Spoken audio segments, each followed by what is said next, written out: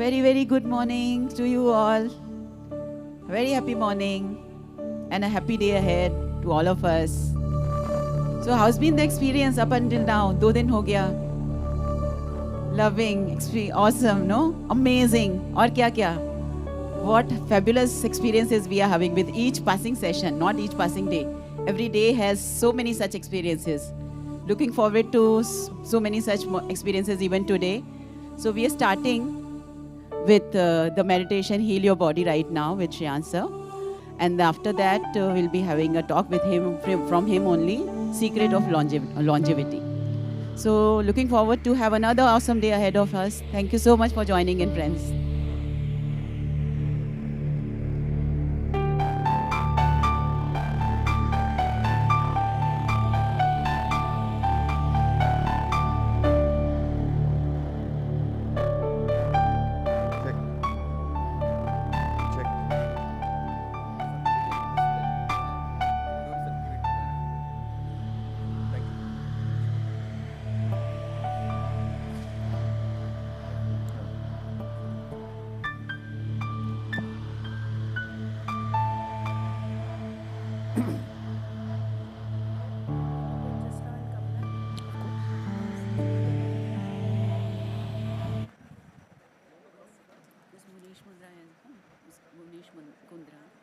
It's his birthday today. His wife just messaged. So should we wish him later once you finish the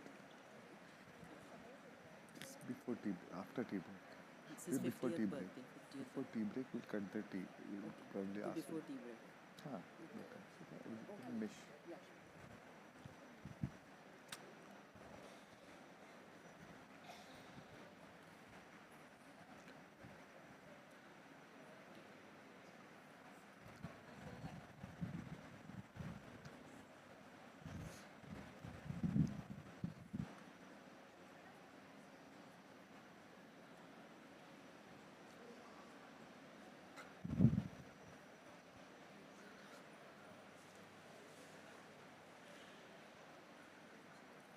So we can take 2-3 sharings while others are still joining. So for today's breathwork, anybody would like to share? Please raise your hands. Yeah, here.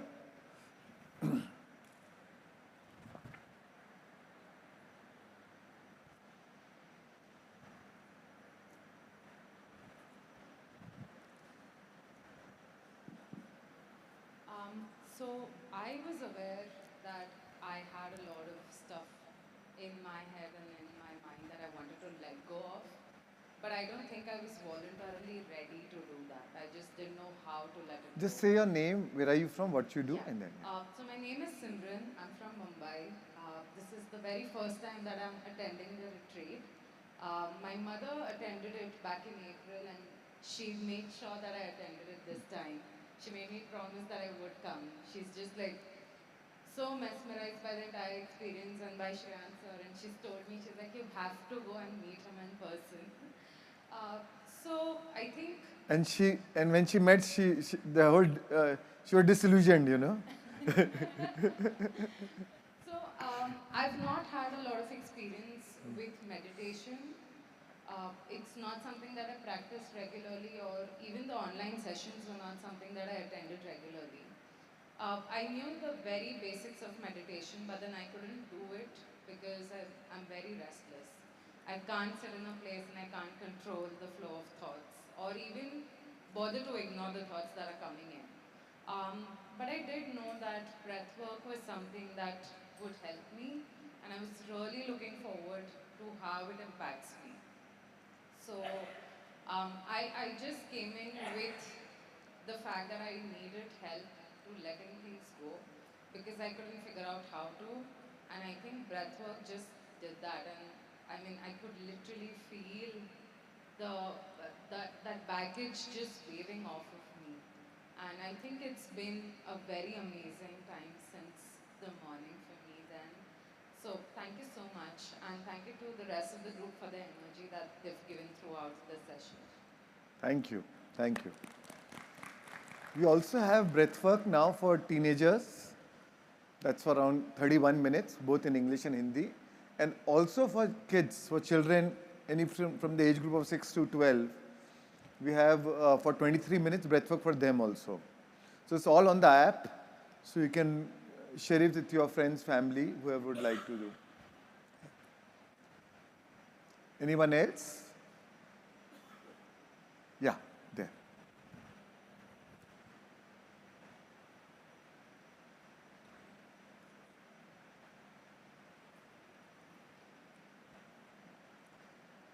Hi, I'm Bharti from Delhi. Yeah. First thing is, before breathwork, I would like to say that I've just come here 2 days back, but it seems कि पता नहीं कितने दिनों से मैं यहाँ पे हूँ. We have done so much in just 2 days. It means a lot to us actually. और ये enriching experience है. So over and over with every session, with every meditation, we are growing and we are learning. And this is not only my experience. The people who are staying with me also, they are saying it doesn't feel that we have just come here 2 days back only. So the energy is very high, especially when we are sitting in the pyramid, we can feel that energy is very high. And coming now to breathwork, initially I felt quite heavy when I started doing the breathwork. I've done it online, but like this in a group, sitting in nature, I'm doing it for the first time. So I felt really great. Initially I felt heavy, then as I kept on breathing, and when that release process came in, at that point of time I started releasing. I started crying, and I don't know what came out still, and I felt very light after that. And when I lied down, I felt a great relief, as if a lot has gone out from my mind and from my body. I felt very light at that time.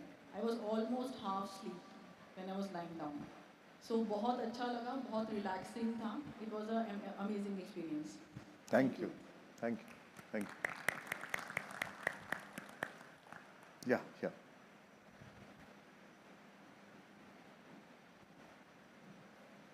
Always prefer ladies first, you know.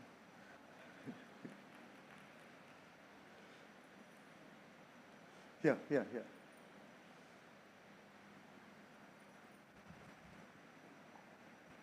Hi, I am Dhanashri from Bangalore. This is an experience plus a question. So, like the lady before me shared, I was also in a half sleep state, and I had to constantly pull myself back to, you kept saying go deeper, go beyond time and space. But I sort of felt like I was half asleep when we were in the relaxation mode, and I constantly had to keep pulling myself back. So the question is that what you do in such a scenario, because I was confused. I was getting some random visions. So shall I focus on that or shall I focus on my breathing? It was like, so I think most of my time went in being confused and figuring out what exactly I should do. You kept saying surrender, surrender, and I kept telling myself to surrender, but I actually don't know what that means. And coming to experience, I did not think I was the kind of a person who will scream or shout or cry publicly. I'm not that kind of a person. So I thought, ये थोड़ी होगा, ये बाकियों को होगा, मुझे थोड़ी होगा. But while it was on, I noticed myself, like my entire body was moving, I was vibrating, I was screaming, I was shouting, I was crying, I was laughing. Everything that happened to everybody happened to me, and there was no inhibition. So I guess it's just the group is so divine that all your inhibitions are just given up in that point. Lovely. And you can Thank you release, for the group. yeah, and you can release whatever pent up energies and whatever pent up emotions you have. So thank you so much, Shreyans. My mother-in-law keeps telling me, do breath work every weekend, do breath work with Shreyans every Saturday. And I tell her, no, the music is not for me, Amma. So, but today onwards, I know that the music is for a purpose, even though it's not soothing flute music, it's for a purpose, so that you can release, and here on I'm going to do it. Lovely. Thank you. So coming to your question, so when the when the guidance stops and when I tell you to lie down or just surrender, so that is the time where you don't have to do anything. The whole idea is to not do anything and just be. And if you are getting any visions, then explore that vision.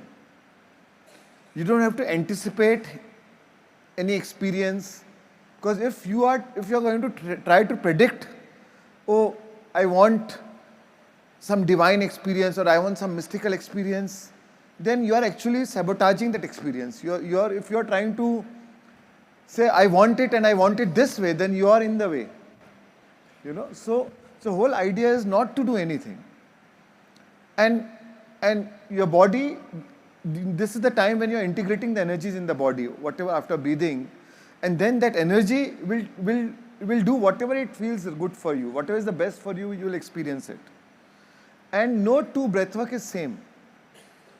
So don't think, oh, in that moment I didn't get it. This is not the first and the last breathwork, right? This may be the first but not the last.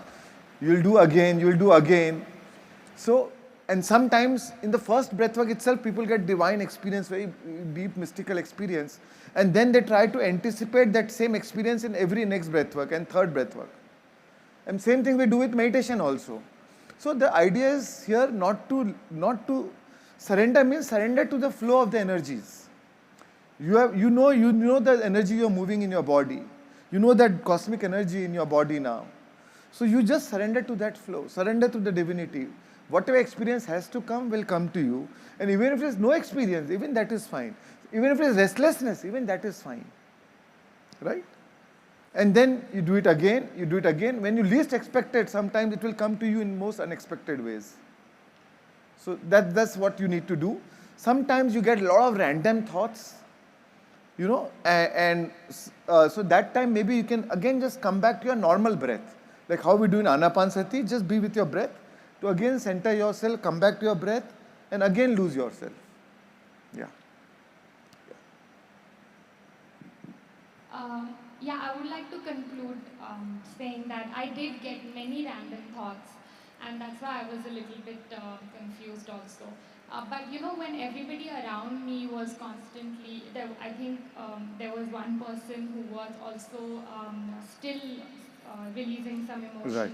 When we were in relaxation. I was getting scared because I was like... The person is here. You can hit him now. You can hit him. He's the one. I'm glad you released that. No worries. But at that time, I was feeling scared. So I just went in, I said, my spiritual guide, if you're near me, please help me, please make me feel protected. And someone actually held my hand. Wow.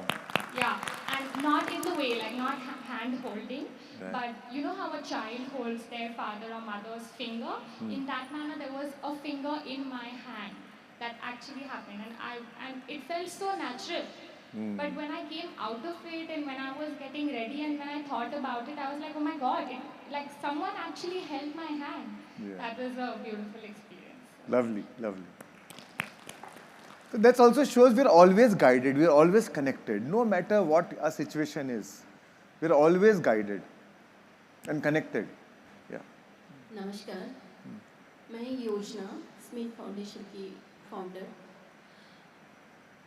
मैं ब्रेथवर्क पिछले 1 साल से कर रही हूँ और spirituality में पिछले 23 सालों से हूँ। और हर बार मैं सोचती हूँ कि मैं ये नहीं करूँगी, और वो हर चीज़ में मेडिटेट में जाके कर देती हूँ। पहले मैं स्टोन की तरह स्टबन थी, आज मैं बर्ड की तरह फ्लाई कर रही थी। ये तो आज का एक्सपीरियंस मैंने शेयर किया। एक क्वेश्चन है सर, बॉडी कर्मयोग में अटका है और सोल है जो स्पिरिचुअलिटी में कंटिन्यू रहना चाहता है, तो ऐसे टाइम में अगर हम जैसे कर्मयोगी हैं तो हम कैसे मैनेज करें दोनों चीज़? Right. Thank you. Thank you. Good question, and I'm going to cover a lot in the later workshops now, later talks. So, the whole art is about balance of doing and being. It's not about what you're doing. It's from the state of being that you're doing. When you get into the spiritual path, when you find your connection with your inner being, then it's not that you stop doing things what you're doing, or you stop taking day-to-day responsibilities. Now, whatever you're doing from a different level of consciousness, from a different state of being. And that's why whatever you're doing now, you're doing better. So it is the underlying consciousness from what you are doing is important, not what you are doing. So that is the state of being. That's why we are called human beings. Human is about doing, but being is about your being, your state of consciousness. Right? And a soul does not care what you do for the living, nor will you care when you will vacate your body. But what our soul cares is your state of being while you're doing what you're doing. So when you find your connection, when you connect to your inner being, then day to day you operate with that awareness, with the right state of being. Right? Like for me personally, before I start my day, once I do my morning routine, shower, then I can't start my day without meditation. Because without meditation, I feel I'm not in a right state of being. So even what I'm doing, I feel it's like I'm dragged, So my first choice is to come to my right state of being, sit down, use the breath to polish the mirror of my heart, connect to my inner being, feel love, joy, happiness, oneness, and then start my day. Right? And then everything is so beautiful. Then even challenges look so beautiful. Even a challenge looks like a spiritual experience. So what is important is every day start your day with the right state of being. And then do what you're doing. Thank you. So let's start with meditation now. We'll take maybe questions later now or sharing later. Yeah. So today's meditation is heal your body. So here it's a very simple meditation. We'll do brain coherence, anapanasati. Then we'll do heart coherence. Focus on your heart center. Then we go to the third step where I'll tell you to focus on any part of the body which needs healing. Right? So,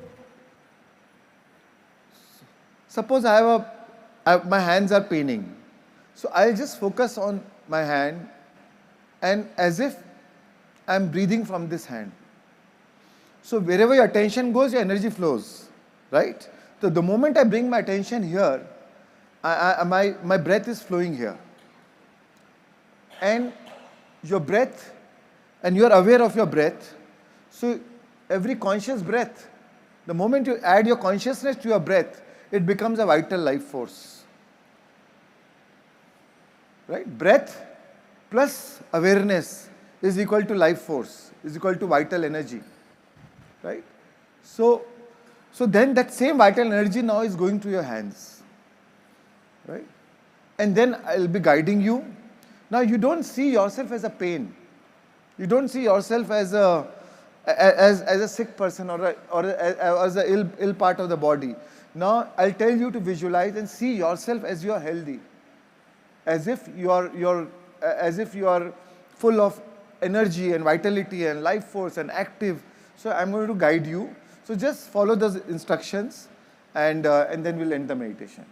Right? So the total duration will be for 50 minutes. Are you all clear? Yeah. So you can clasp your hands, cross your legs, take a comfortable position, and gently close your eyes. You may wear your eye mask if you feel like. And let's begin.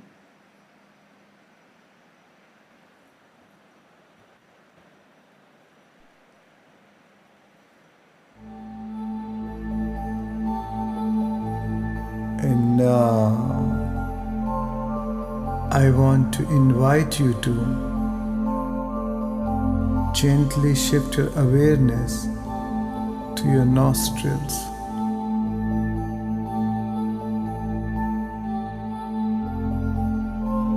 Take one deep breath in through your nostrils And as you breathe out, relax.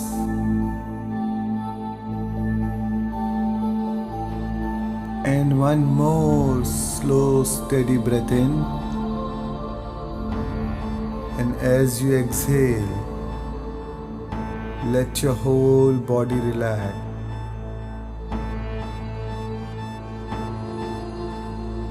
Shift your awareness from the world around you to the world inside you.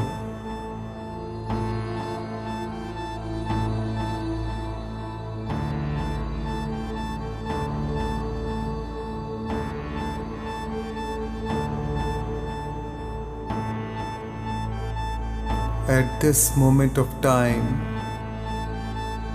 nothing else exists but your breath.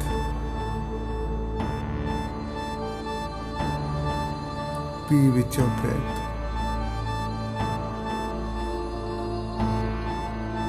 Normal, natural, simple, easy, relaxed breathing. With every inhalation and exhalation, feel yourself becoming more and more relaxed.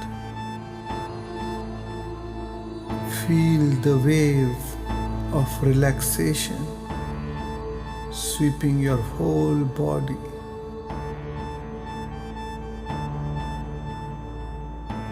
At this moment of time, completely drop your identity. Your personality self, your ego, your analytical mind, which is an extension of your ego. Just drop it all.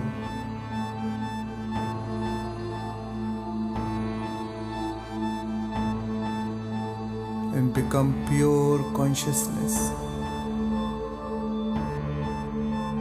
Withdraw your attention from all people, places, things, time and events, and just be with your in-breath and out-breath. And feel your whole body sinking into the generous present moment.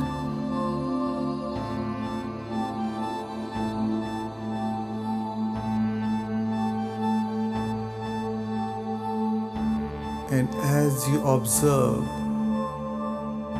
each and every breath coming in and out of your nostrils, sense the temperature in your nostrils.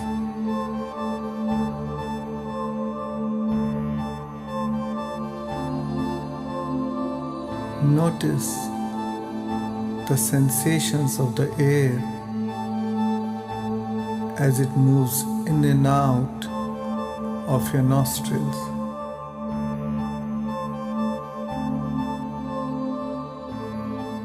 The sharp, cool sensation of the air on the way in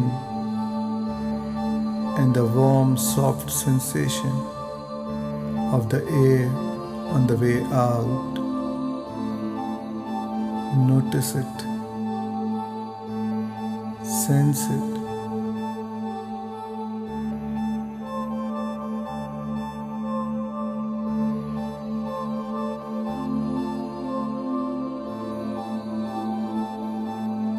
Each and every breath is keenly observed.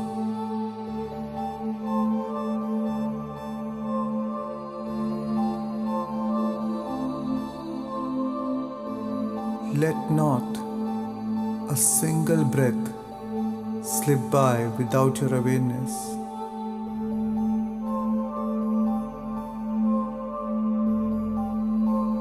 any time your attention seems to drift away with your thoughts, come back to your breath. Bring your attention back to your nostrils.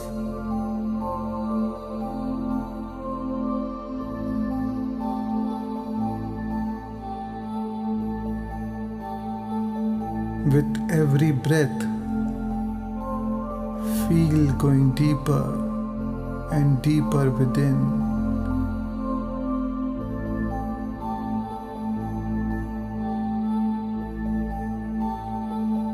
Go deeper.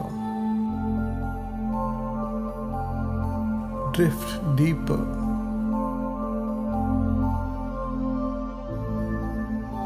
Sink further deep.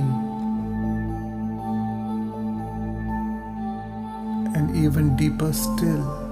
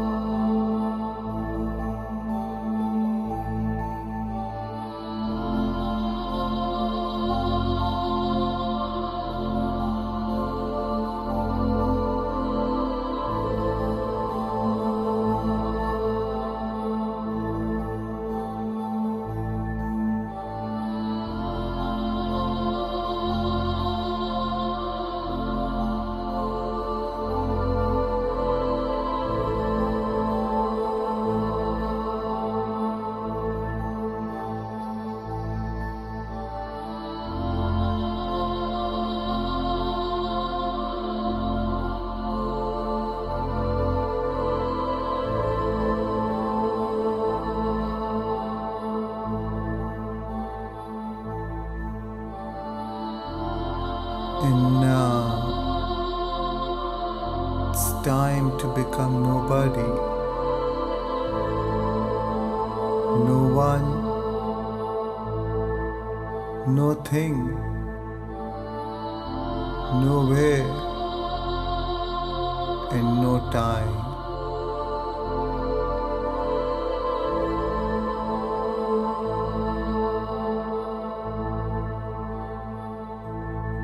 Become pure consciousness, aware that you're aware in this endless, vast field.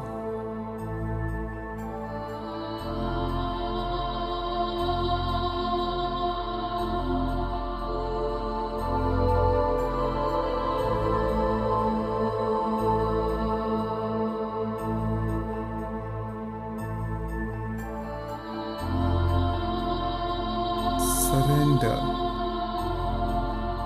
any aspects of your limited self to join the greater self and lose yourself in nothing to become everything.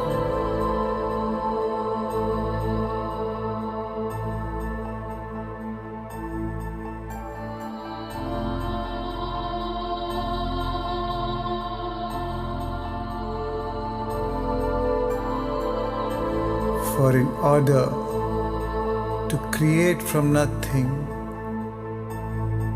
you must become nothing.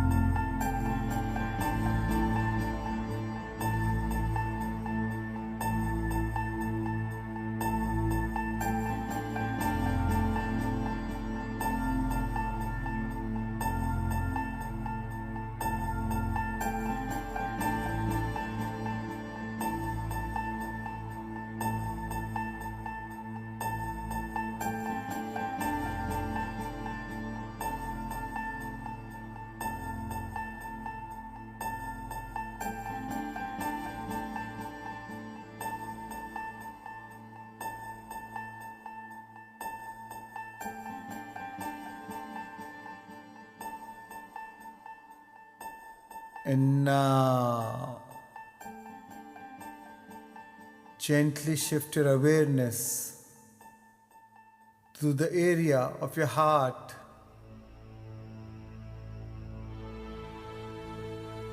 Allowing your breath to move in and out of the center. Breathing more deeply, more soundly, and more completely.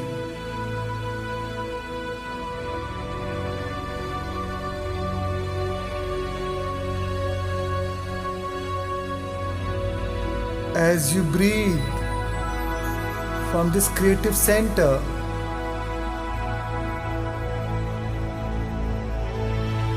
focus on your feelings.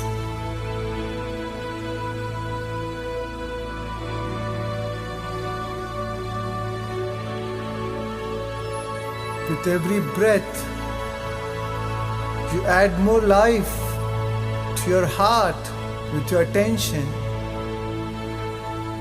Remember, where your attention goes, your energy flows.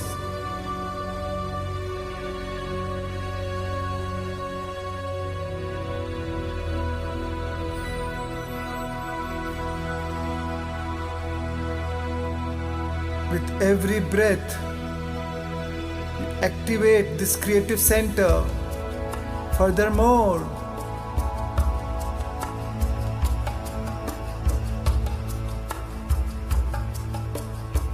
with every breath, you open your heart. Furthermore,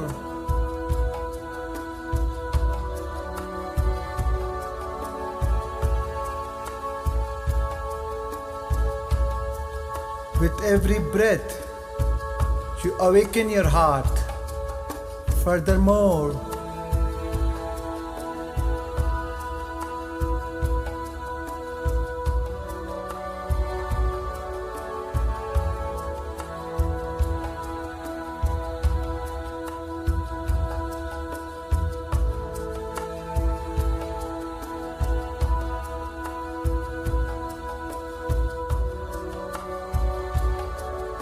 as you feel the expansion in this area, feel unlimited.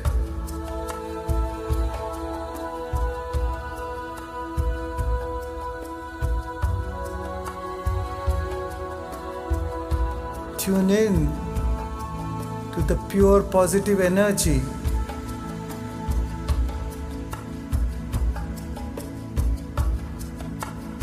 Feel your connection with your source energy.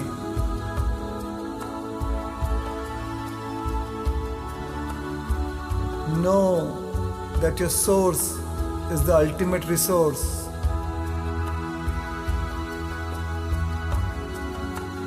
Breathe. Feel. And move into a new state of being as you rest your attention within this center.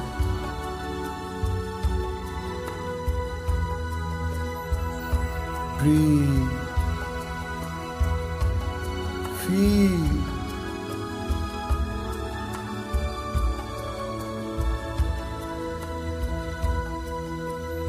Feel immense joy,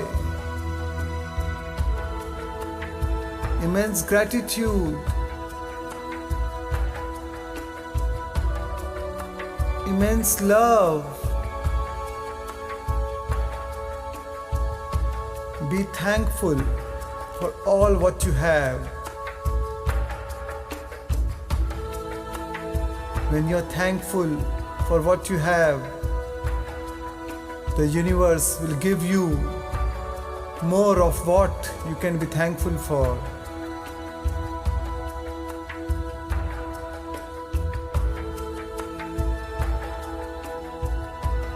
Feel the appreciation in your heart.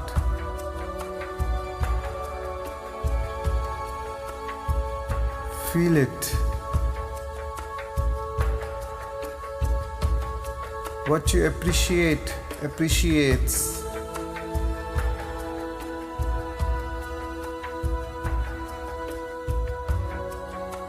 Your feelings are equal to prayer.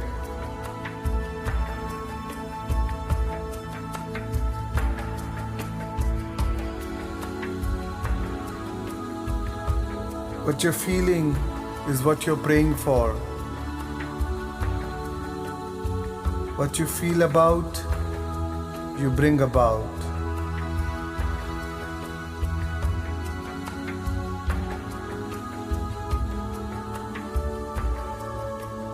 Feel the satisfaction,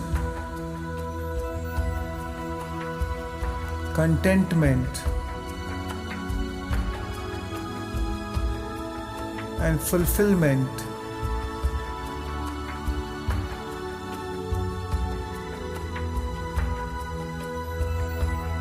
Feel it as you drop all resistance and move into the state of acceptance and allowance.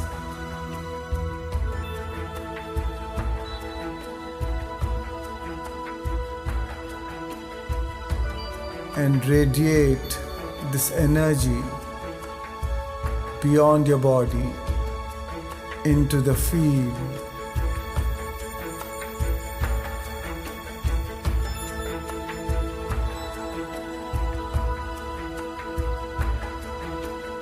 Remember this feeling in your heart. Remember by heart.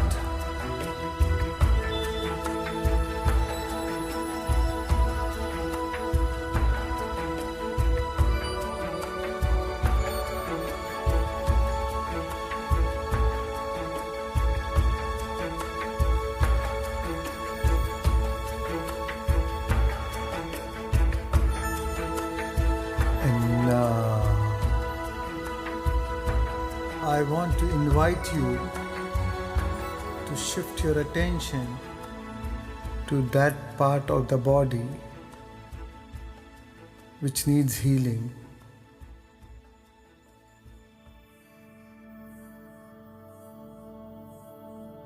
As you shift your awareness to that part of the body which you want to heal, breathe in and breathe out from that part of the body.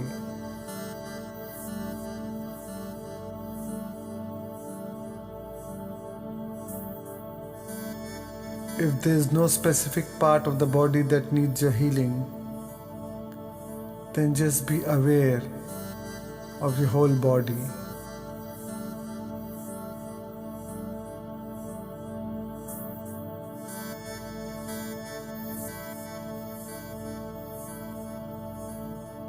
As you breathe in and breathe out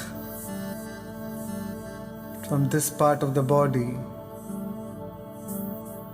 you pour in more energy, more life to that part with your attention.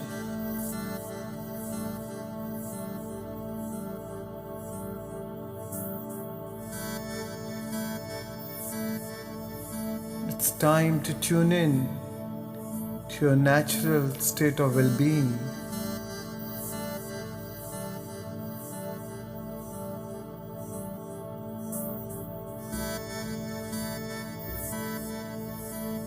Your body comprises of trillions of cells, which has its own infinite intelligence, seeking and finding alignment and balance at all times.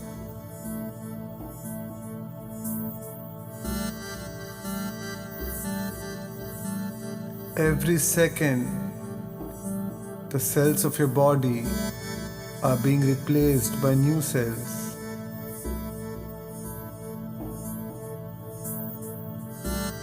Your whole body is regenerating itself. Your body is the best healing machine. Your body is the biggest pharmacy of chemicals needed to heal you.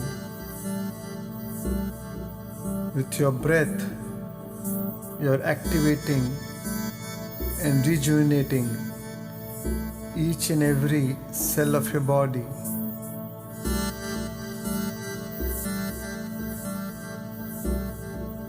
Breathe in, breathe out.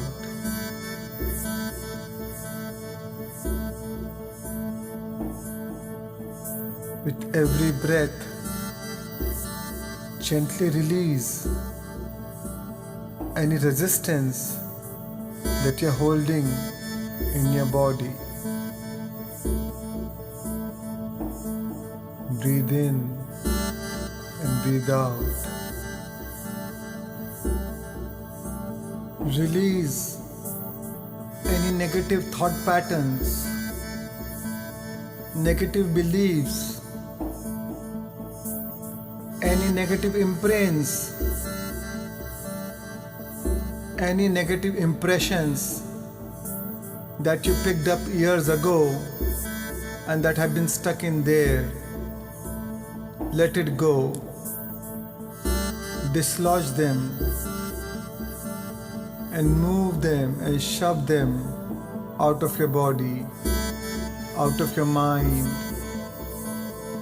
and out of your life.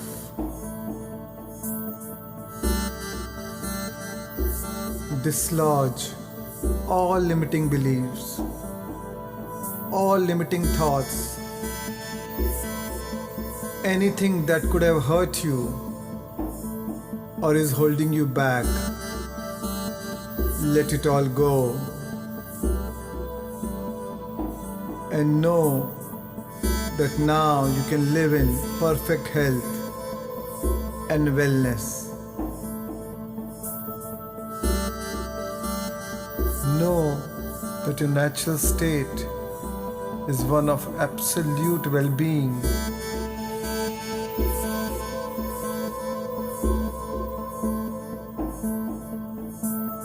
And in the absence of resistance, your physical body must thrive.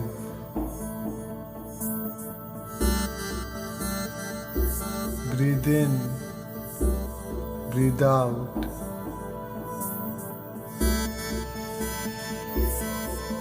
Release any feelings of fear, hurt, resentment, grievance. Release any feelings of anger, guilt, shame, anxiety.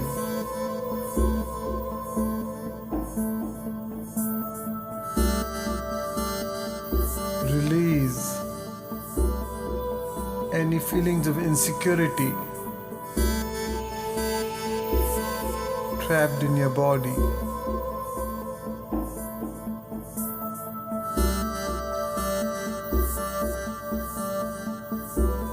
Breathe in,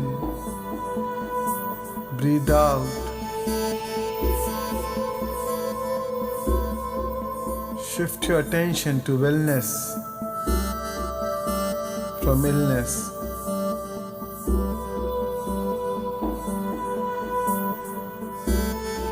How would you feel if you're already healed? Feel it. Notice it.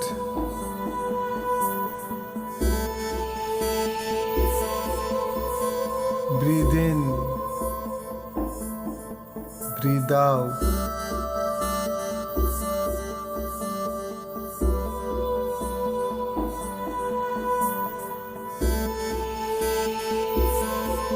Feel that vitality, that youthfulness.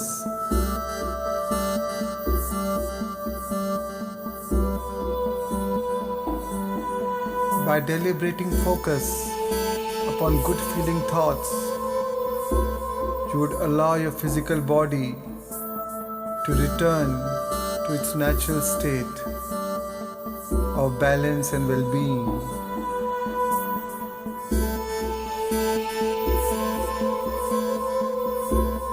Breathe in, breathe out.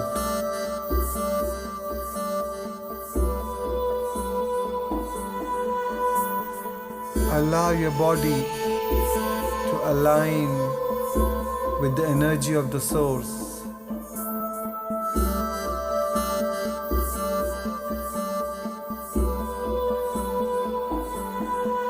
The cells of your body are drawing direct energy from the source.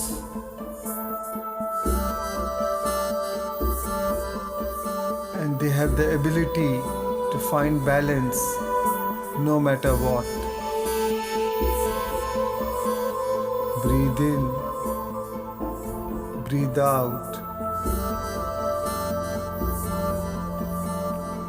Not only will you recover from unwanted conditions, but also maintain a steady flow of well-being. Breathe in, breathe out.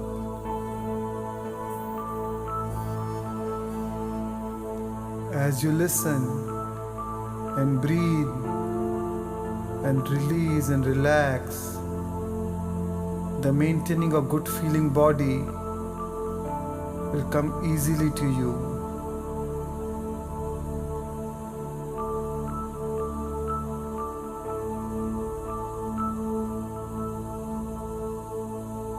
Allow your body to respond to this new state of being.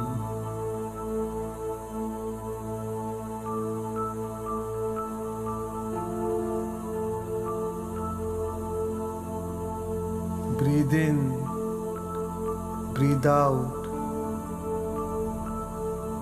Any unwanted conditions that have been with you for a while will gradually diminish until they no longer exist.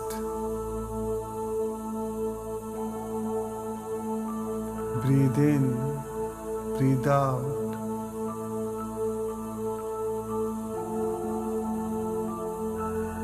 By releasing resistance a little more every day, you will feel the power flowing through you and the pleasure and comfort of this alignment.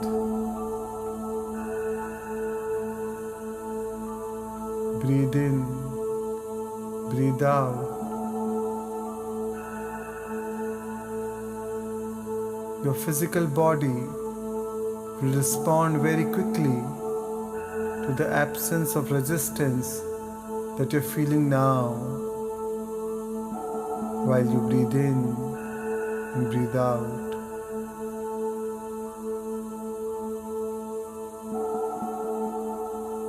There is no physical body, no matter what the condition, that cannot return to its natural state of well-being.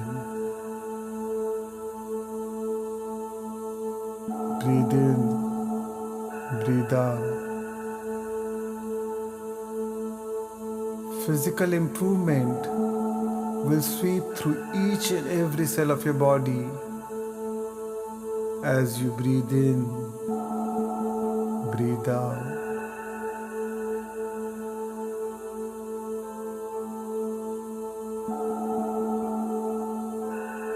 Tune in to the frequency of well-being.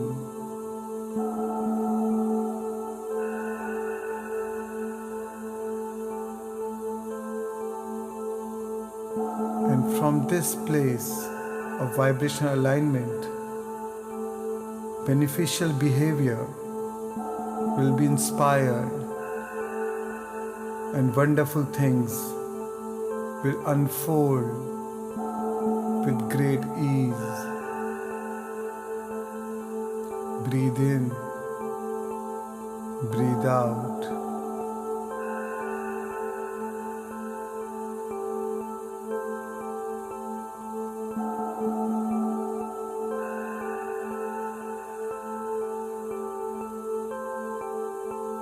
And the more ease you feel, the less resistance you hold, and the more the cells in your body can find their balance.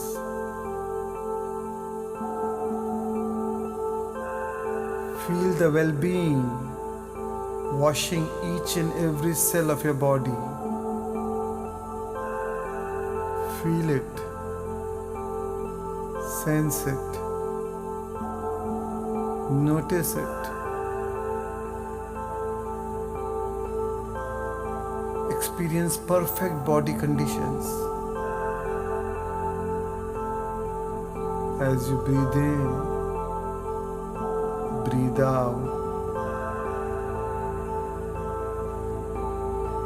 Know that you are a vibrational match to your well-being, and your body will show that evidence in you.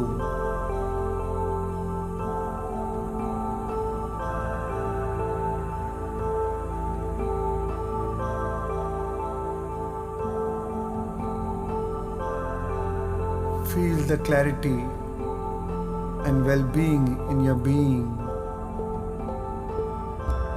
as you breathe in and breathe out. Your life is supposed to be good, and you're supposed to satisfy all your dreams as you breathe in and breathe out.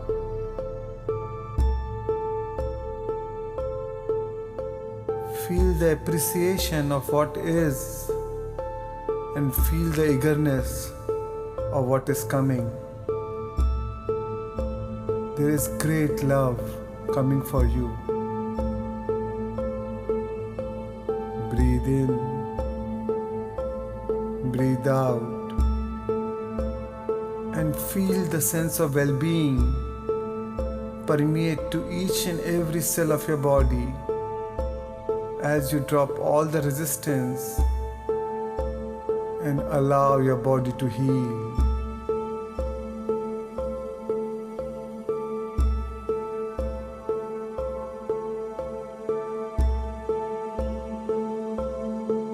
Watch each and every cell of your body with the energy flowing from your heart.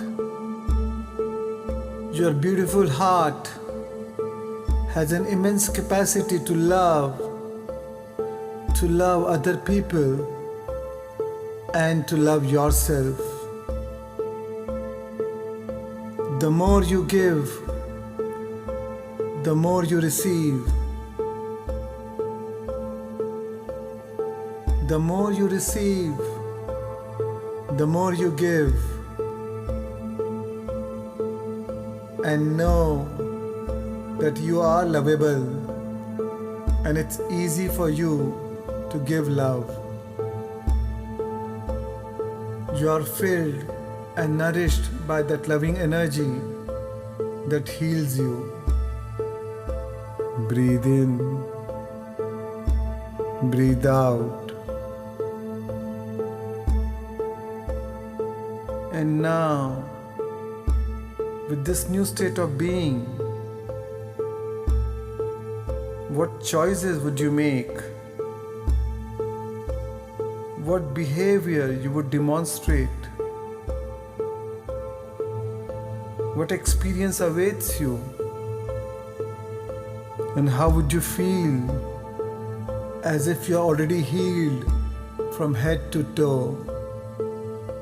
Every muscle, every nerve, every gland, every bone, every cell, every organs in your body is in now perfect balance, and everything is nourished and filled by love.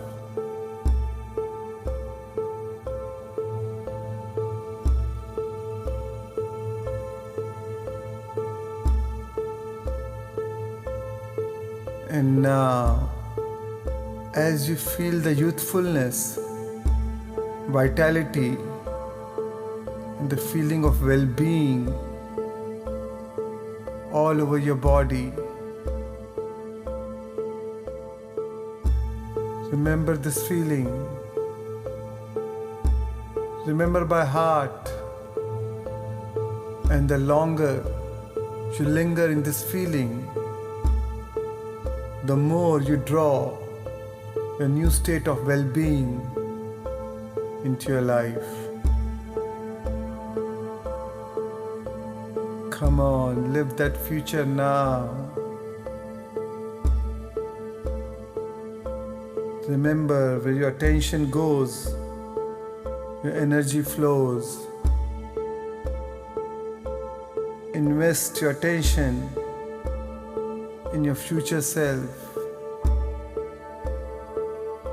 Invest your attention into possibilities. Breathe in, breathe out.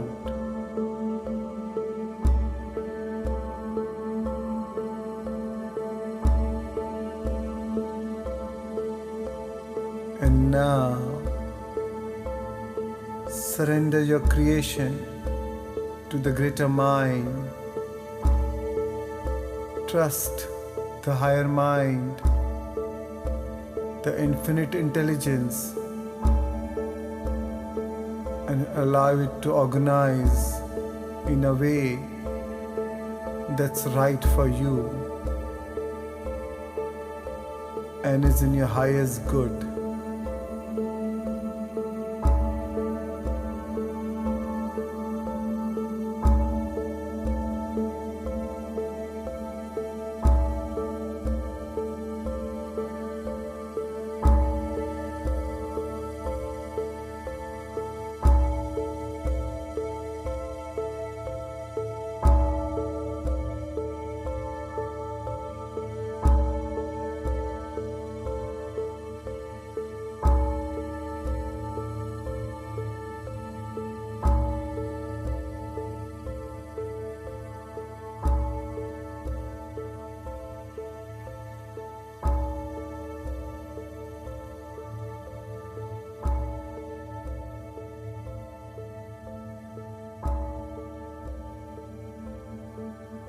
And now, Divine One, Creator of Destiny, Sentient Being, center yourself by placing both your hands over your beautiful heart, your soul,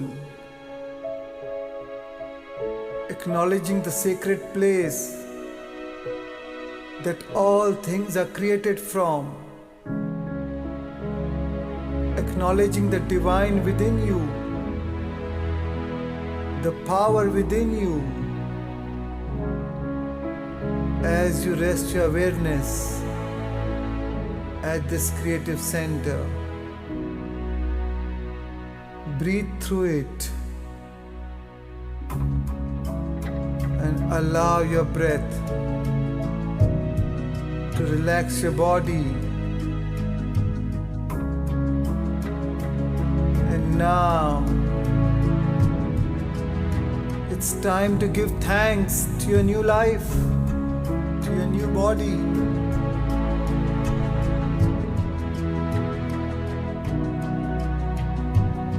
Open your heart and give immense gratitude for all that you have created as you feel the vitality and well-being in your body. Enjoy this carefreeness and freedom. Feel the gratitude for the emotional signature of gratitude means that has already happened. Gratitude is the ultimate state of receivership. Breathe Feel and open your focus and receive that energy as it moves into your being.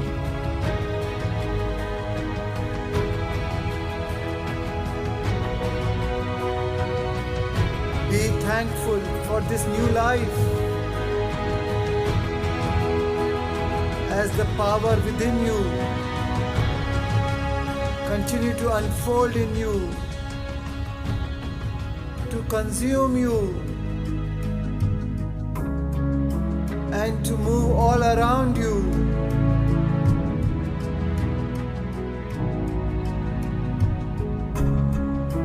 And show evidence in your life that is real,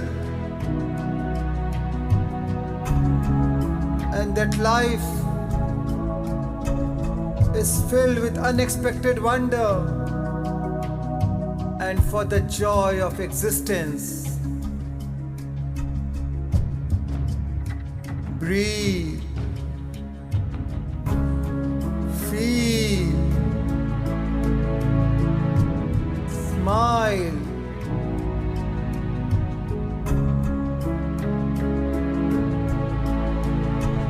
remember this feeling in your heart. That's the feeling of your dreams living in your heart.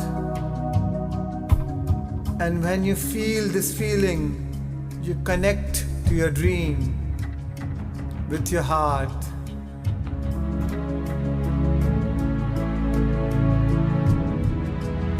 That's the energy of your dream in your body.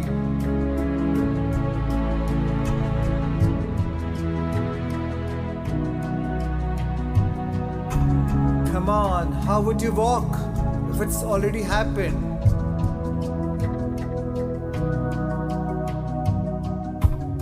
Be inspired. Be lifted. Feel invincible.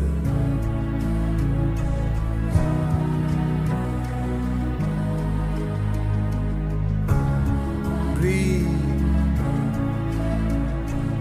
Feel. And radiate your love into life. And breathe and feel and receive the love from all of life.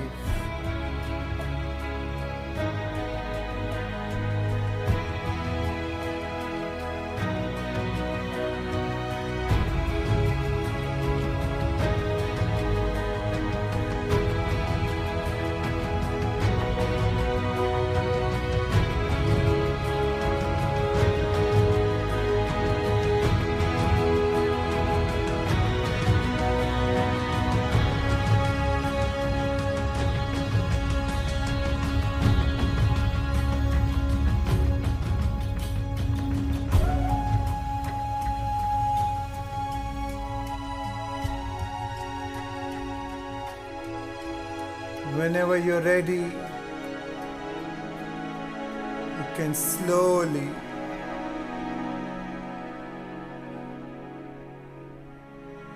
bring your awareness to your new body.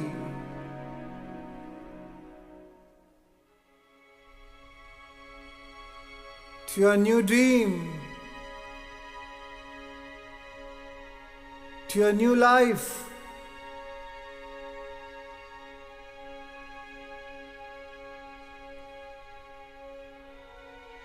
In a whole new world. And a whole new time. Take your time.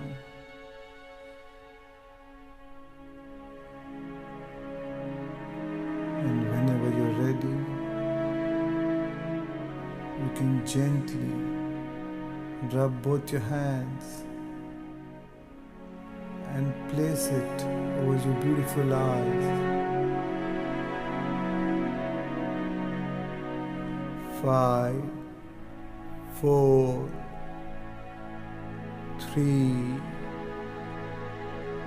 2, 1. And slowly open your eyes and come back to this material world of senses. Take your time and slowly come back, feeling whole and refreshed.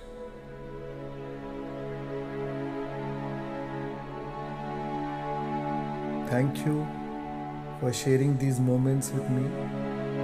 Immense love, care, and appreciation from my heart to yours. Thank you, thank you, thank you. So we'll take 5 minutes break for washroom and come back in 5 minutes.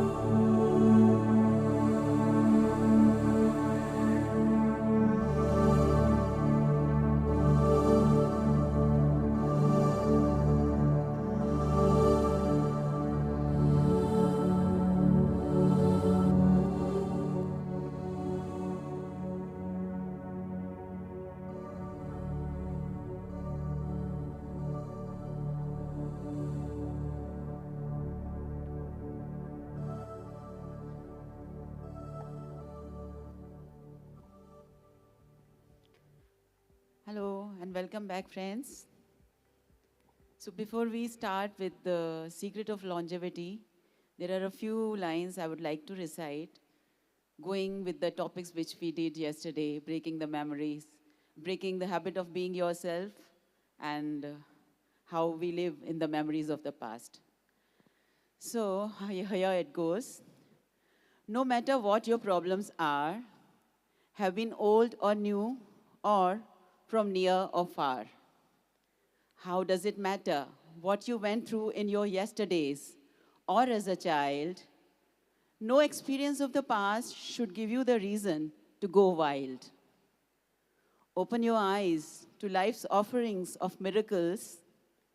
Once you do, your being is sure to attain its pinnacle.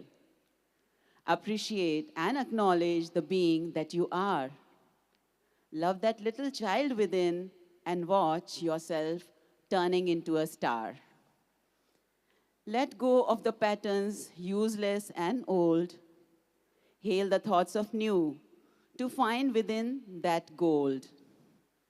Relinquish the guilt and shame you acquired as you grew.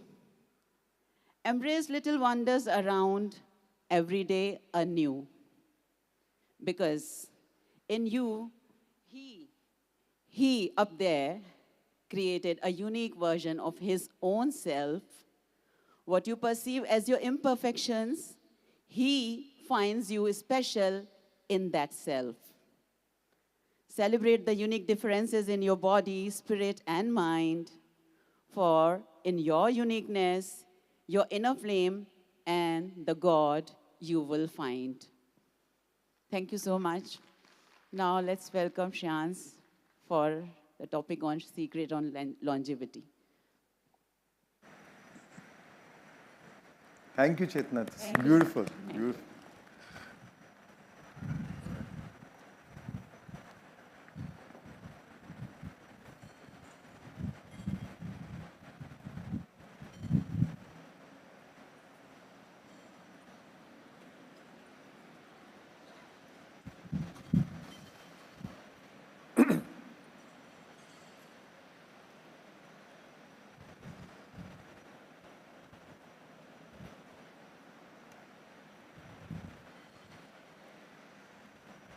So welcome back. So today I'm going to share with you the secret of longevity. So we all want to live longer? Longer or better? Because we never die anyways, right? So I feel quality is more important than the quantity, right? So there are few videos I'm going to share today. These are real life stories, and listen to them, those people who have lived longer, more than 100 years, 130 years, 200 years. What is their story? What do they share? What is the secret of their longevity? Right? So let me play the video. Yeah.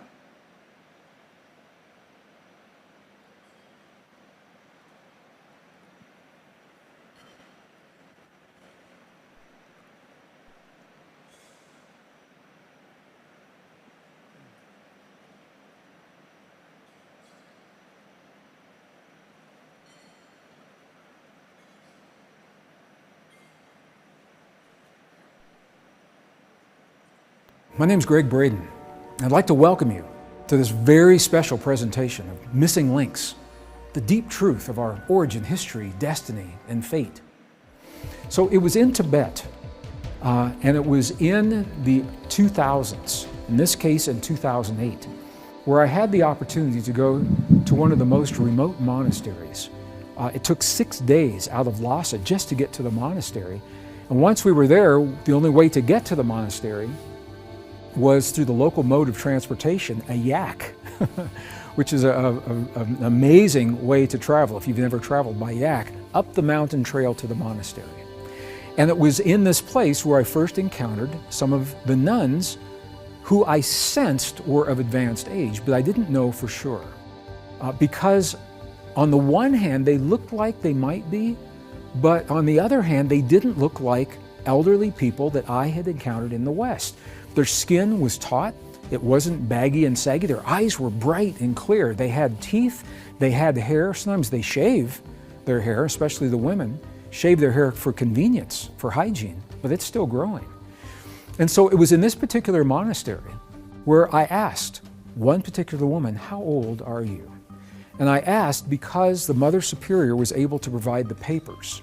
Now, this is one of those places in this program I cannot show you her face for security and to honor and respect her privacy and her safety. Okay, but I'm going to tell you about her, and then we are going to look at a couple of other examples where I can show you their faces, and you're going to see the same thing. But it was in this particular woman, it was the first time, this is my tip-off, my clue, that longevity is possible in ways that we simply don't embrace in the West. We discount it, we call it a hoax or we call it a fake. But it's like those out-of-place artifacts. So many examples of advanced age are cropping up in so many places of the world. The anomalies are now beginning to tell a story, and the story is very different from the story that you and I probably have been led to believe in the past. The Tibetan nun that I'm talking about right now, when we saw her papers, what we saw is the confirmed date of her birth was 1885, all right? And the year that I was with her was the year 2005. We went back again in 2008. My first contact with her was in 2005. 1885 to 2005, that means I was looking into the eyes of a woman who's 120 years old. She did not look like 120 years old. She lived in a single room. She walked to the river every morning, down a hillside to bring up the water. She grew a lot of her own food in the vessels and the vases that were available to her.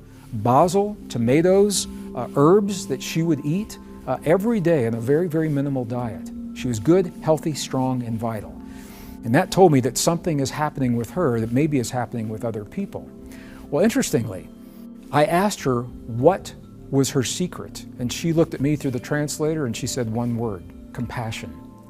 She said, that's what we learn in these monasteries. That is the essence of our Buddhist teachings. It's all about compassion. We'll see in a moment why compassion would have an effect of longevity. Before we do that, I want to show you a couple of other cases because I want you to see this isn't an anomaly. It wasn't long after I met this Tibetan woman that the national media ran a story about a woman in the Palestinian territories. And you're seeing her face on the screen right now because she made national news. This was on the Associated Press. This woman, when you look at her, ask yourself how old you think she is, because here's her story. She went shopping one day. She hadn't been out for a while. She had to go through a military checkpoint that she didn't have to go through before, didn't exist before. They looked at her papers. They said, your papers are expired. You have to go to the authorities and get some new papers. And that's when she made headlines, because when they checked back through her records, they found that her date of birth was 1888. And the woman you're looking at in the year 2008, she is 120 years old. I'm not saying that she looks like she's in her 20s, but I think she looks really good for 120 years old. Her eyes are bright, her skin color is good, her teeth are good, she still has her hair. And I want to know, what is her secret? And she said the secret for her was the love that she had for her family, her children, her grandchildren, her great-grandchildren, her great-great-grandchildren. She said, they need me every day. What would they do without me? She said, I fix their meals. I help them with their schoolwork. I help them everything they're doing in their lives. I work in the garden so that I can prepare the food for them. She feels needed, and she loves her family, and she feels loved. That is a heart-based experience. All right? So that's two. And these are women, and I wanted to find an example that was of a male. And it was only through the research I was able to find what I'm about to share with you. And I'm sharing it with you. And I believe this is factual because it was documented by the military, and it was also documented in an article in Time magazine early in the 20th century. The man that you're looking at right now has a very interesting history. His name is Li Qingyuan. The image that you're seeing is a photograph that was taken of him in 1927 by the Chinese military. He was at the residence having a meal with an army general at the time. He was born in Sichuan, China. He spent the early part of his life as an herbalist. He was a high-altitude herbalist, and he was also a martial artist. So he lived in high elevation, thin air, a minimal diet of very specific kinds of herbs, and he learned about the energy of the human body through martial arts. He enlisted in the Chinese military at a relatively late age. He was 72 years old when he enlisted as a cartographer, and he is documented as enlisting in the Chinese military in the year 1749. Now, the Chinese keep meticulous records, and that's why I trust these records. 1749. He left the military, and he went back to his home in the mountains after he served as a cartographer at the age of 97, and 3 years later, the military records sent him a congratulations on his 100th birthday. That was the year 1777. They sent him another congratulations on his 150th birthday, and the records show this very clearly, in the year 1827. And this is where it gets really, really interesting. They sent him another congratulations for his 200th birthday in the year 1877. He died May 6th, 1933. His birth date, now they're two different dates. He said that his birth date was later. He said he was only born in 1736.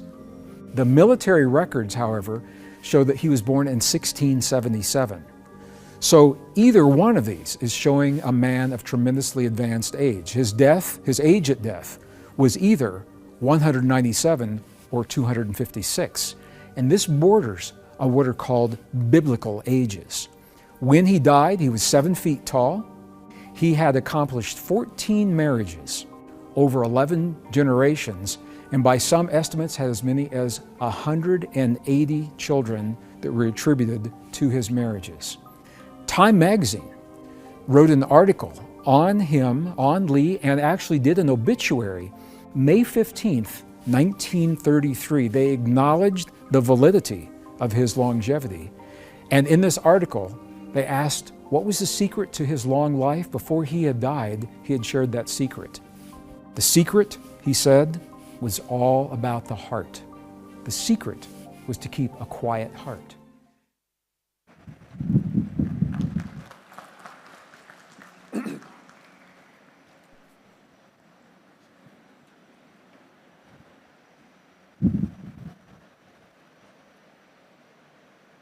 So what is the secret? Many marriages, many children. So all about compassion, love. You know, when we are heart-centered, when you open our heart, when we are always in a state of love, joy, compassion, that is when you naturally live longer, right? Otherwise, we focus so much on so many external tools, but actually the secret is within us.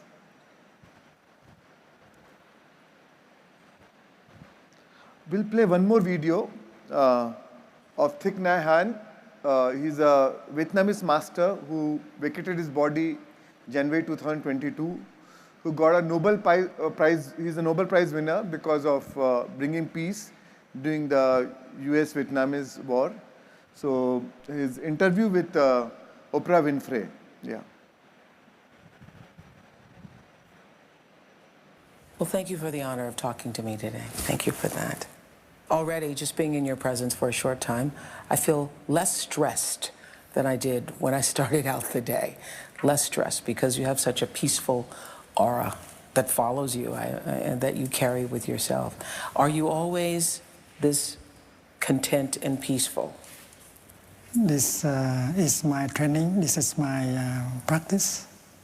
And we try to live every moment like that, relax, dwelling peacefully in the present moment, and respond to events with compassion. So in a moment where you are perhaps going to miss a plane or be late for an appointment, or something is causing you to be stressful, you do what? Go back to my breathing and try to be in that moment deeply, because there is a possibility to handle every kind of event, and the essential is to keep the peace in yourself.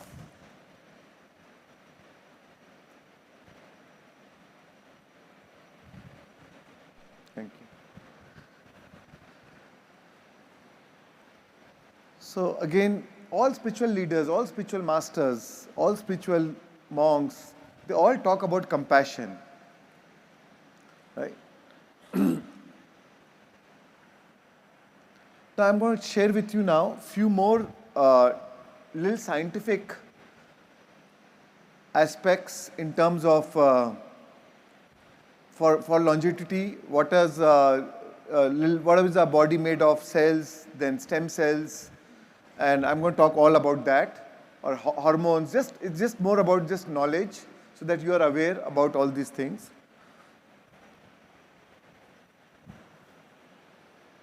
So friends, what is the single most powerful epigenetic supplement for longevity?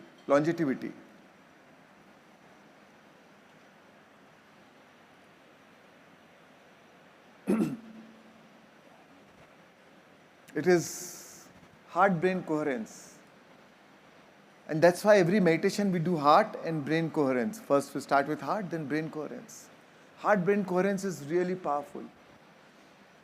And it's like an explosion in the quantum field when your heart and brain is coherent. Then every thought becomes so powerful, every feeling, because your feeling and thoughts are aligned with each other, right? So now I'm going to talk about what is telomeres, stem cells, and hormones for longevity. Longevity, yeah. So now a lot of research has been last 2 decades. There are a lot of research has come on stem cells. So what are stem cells? So when we are born with a full complement of stem cells, right? We are born with many stem cells. When you are newly born, I told you we have 50 to 80 trillion cells, 80 to 50 trillion cells in our body, right? Now, the ratio of stem cells, it is the stem cells which actually turn into tissues and organs and body parts and the systems of the body and then the body.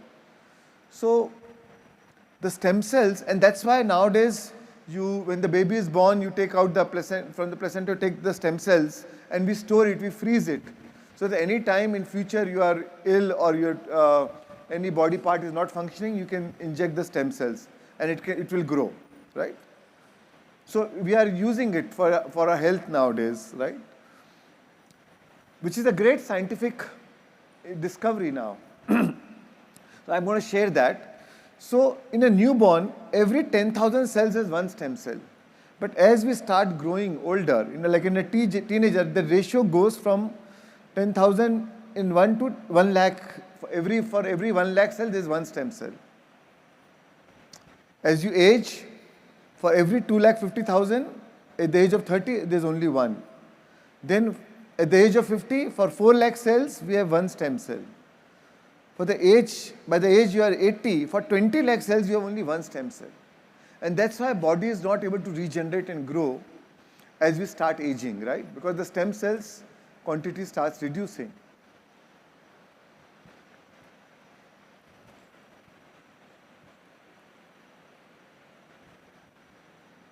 Now, not all stem cells decline with age. Not all cells decline with age. Earlier, it was believed that stem cells actually decline with age. But the truth is, then they found out, no, the stem cells do not decline with age. The stem cells are still there. What declines is the ability of the stem cells to fully express that may decline with age. the stem cells are not able to express themselves. That declines with age. The number of stem cells which are able to express, that decline with age. But they also found out that even the older stem cells are capable of awakening and renewal. When you meditate or doing breath work, you activate the stem cells, renew the stem cells. That's why you look younger. Most of the time, if you're a regular meditator, you tend to look younger than your chronological age, right? Your biological age is much lesser than the chronological age. Or breathwork, reverse the age process. And a lot of research has been done on it now, on meditators, on monks, on saints, on breathwork practitioners, that they have found that they have regenerated the stem cells.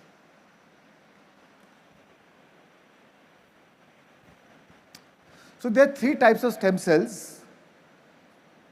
One, yesterday which I showed, which is called embryonic cells, which that can become any cell of the body.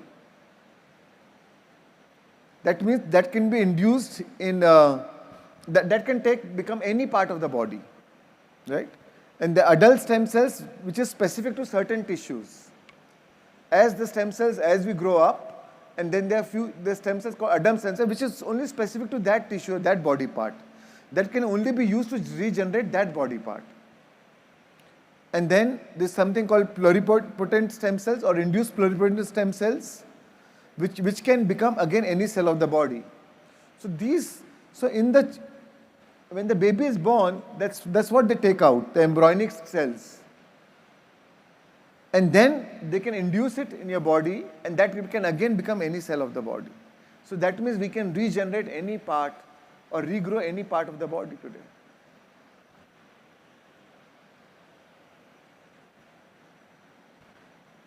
So stem cells are believed to live in a dormant state in specific places in the tissue. So this is important to understand. Stem cells are believed to live in a dormant state in specific places in the tissue, until they are activated through injury, stress or disease. So our body has its own mechanism to regenerate itself, to heal itself. If there's a disease, these stem cells will get activated. So because we are wired for wellness, we are wired for healing. Or if you're going through any stress or injury, all of a sudden the stem cells has its own mechanism to regenerate itself.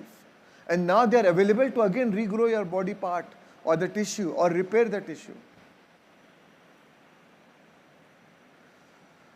Again, so whatever numbers I've shared you is generalized, but the actual number of stem cells varies from each person. It is not a fixed number.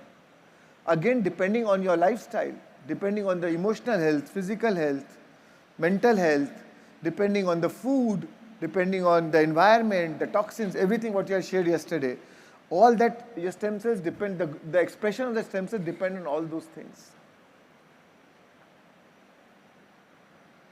The adult stem cells have been found in many tissues, including the brain, bone marrow, blood vessels, skeletal muscles, skin, teeth, heart, gut, liver, others, but not all the tissues. So there are few parts of the body where the adult stem cells are found, so that stem cells can regenerate into again that part of the body.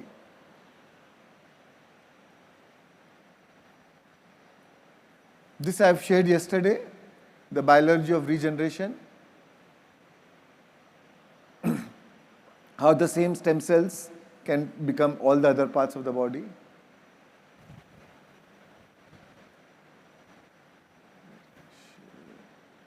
Yeah.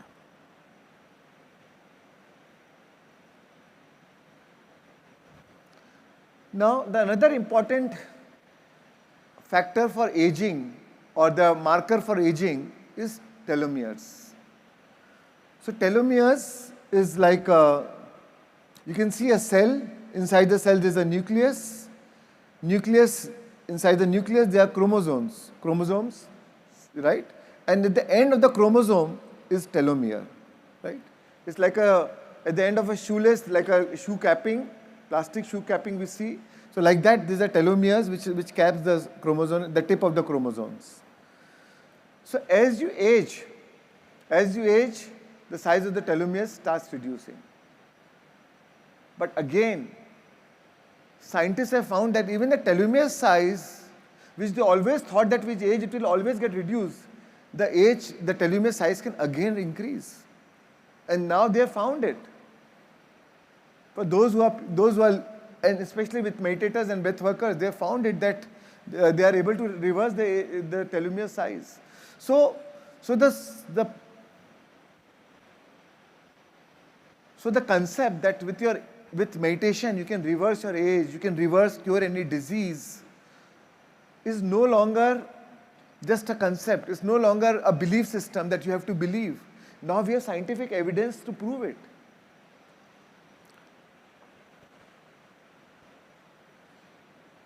And these telomeres are also made of your DNA in your genes. So telomeres is also called the cell's clock, our body cell's clock. Right? See the telomeres here.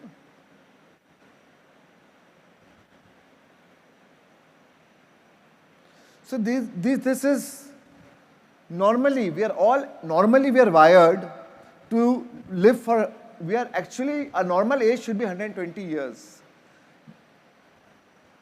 That's how we are born with. We are programmed.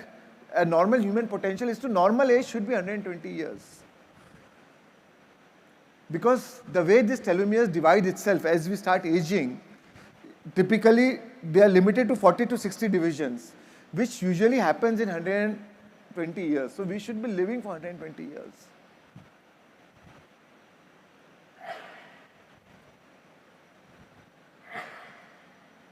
So telomere length declines in dividing cells as we age. So initially the length is more. You can see that 8,000. And as we start aging, the length starts reducing.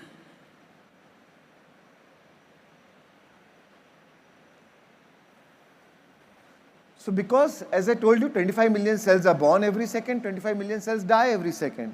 So as we start aging, as the cell starts dividing itself, and as we start aging, with the cell division, the telomere length starts reducing.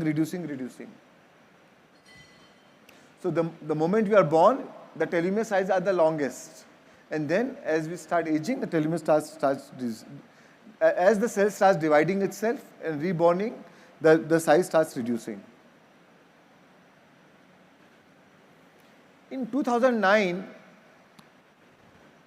3 scientists in physiology got a Nobel Prize in physiology and medicine because of the discovery of one specific enzyme.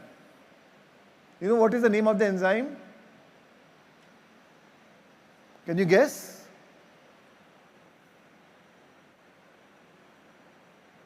Telomerase. So they found that this is the enzyme. This is responsible for our longevity, and telomeres are made of this enzyme called telomerase. From telomerase came the name telomeres, because what makes the telomeres is telomerase. And they got a Nobel Prize winner for that, because telomerase stops DNA damage, repair DNA, and rebuild telomere, rebuild the size of the telomere. So there is a lot of research on animals, on mice. So I'm going to share with that research.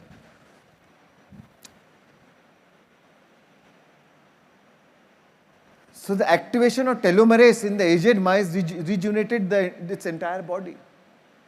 They injected telomerase, they activated telomerase in the mice, and it rejuvenated the mice body.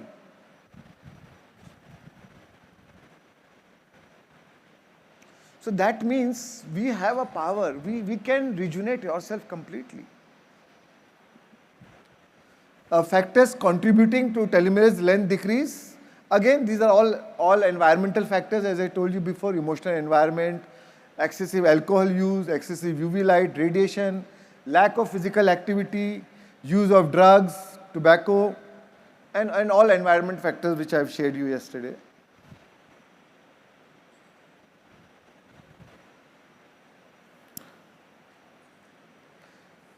Now, another marker for aging is hormones, right? A lot of times as we start aging, we get thyroid issue or any kind of hormonal issues, you know. So I'm going to share with you, again, those are very important chemical messengers in our body. Hormones are chemical messengers in our body, so which is responsible for growth and development, our metabolism, sexual function, reproduction, our mood. A lot of times we go through mood swings because of hormonal imbalances, right? So what are the key hormones and their functions? Thyroid hormones, that is responsible for metabolism, your weight, body's temperature, it regulates the body's temperature, your energy levels. Then insulin, which regulates blood sugar. Estrogen, it is a female sex hormone. Progesterone, which is important for conception. Prolactin, important for fertility. Testosterone, which is male sex hormone. I'm going to share with you, and then there are more hormones. I'm going to share with you the video, and then it talks about all that. And yeah, play the video, then we can talk about it later.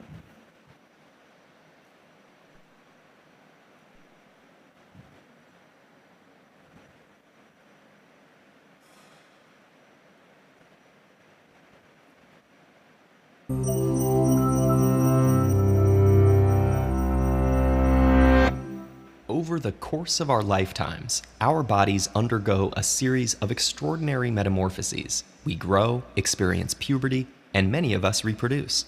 Behind the scenes, the endocrine system works constantly to orchestrate these changes.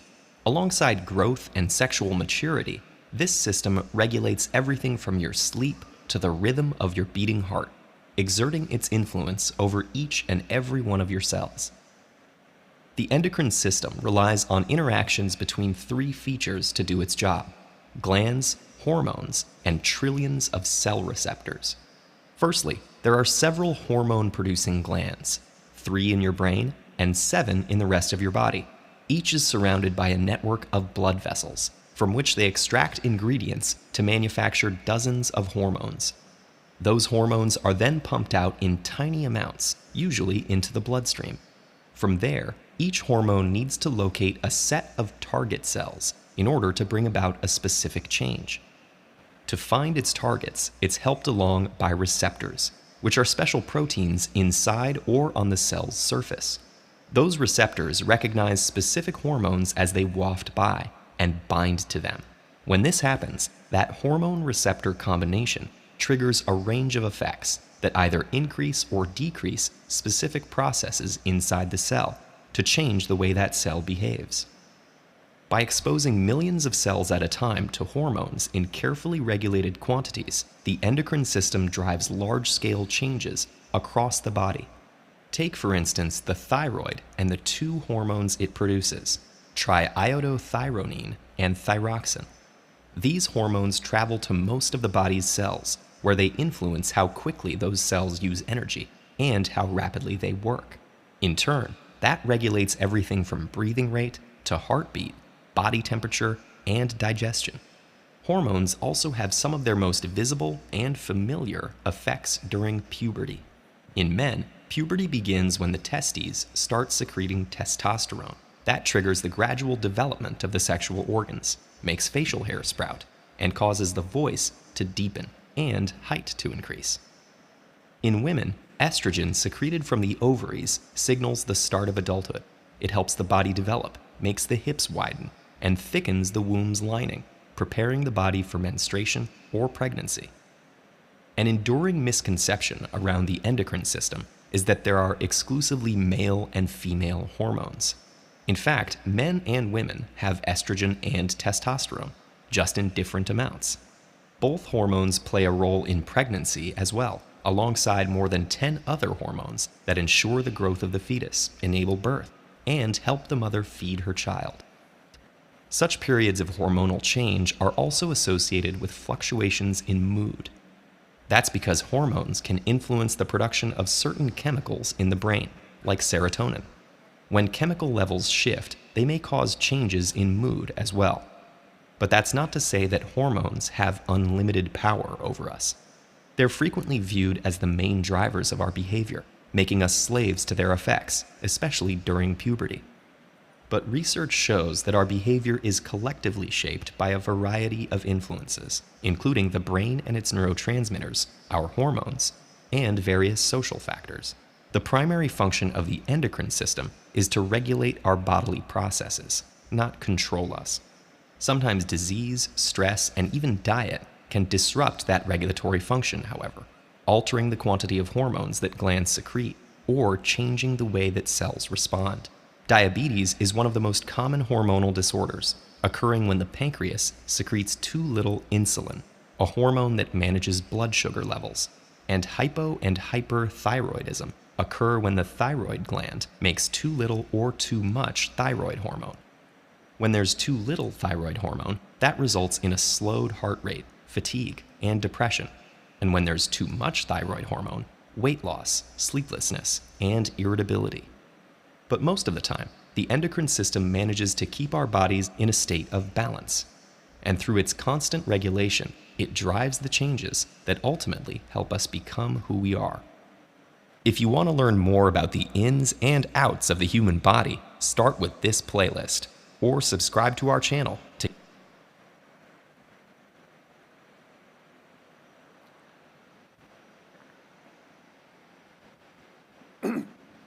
So, how important are hormones for our growth, for our longevity? And now, again, meditation, breathwork, they found that it activates our endocrine system, which brings everything else into balance, or brings all our hormonal balances. So that's why there are so many cases where people have been taking medicine for thyroid. I've seen doing breathwork, they stopped taking medicines. Blood pressure or even diabetes got cured. Though scientifically, I mean, they thought that it can never be done, it can never be cured. That's why in allopathy they give medicine, they say it's for lifetime, you have to keep taking it to manage it. But that all can be reversed, because you can reactivate your endocrine system, and when that comes into balance, then everything else falls into balance, right? Even your moods, serotonin, dopamine, like our serotonin, melatonin, are sleeping. It's a pituitary gland which produces melatonin. So all that can be repaired with the help of meditation and breathwork.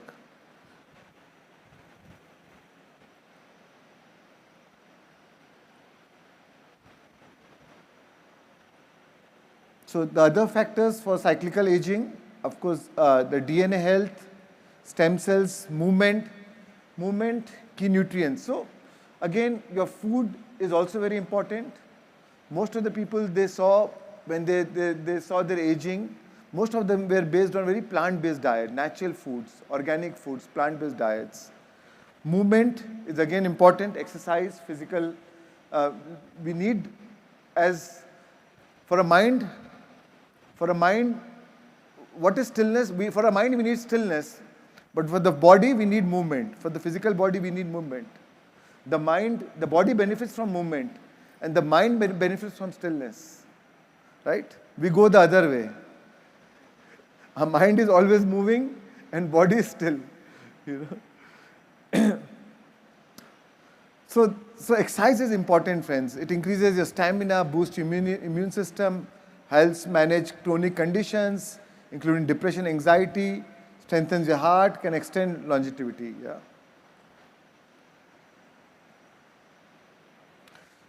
So we are living in a time where we are so powerful, we have all this knowledge, all this information. There's so many now scientific discoveries, so many advancements in even medical science, that now we know that we have an ability to regulate, regenerate, adapt to extremes, and heal every organ, gland, or tissue in our body.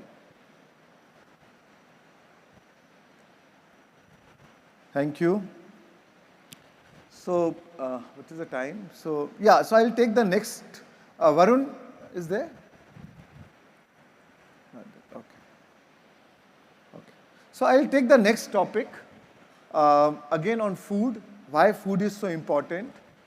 So, you are what you eat, right? We have heard so many times, like Jaisa An, Vaisa Man. So, I'm going to share with you. Of course, food has our foods creates moods.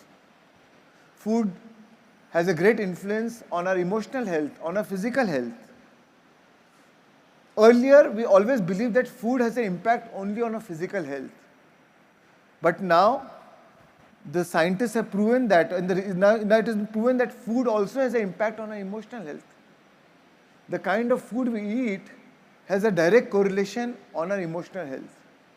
Right? So I'm going to share with you a video by Dr. Bruce Lipton, who is the father of epigenetics, who discovered epigenetics by him. Yeah.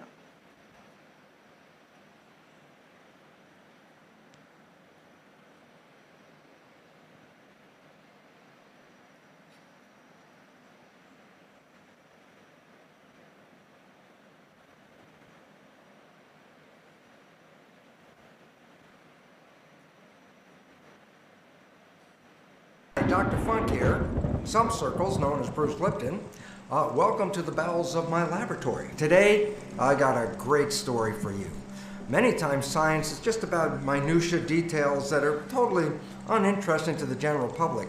But I have an article today that is going to change the world. And it's about a new understanding of what is called microRNAs. Okay, now don't go away yet. It's not that serious. Let me just tell you about it. Here's what it's all about.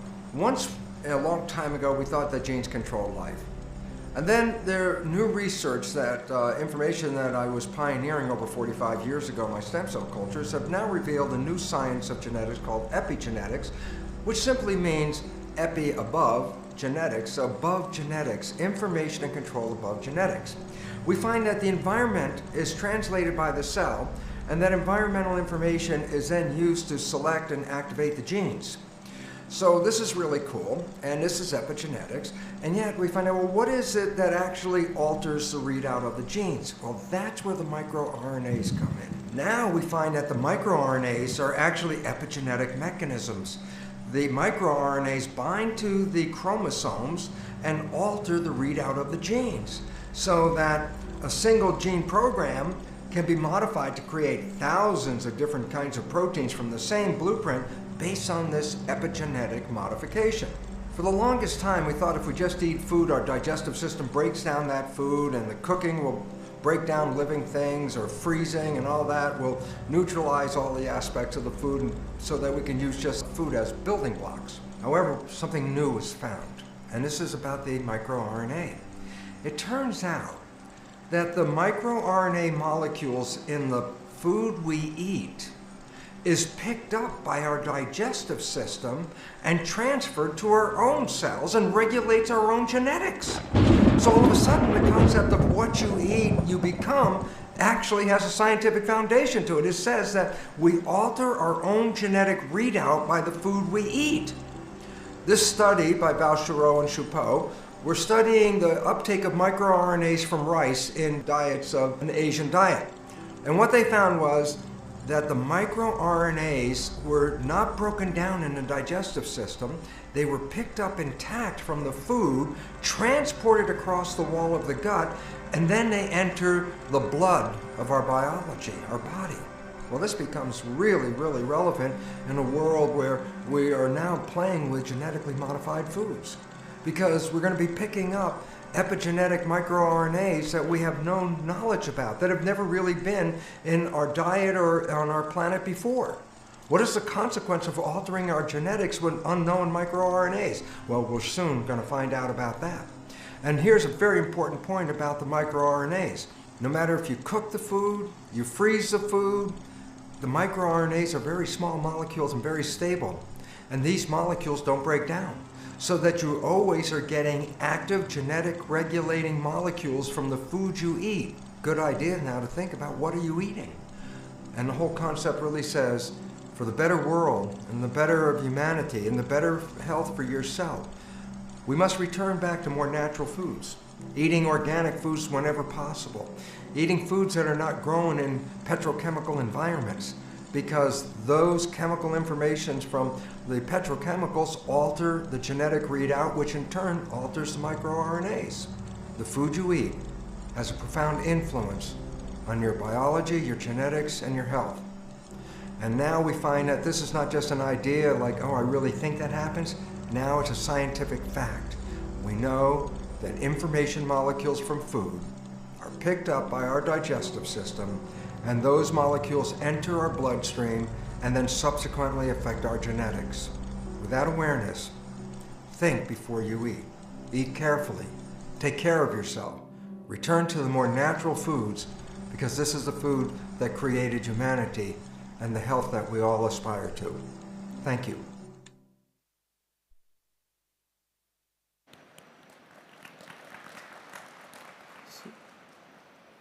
So the food we thought is all about nutrients, all about proteins or minerals. It is much more than that, right?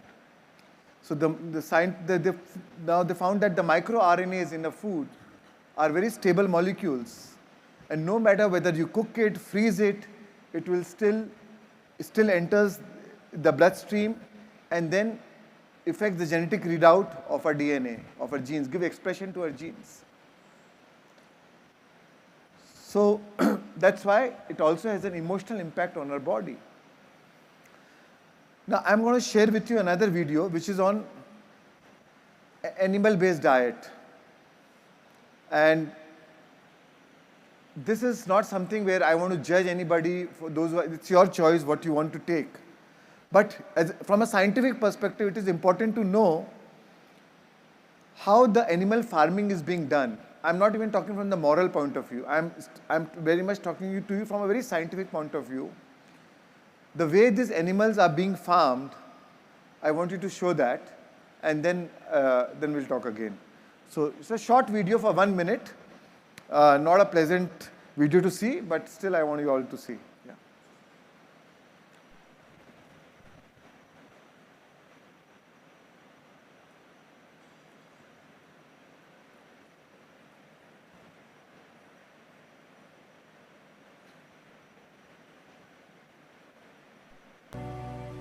Animal equalities investigators have infiltrated hatcheries to show you a reality that the chicken meat industry doesn't want you to see.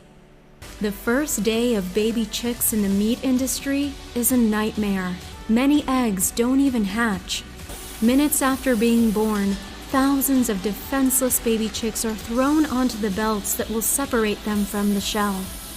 For those who are still on the conveyor belts, the terrifying journey continues. Workers separate and throw the weak ones and those who don't meet the desired standards away to the trash. They are thrown into crates that workers pile one on top of another before being loaded onto trucks that will transport them to fattening farms. When they are about 40 days old, they are sent to the slaughterhouse.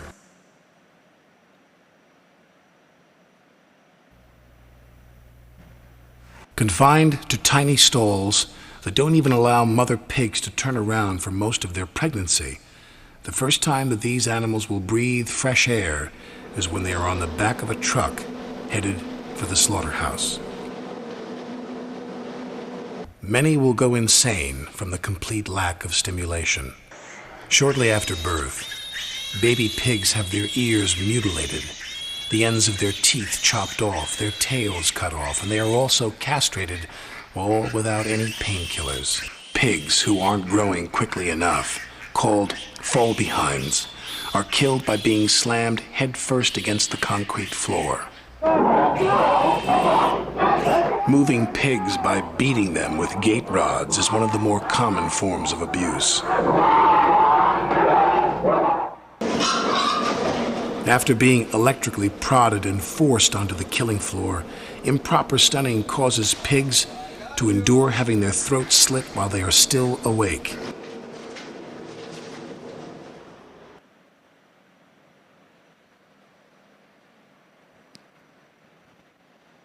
Turn all the lights.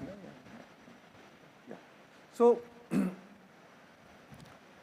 What are the emotions they must be going through? Can you name few? Fear, hatred, pain, helpless, anxiety, suffering, anger, nervous. So all kinds of negative emotions, right? Frustration, rage, everything, whatever negative emotions you can talk about, right? So when you eat that on your food plate, so those are molecules of emotion. The microRNAs in them, whatever is there, it gets converted into your food now. And when you eat it, you are becoming more prone to those emotions. Because those are the molecules, it gives expression to the genes, which is more prone to, which will make you more prone to those kind of thoughts and emotions. Right? So it's a choice. So now it's no more about whether it's a moral ground or not, but you should know what you're doing to your body by eating this. Of course there's a moral ground, but that is irrespective of that. You are anyways harming yourself. So it is important to have a meal which is plant-based food, natural foods, right? So now, what we heard always, jaisa an vaisa man, there is a scientific proof to that now. Food is information. The food contains a lot of information. That's why you say mother's food is the best food. Mother's cooked food is the best food because there's so much love. There's the information of love inside the mother's food. And that's why it feels so good. But, our taste buds have been hijacked by these big food companies. In the earlier, we used to have natural foods, but now there are grocery stores in every nook and corner. And now we have gone into packaged foods. So even that is very harmful. Whatever has a longer shelf life on the shelf has a longer shelf life in your stomach. It takes that much more time to digest. Right? So these food companies have made our taste buds their hostages actually. But that's why Hippocrates said, let food be thy medicine and medicine be thy food. Right? He is the one who invented allopathy, medicine, the father of Western medicine. He said, Thomas Edison said, the doctors of the future, Thomas Edison, one of the biggest inventor of America, he said the doctor of the future will no longer treat the human race with drugs, but rather will cure and prevent disease with right nutrition. So your food can be a medicine. And most of the time our body gets stressed by wrong food. Because the body has to work harder to compensate, right? Imagine if the food takes a lot of time to digest, the body has to work harder to compensate. If the food you are eating is activating your stress hormones, then the body has to work harder. And then you get stressed. Sometimes you can try, you can skip one meal, skip a dinner, next day morning you'll feel more relaxed.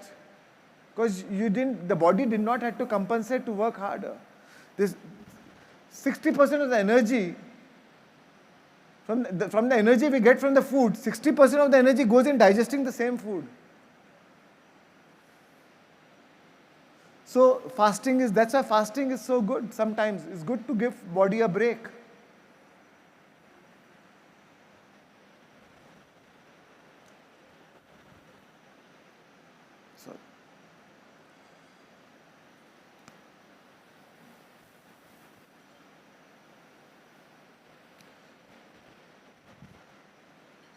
So, and that's why in our traditions, we pray to the food before eating, right?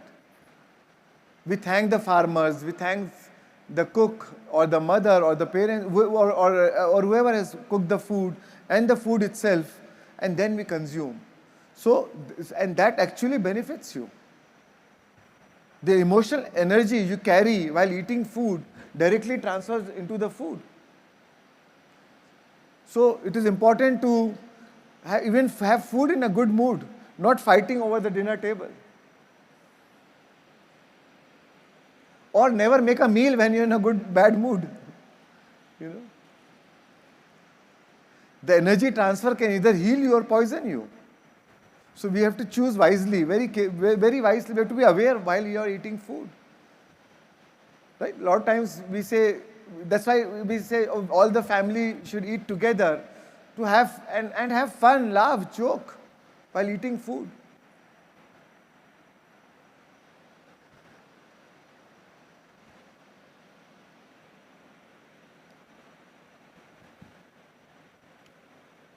The ancient essence says that which kills your food kills also your body. Nowadays we use so many pesticides and antibiotics, even for animal farming. There's so many antibiotics has been injected. So that which gives life to your food also gives life to your body. Therefore, eat only that which gives life to your body.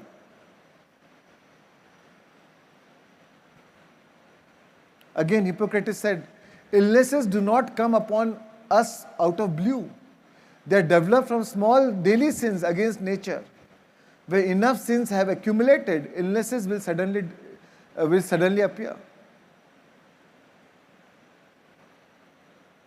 Let food be thy medicine and medicine be thy food.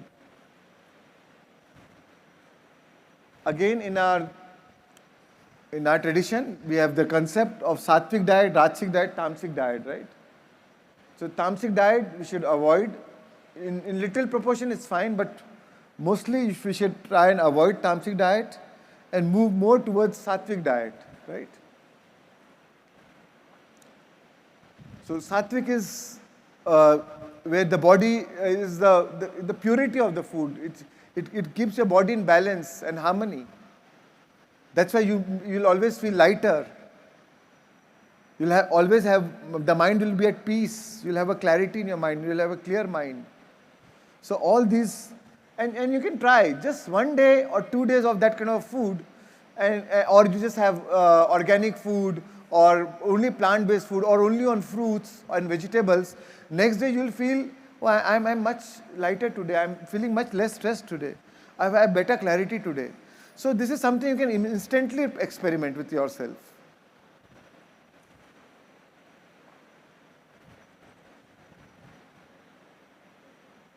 I'm not going much into details now. I'm going to anyway share with you all the slides.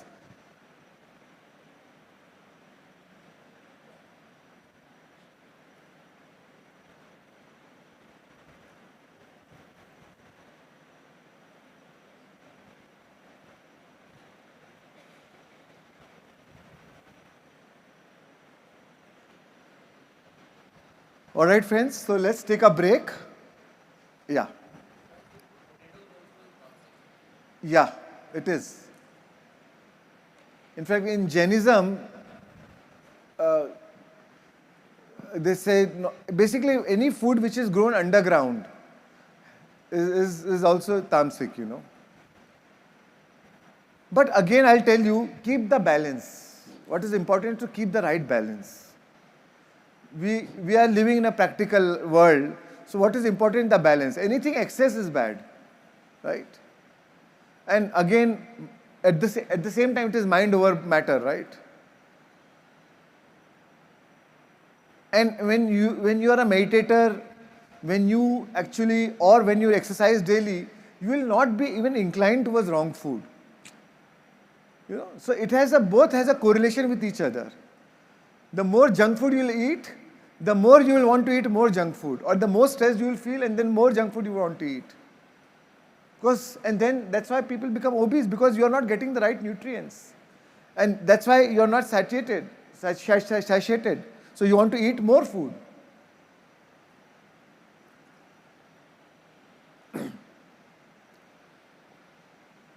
So after the break, I'm going to cover this topic or our food-mind connection, our gut-brain connection, how our gut and brain has the connection.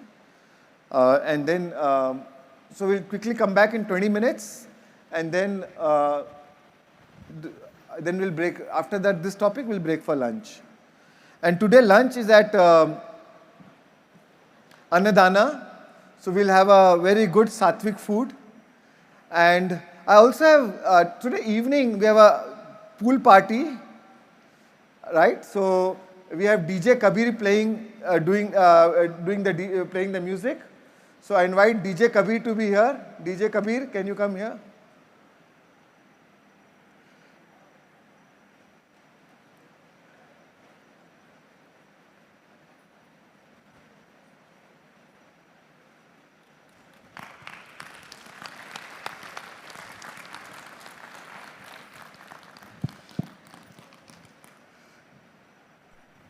Would you come up or shall I come down?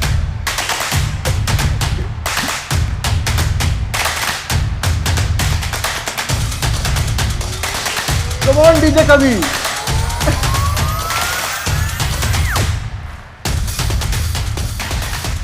Hi everyone. So Kabir is my younger son.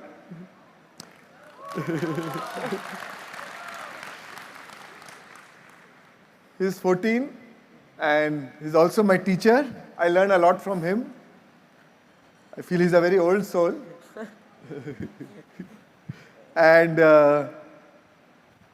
so he launched his own clothes brand, streetwear brand.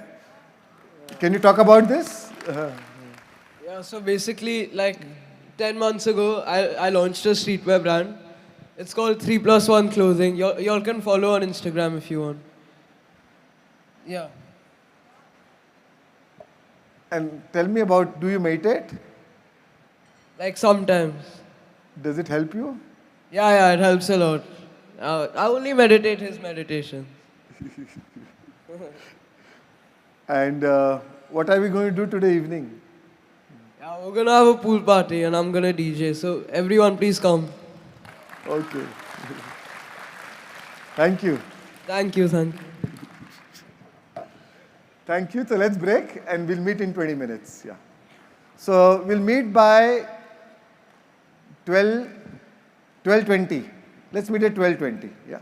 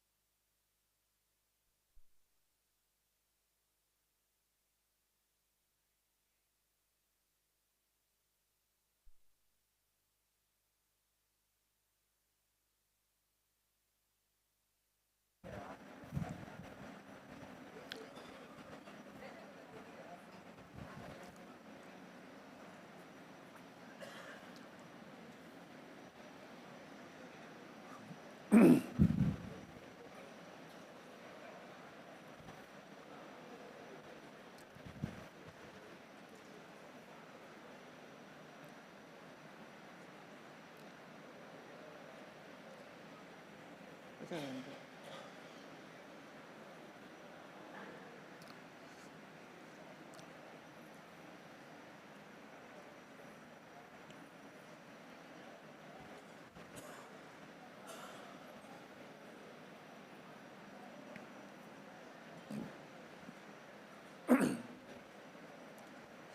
welcome back, friends.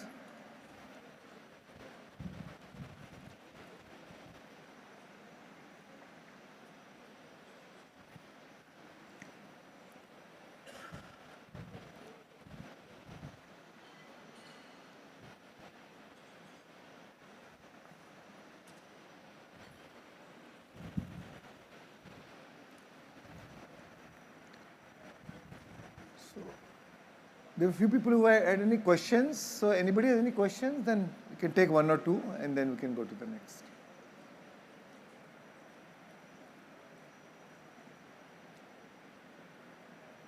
Anyone has any questions? Yeah, yeah.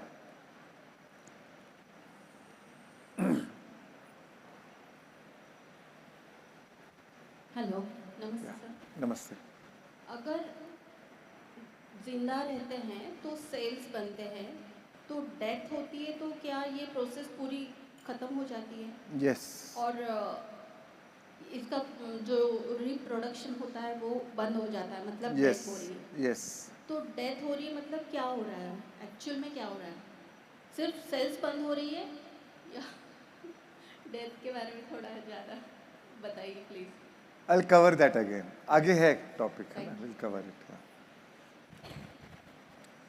जिसका मुझे answer नहीं मालूम रहता है ना, मैं बोल देता हूँ आगे कवर करने।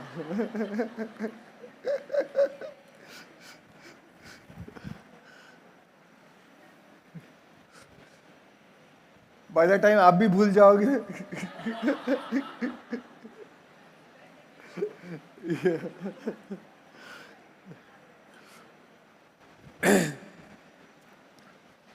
So friends, we all have heard of the saying, right? Oh, this is my gut feeling. This is, my gut says that I should do this. So, it is not, this is actually true. A gut, we have three brains. One is this cranial brain. Second brain is the brain in your heart, and which I'm going to cover later. And third is the gut brain. So there's the brain in our gut also. And the gut actually controls our moods. Gut also controls our brain. Both has a very deep connection between gut and brain. And today I'm going to share about that. If somebody would have told you 10 years back that what's in your gut could influence the brain or could even lead to depression, you would have laughed at it. How is that possible? Because before that was always believed that depression or all this is something, all is just mental or emotional, but nothing to do with gut. But the truth is our belly controls our brain. So a gut has microbiomes, right? A gut has a lot of microbiomes. The microbiome, what are microbiomes? They are the bacteria in the brain, the bacteria in the gut. It's also called microbiota or in normal language you call it microbiomes. So what are these? These are all microorganisms or bacteria living in the gut, inside a large intestine and or gastrointestinal tract. So they all live in a large intestine, and they are living organisms, living bacteria. And those bacteria actually plays an important role in the health of our brain. And that's why it has become now, in last 10 years, it has become a major focus of our research, major focus of the interest of scientific community. Nutritionists are doing a lot of research or based on our gut microbiomes. So what happened is, whatever the food you eat, right? Whatever food you eat is digested by these, is actually digested by these bacteria. It's consumed by these bacteria.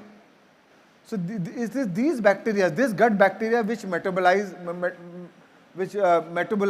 the food, and then it converts it into nutrients and then push it into the bloodstream, right? So whatever you are eating, first you feed these bacteria, and then these bacteria, they convert it into nutrients, and then those nutrients are pushed into your bloodstream. So we have, as I've told you, we have three brains: the head, the heart, and the gut. Head we all know. Heart, I'm going to cover it tomorrow. And the gut, do you know that 90% of the body's serotonin, which is involved in mood management, is produced in the gut, not in the brain. 90% of the serotonin is produced in the gut. Only 10% is produced by the body, by the brain.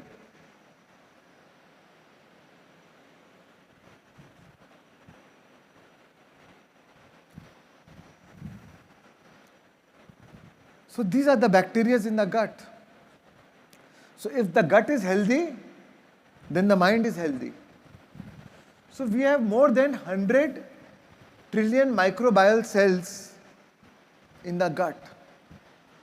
How many cells we have in our body? Our body is made up of 50 to 70 trillion cells. But our gut has more than 100 trillion microbial cells.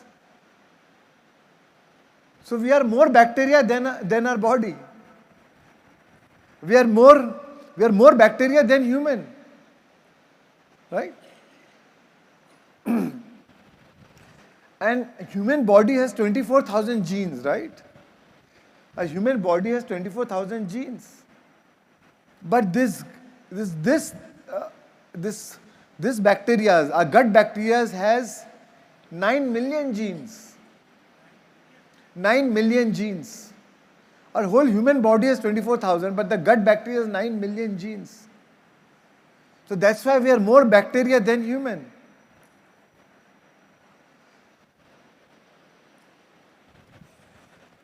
Compared to our human DNA, the proportionate of human DNA is only 1% compared to gut DNA. 99% is bacterial DNA, and only 1% is our DNA. So these microbes, these bacteria which lives in our gut, so the total weight is around 2 to 3 kgs inside the large intestine. It's the same weight as our brain. And the ecosystem of this gut bacteria is as diverse as Amazon rainforest. There are almost more than 10,000 different species of bacteria which live in our gut. And all have different functions. All these species have different functions, and our health is heavily dependent on the life and the vibrancy of this rainforest.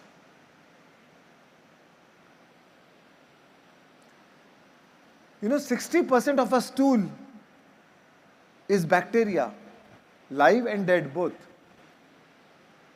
That's why even they do a lot of time, they do the blood test, urine test, stool test to find what's going on in your gut.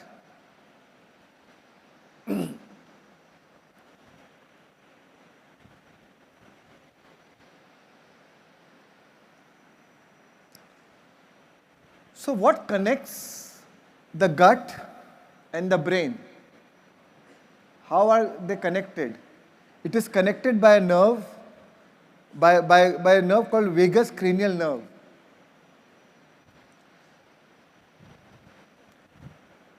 So when you meditate, when you do breath work, or when you're in a state of calm or stillness or relaxed, you activate your parasympathetic nervous system. And the primary driver, or when you go to sleep, you activate your parasympathetic nervous system. But when you are stressed, when you are in a flight and fight mode, when you are angry or agitated, you activate your sympathetic nervous system, right? So the primary driver of parasympathetic nervous system is this vagus cranial nerve. And that is the nerve which connects our brain and the gut. From the gut, not only it connects the gut and the brain, it all connects the brain, the face, our heart, lungs, gut, bladder, sex organs. So the brain, so both are very much intercorrelated, the brain and the gut. The brain can affect the gut, and the gut can also affect the brain. So how the brain affects the gut? Suppose you see a person, if I see a beautiful woman, and I feel, I feel I'm in love with her. I feel butterfly in my stomach, right? So the brain has an impact on the gut. Or I'm feeling very anxious or worried, my stomach starts paining. You can see, if you're going through anxiety, you'll have a stomach pain, right? Or any other emotion like feeling of sadness. If you feel any fear or sadness, you'll feel sick in your stomach. You'll get more acidic. You won't feel like eating anything or eating junk food. So acute stress can actually suppress our appetite in the short term, while chronic stress can actually increase our appetite and craving for that comfort food. You know, all this, we call it that comfort food, you know, all this packaged food, fried food. These are all, and this is because of the stress. You feel driven to eat those kind of food. So that's how even your food choices also a lot of time depends on your mental state, which can determine your food choice, what you want to eat.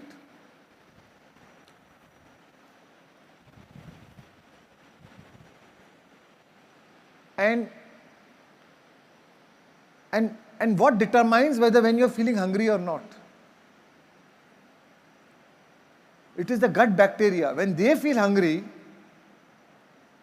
when these bacteria feel hungry, then through cranial nerve, through a vagus nerve, they send the message to your brain to indicate hunger. Or when you've eaten enough, when you feel full, when the gut bacteria feel full, then you feel full.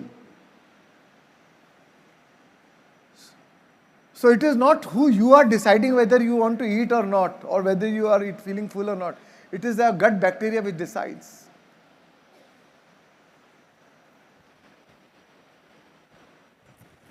So when we eat, it is the receptors in the gut which cause the release of the enzymes to aid digestion. So all these gut bacteria have receptors, and they releases the enzymes which aid digestion. So if the gut bacteria is not healthy, you will not be able to digest your food properly. And that's what we call leaky gut. Undigested food is released into the bloodstream, and then that causes many diseases. Because when the food is not digested and then it is released in the bloodstream, your immune system gets activated. Because for the immune system, it feels like some foreign body has entered your bloodstream. So it is ready to attack. It's ready to fight.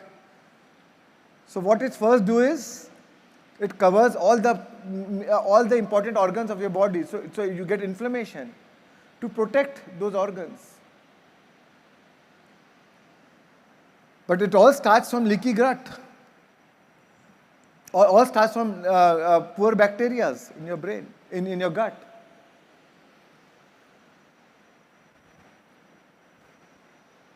So the gut produces. Now, how does the gut influence the brain? So the gut produces as much as 60 to 90% of neurotransmitters involved in mental wellness, including dopamine and serotonin, right? Dopamine is the pleasure molecule. It is the motivation molecule that motivates you to get up, do something. Serotonin is the happiness chemical, which gives you long-term pleasure, right? It's like, suppose you're fond of some hobby or passion, or say somebody is a singer. Once you compose your new song or recorded a new song, you feel so happy, right? So that is because of the release of serotonin. Or like when I produce any new meditation, it's hard work.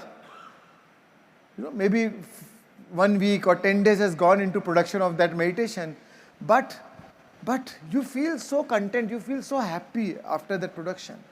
It's a joyful process. So what is released? Serotonin. It gives long-term happiness, right? Dopamine is short-term rush, short-term pleasure.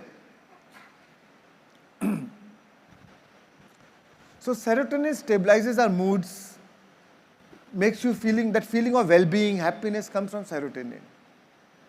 Dopamine is how we feel pleasure or feel good in the short term, right? So all that, 60 to 90% of that is actually produced in the gut.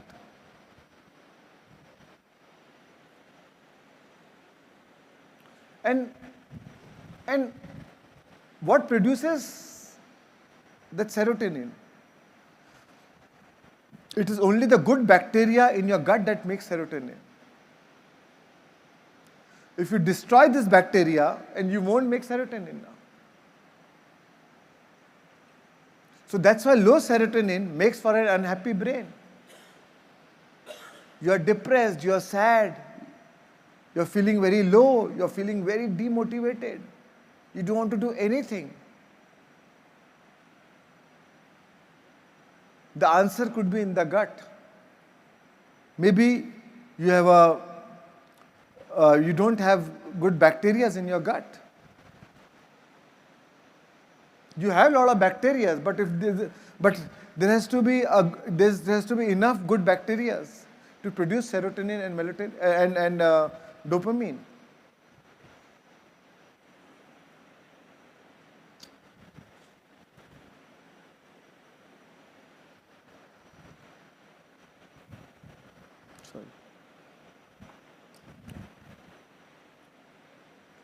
So the gut-brain connection, again, it influences on our mood, stress, neurotransmitters from gut to brain, influences your mood, your stress levels, production of neurotransmitters like serotonin, dopamine, melatonin, anxiety, behavior, and also impacts your mental health. Now the influence of brain to your gut, your mobility, microbiotic balance, secretions, nutrient delivery. Sometimes when you are stressed, your gut bacteria stops functioning well, right? The secretion doesn't happen of the food. When you are stressed, you increase the combination of bad bacteria in your gut. And that's why you feel like eating junk food or unhealthy food. Right? But if your gut is balanced, a balanced gut defends against any kind of illness. It reduces body inflammation and leads to positive mood. An imbalanced gut will lead to gastrointestinal disorders. You feel gas, bloating, constipation, eczema, fatigue, anxiety, moodiness. One moment you're in a happy mood, all of a sudden then you are very sad, you are very angry, you are very upset. So it makes your mood very volatile.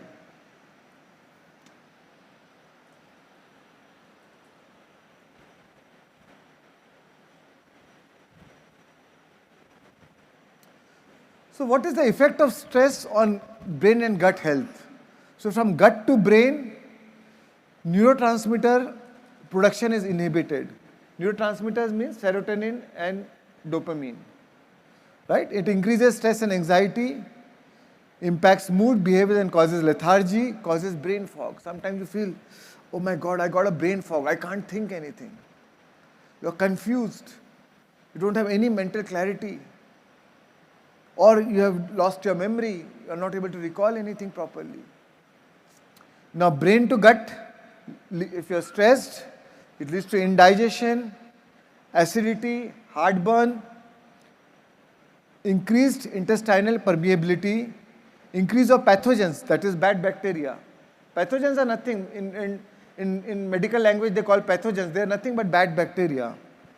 And the production of serotonin is inhibited.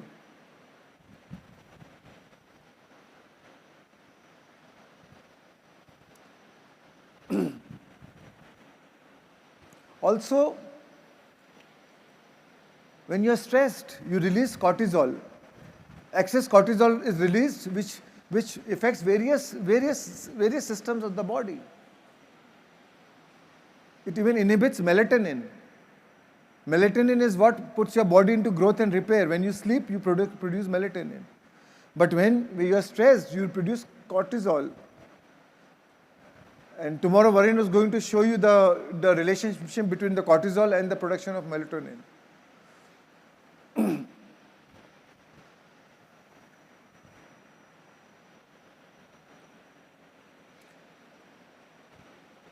When you are stressed, you are always in a flight and flight mode. That's why you call adrenaline rush. Right? You produces more adrenaline to just maintain your survival. And then if the whole energy is flowing, they going to maintain your survival, so there is less energy for you to digest your food. There is less energy for you to do any other creative work, because whole energy is there for you to survive. Imagine if the tiger is running behind you. Normally, if I tell you to run for 1 hour, you cannot run. But if the tiger is attacking you, you will run for 2 hours and you will wonder how you got that energy. Because of the adrenaline rush, your brain and body, all the energy went to your hands and your legs to protect you. But then the other places didn't get the energy. So stress in the short term is fine. But in the long term, is very detrimental for your body's health. Short term sometimes is fine, right? If the tiger is attacking, I need to run. But imagine if you are living your life as if every time the tiger is attacking, then it is very detrimental to your health.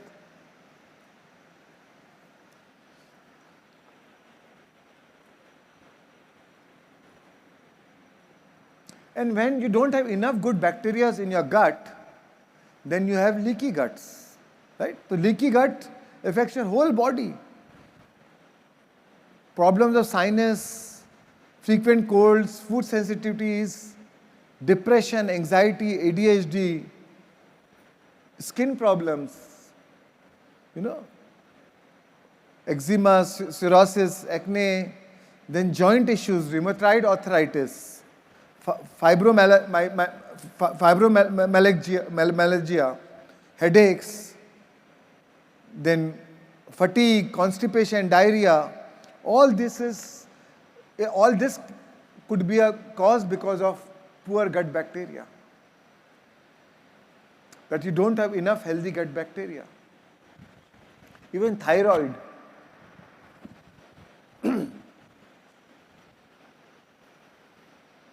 Because the only way the food gets converted into nutrients is through this gut bacteria.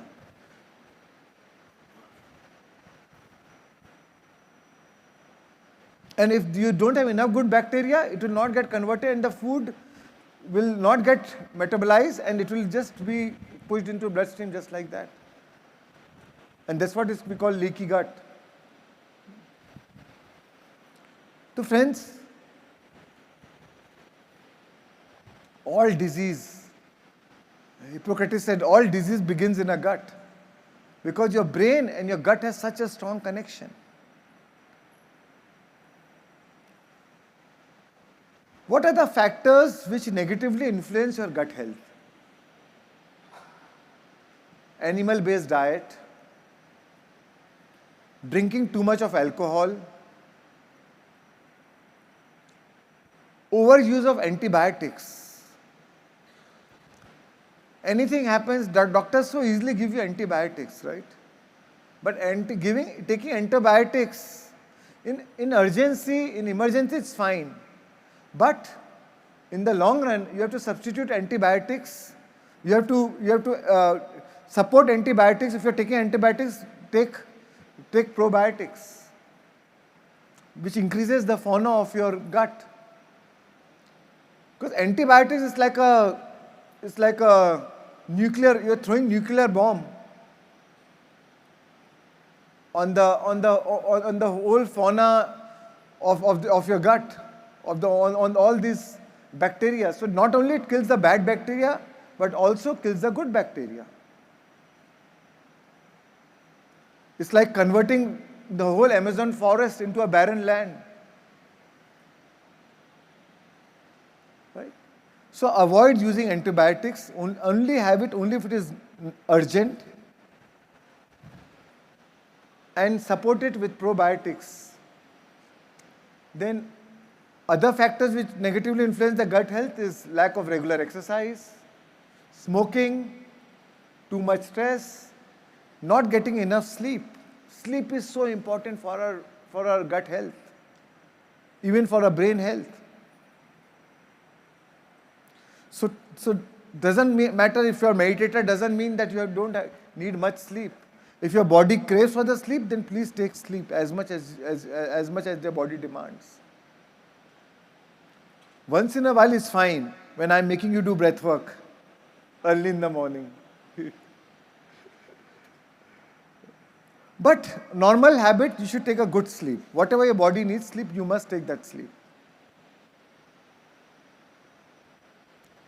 Then packaged food, processed food, as I've told you before.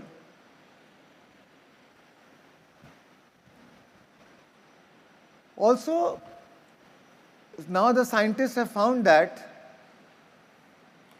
when the baby is delivered through C-section,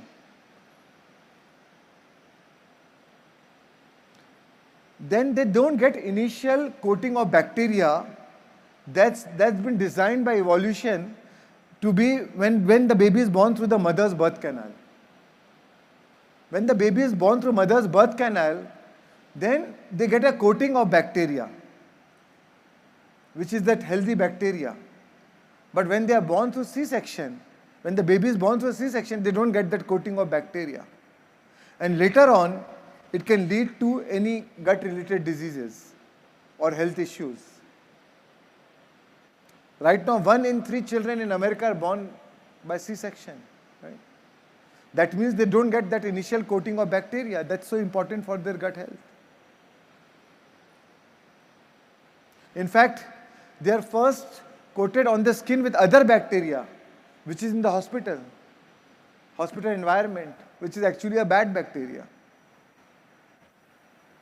And now they have found that 25% of the reason increased risk of, and because of that, C-section delivery, 25%, these babies have 25% increased risk of obesity, asthma, immune deficiencies, or any kind of inflammatory bowel diseases in later years of their life. Now, what are the things which can benefit the gut health? Plant-based foods like fruits, vegetables, whole foods. Prebiotics. All these plant-based foods are called prebiotics, which naturally has good bacteria, which naturally supports the health of good bacteria. So those are prebiotics. Then there are probiotics, like curd, kombucha. Nowadays, a lot of probiotics come, right? So you have those probiotics which support good bacteria, which increases the flora and fauna of good bacteria in your gut.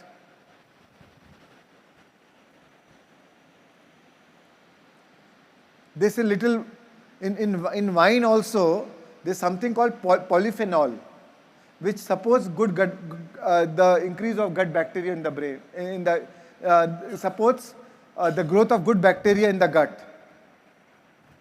That does not mean you have too much wine, but little wine can actually be beneficial for your gut. Exercise, meditate, organic foods, fibrous foods, eating diverse range of foods. Because eating diverse range of foods will increase the diversity of your gut. Right? And good sleep, timely sleep. Timely sleep is also very important. Not only good sleep, timely sleep.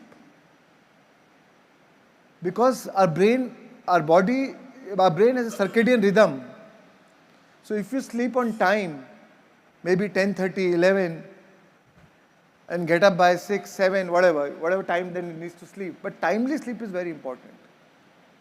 One day you sleep at 10, one day you sleep at 3 o'clock, one day you sleep at 2 o'clock. No, that's not the good. Because the brain never gets its own circadian rhythm and the brain is always confused.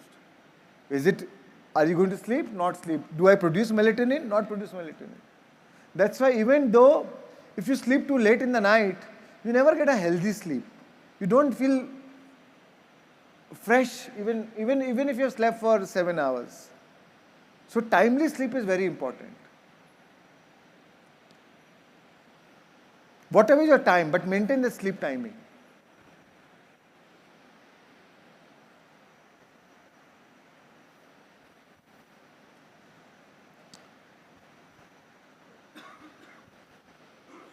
So any questions? Yeah.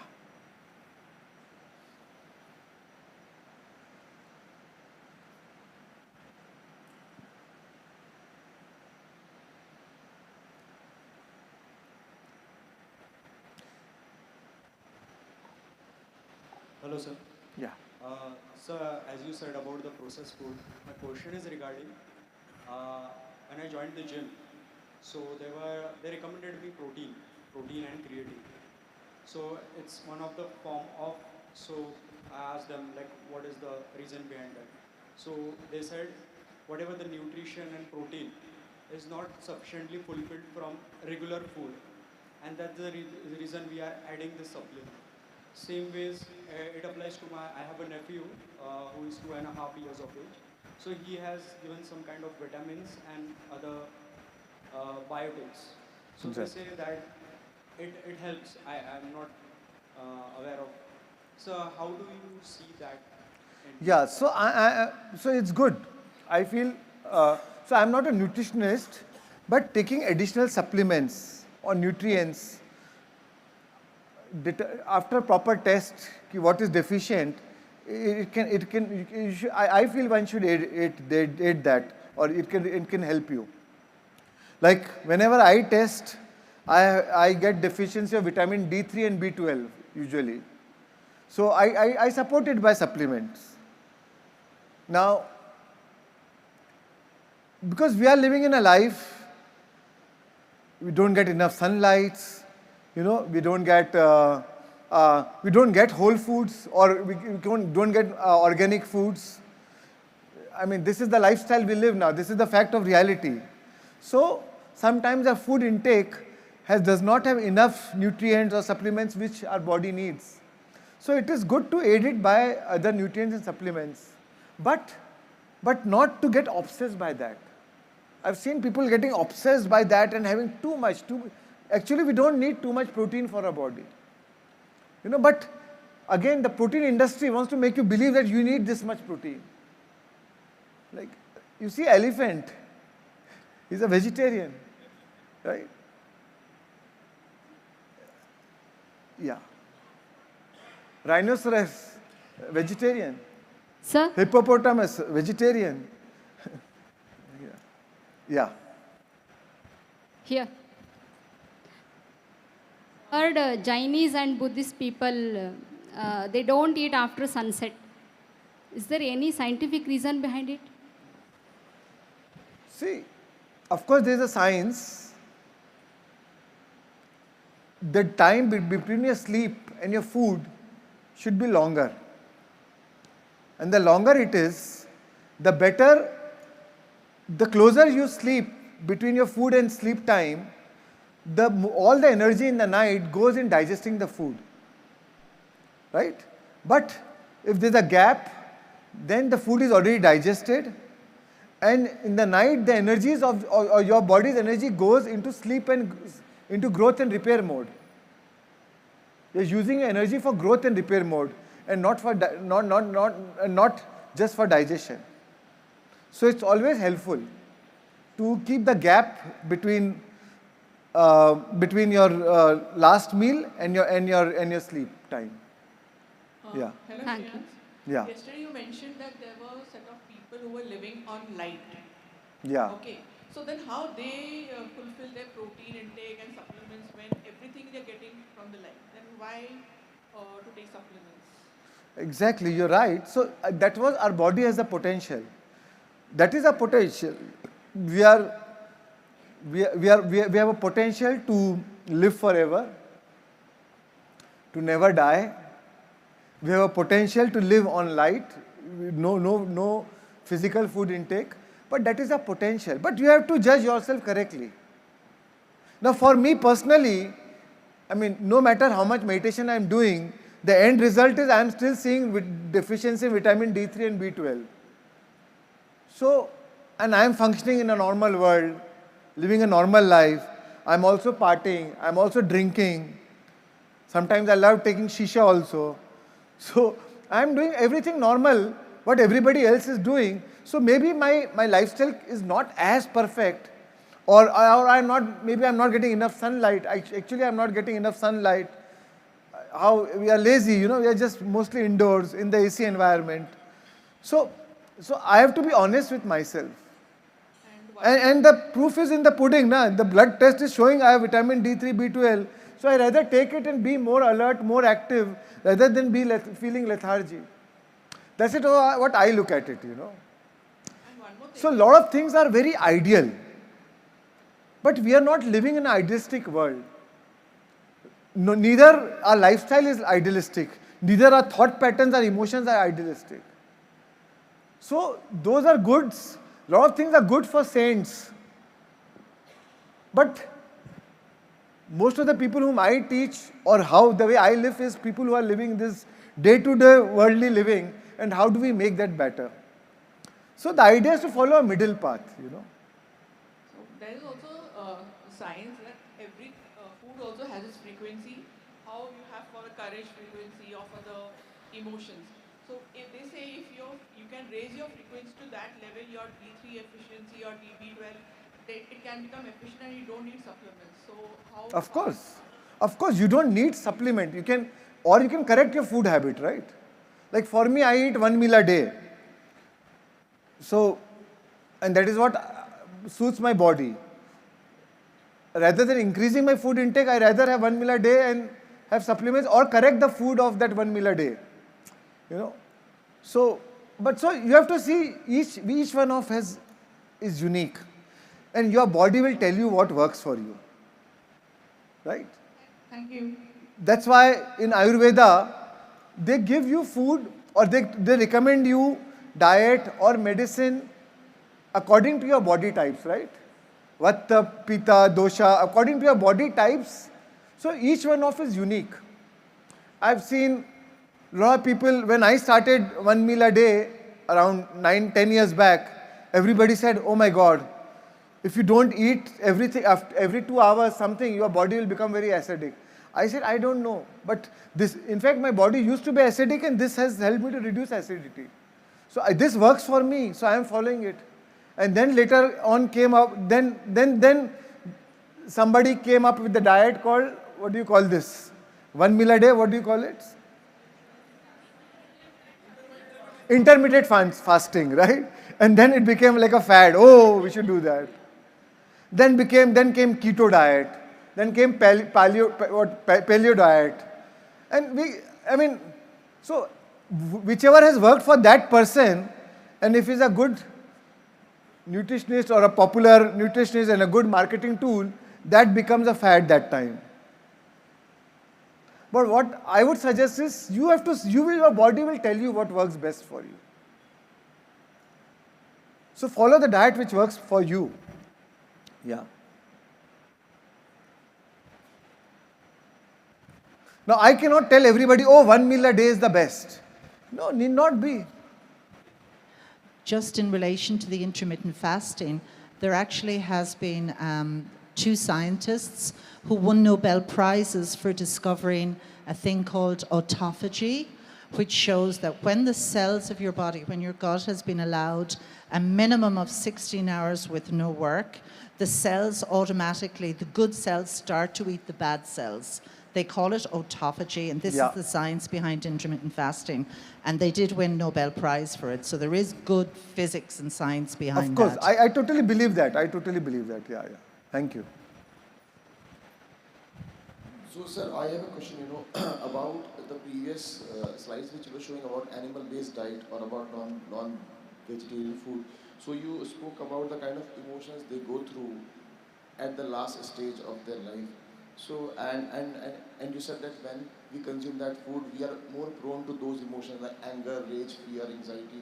So, sir, my question is that I believe half of the world consumes a non-veg diet, and many people around us in your friends, my friends, family, etc., and we know these people, but we have not seen, you and me, you or me, including all of us, not seen those category of people who are non-vegetarian, like my friends or your friends, behaving differently from you and me, vegetarian food. Neither means whether you talk about people who follow a particular religion or I agree. whatever. So when they are prone to those emotions, which I hear often, but in practical world that is not translated. I agree. So that's why I said they are more prone to that emotion. I didn't say they will get that emotion, because they're more prone to activate that expression of those genes which will give that expression to that emotion. But of course, with meditation, with awareness, with calmness, one can still, or with a different belief system, you can still overcome that. So that's why I said they are more prone to it. Right? Everything what I tell you is a probability. It's a possibility. So they are more probable to have that emotions, right? But of course one can overcome that also, because eventually it's all mind above matter. Whatever we may talk about food, but eventually it's mind over body, right? Yeah. So let's end this now. So nutrition, I'm not against nutrition, but also don't get obsessed by, because it is the again the nutritionist's job is to tell you, oh, you don't have this, you don't have that, you have to take. So take a middle path. That's what I will say. There are many supplements which come. There's something called NAD+. Not that I take it, but I have some. I've met one of the topmost nutritionists of the world. They highly recommend this NAD+, NAD+.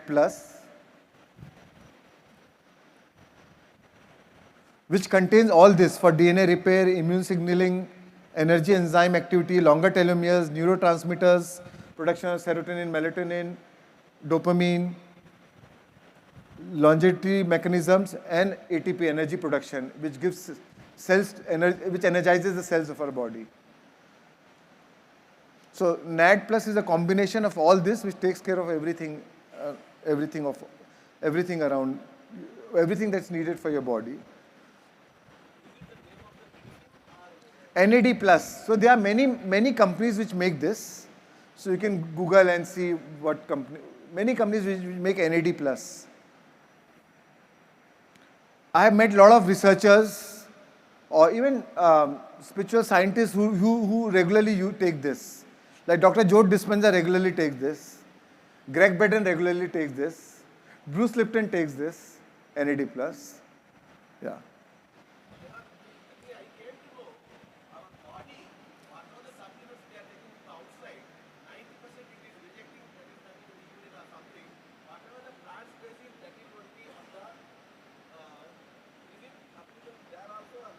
So let's not get too much into detail because I am trying to just broadly let you know the broad science of this. Honestly, I am not a nutritionist, so I can't answer too much about the nutrition part. It's better to consult a nutritionist then. Yeah.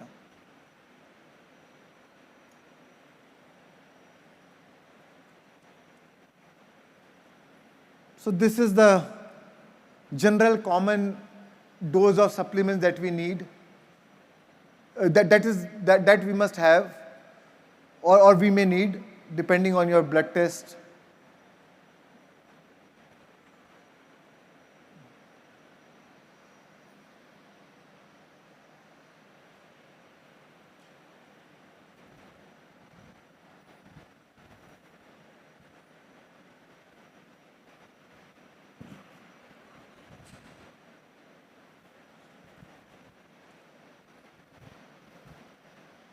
And this is all mostly covered in NAD+. Yeah.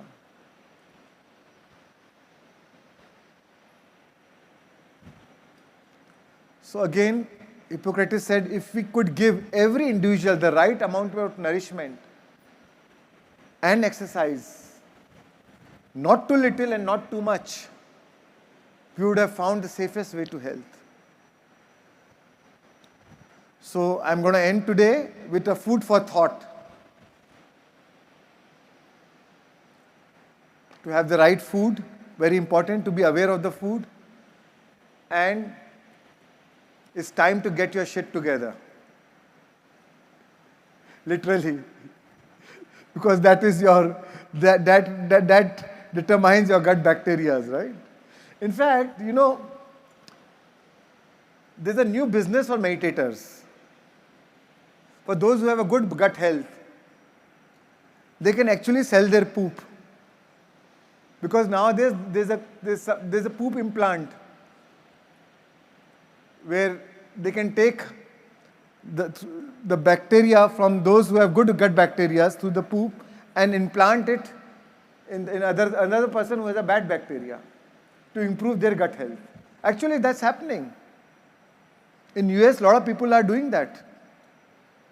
So meditators have a good way of making good money now. Thank you. Thank you. We break for lunch now. Hello. Thank you. We will, I request everybody to wait for a few more minutes, please. There are a few announcements. And Shreyans, will you let them know about the tag manifestation first or later? So tomorrow morning, we are going to do a great activity called tag manifestation. It will be outdoor. And I'm going to talk about it. Or I can tell you now, I want to think about whatever you want to manifest in your life, what are the 3 emotions that you are chasing for? Whatever you want is for an emotional payoff, right? If I get a good house or a good car or a good relationship or a good job or whatever, my children should be happy or whatever you want. Eventually, what is your emotional payoff, right? So I want to write about those 3 emotional payoff that you want in your life. It could be love, it could be joy, it could be happiness. Can you help? Can you share the emotional health chart?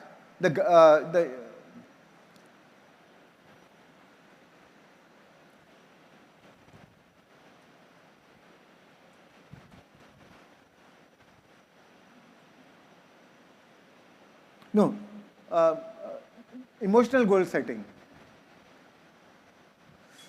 So since the end product is emotion, I want you to write those 3 emotions that you want to chase. We'll be giving you the slips and the color pencils. Now you can even draw it. You can, instead of writing love, you can even draw it with a color, whatever resonates with you, whatever makes it more alive for you. It could be, so you can put it in colors, pictures, and put this paper which is for you, right? And tomorrow we are going to do the exercise where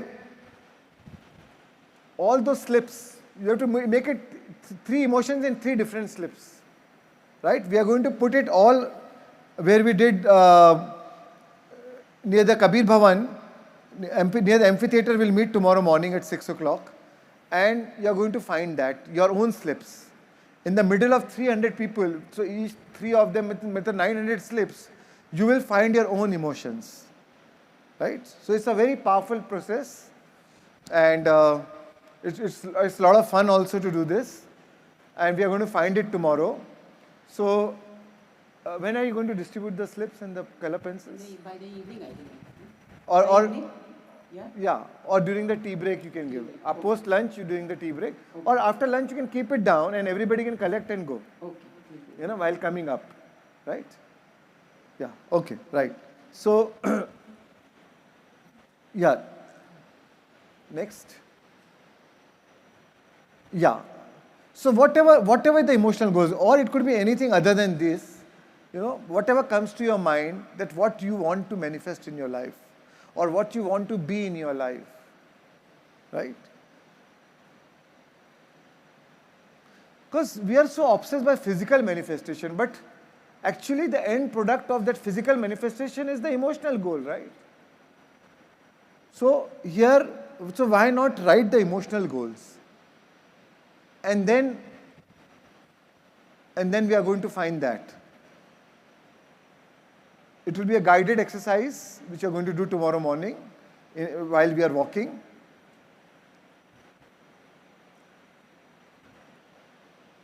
Right? Anybody has any questions regarding this? For the tag manifestation which we are going to do tomorrow morning? Clear?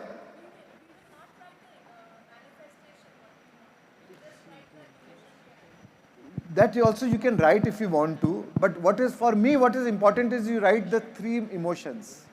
You can keep it in your mind, or you can write it, or you can write it on the back side, why you wanted, what you wanted, and why you wanted. Emotion is like why, for this emotional payoff, right? Yeah. Clear? Right. So let's break for lunch now, and we meet at 3 o'clock. Just a moment, Varun, Kabir. Few announcements. Hi, you start. Yeah. So, friends, as requested yesterday, as a gentle reminder again for getting your walking meditations downloaded on your phones, and we also need headphones or earphones, whatever you're comfortable with, to have with you, because that also will be needed. If you have it, fine. If you don't have it, you can always buy it from the store downstairs. And before heading for our lunch, that is at Annadana today. If anybody needs to use washrooms, should be done here only. And we have an important announcement to make now. We have somebody here who is celebrating his 50th birthday today. That is Munish Kundra ji. A very happy birthday to him. Yay! Thank you for choosing to be here. Yeah. In spite of being with your family. That is what he mentioned. Imagine. He had something Amazing. planned for today and he simply changed it and came here. Thank you Lovely. so much, Manish. Thank you. And at the poolside, we'll celebrate your birthday. We'll cut the cake at the poolside. Okay, that would be great. Lovely. Can we play the music? Okay. Oh, yeah. Just give. Thank you so much. I thought it was a secret, but somebody leaked it. And it is such a blessing to be here and so powerful, life-changing experience. So 50 is considered something to be, critical in your life. But I'm really, really, really very blessed to be here with Shreyans Dagar sir and all the beautiful souls out here. Thank you, thank you, thank you so much. Thank you. Thank you. Happy birthday. Since everyone was asking, here's the website and the Instagram. Because a lot of people ask. So if you all want, you all can scan the QR code or follow us on Instagram. Thank you. I hope I'm getting my commission if they are buying. Eh? Huh? There are no free lunches. Eh? Thank you. Thank you, Kabir. Thank you. Thank you, friends. Let's meet at 3 p.m. again. Back. After 3 o'clock, then Varun will be covering neuroscience, topic neuroscience, and then we'll be doing a chakra meditation, and then we'll break for the pool party. Thank you.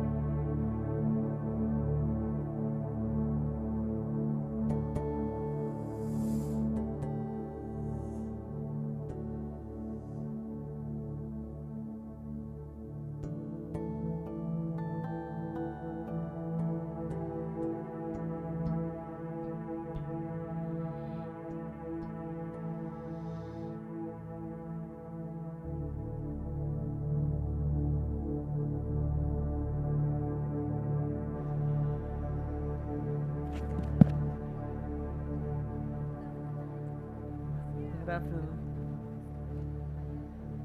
Hi everyone. So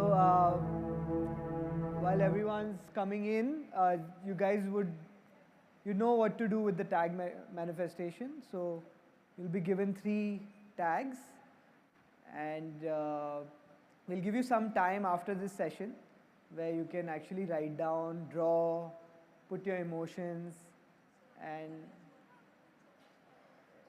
put colors in your life, you know. So put colors in your manifestation, you know, and whatever the emotion that you will feel, you know, love, joy, happiness, freedom, yeah, gratitude, whatever that emotion is, when you achieve that, you put that, and just, you can draw something, sunshine, whatever, like, be creative, you know, be a child.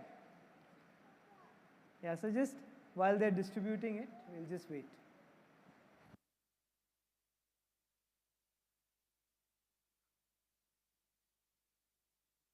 No, so the idea is not to write about things, right? The idea is how would you feel if you get it, right? If your manifestation comes true, what would you feel? What is that emotion you would feel, right? It could be joy, happy, love, gratitude, satisfaction, whatever that emotion is, right? Content, joyous, blissful, right? So be creative, whatever that emotion is, and then, you know, you can work on those emotions and draw and be creative about it. Yeah? No, one chart, one emotion. Yeah. Yeah, but try to do one emotion. What is that main emotion? And then next chart, next emotion. Yeah. And on the back, you can actually write your name. Yeah, was that told? Okay. So on the back, you write your name so that you know that, you know, once you find it and.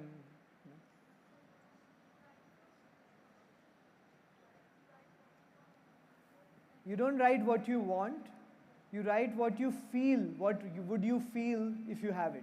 So the emotion attached to it, right?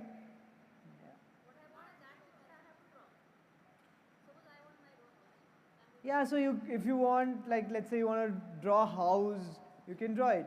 Whatever picture you want to draw, but I think what is most important is the emotion, right? What is that emotion when you get that dream house, or your health, or your relationship? How would you feel inside, right?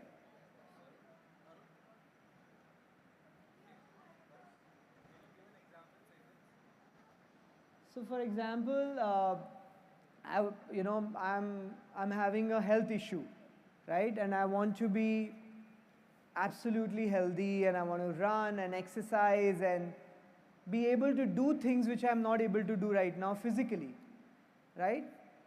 And I want to manifest that. So my vision could be that, you know, I want to run for 5 kilometers every day, right? Or I want to go to the gym. Maybe I'm not able to walk right now, right? So I want to be active. What would be that emotion when you are active? What would be that emotion when you're going to actually make that run? And what would be that emotion when you're healthy, right?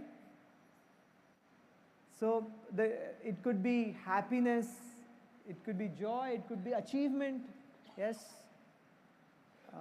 So yeah, you can think about whatever emotion. Yeah.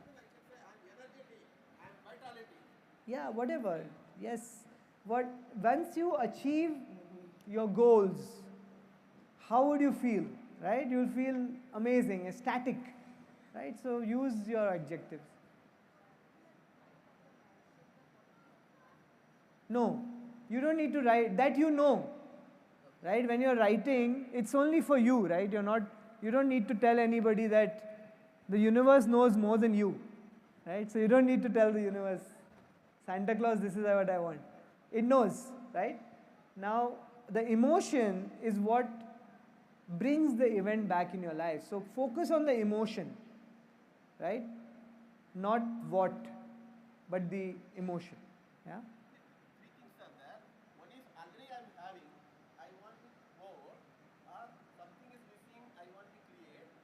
Yeah. So for example, you're already a millionaire. You want to be a billionaire. Then you want to be Elon Musk.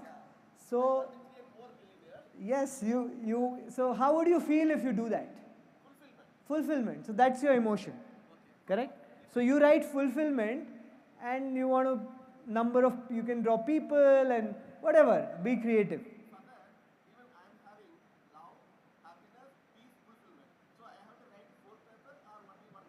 No, so for each of your manifestation, you write one.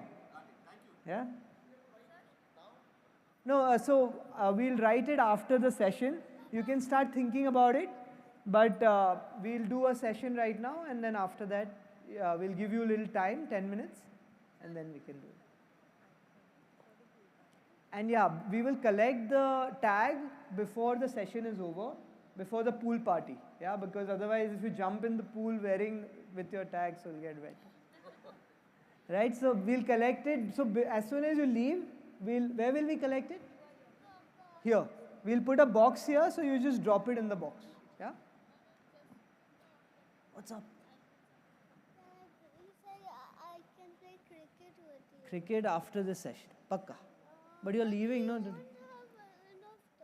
I know. In the Bible play. Okay? No. Did you say hi to everyone? Is my son? And a very big meditator. Meditates every day. For 5 minutes. And he gets 3 points for it. And one day he said, I want 9 points. So I said, you have to meditate for 15 minutes. Yeah? And then he meditated for 15 minutes. Well done. Good boy. So great friends, are you all ready? Yes. Super. I think after the Annadan food, all of you must be very, very sleepy, right? No? You didn't like the food? Amazing, no? Best food. I always go there and eat. So while everyone is eating here, I silently go there and eat. It's beautiful. Yeah, it's made with a lot of love by people who are here, and the taste of the local veggies and is just amazing. The rasams and chawal, it's beautiful. So, friends, before we start, I think we should just move our body a little bit. So I want all of you to stand up. Because you have to digest your food a little bit. So, I know, see, it's so hard for people to stand up. सब लोग ना blanket लेके full, ready to sleep.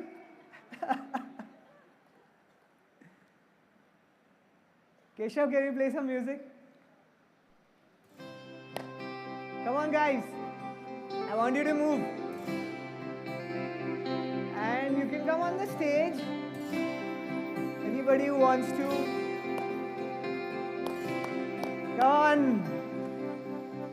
चिंगारियाँ ये जो मेरे सीने में है दफन, इनको जरा देके हवा बन जाऊं मैं अगन. Come on.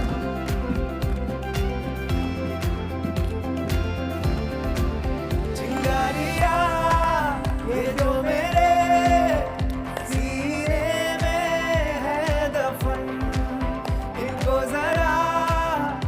के हवा बन जाऊं मैं अगन. दहक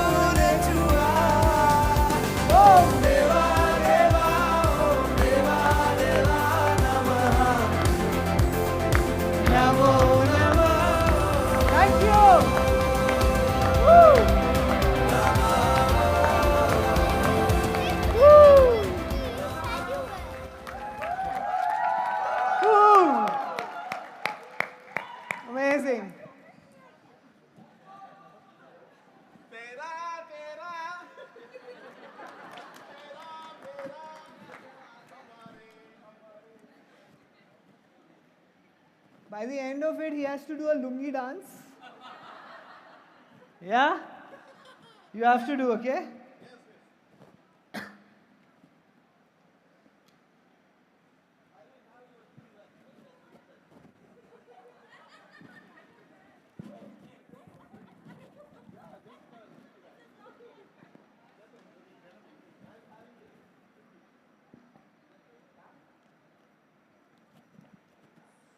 Guys, amazing energy. How do you dance after so much food?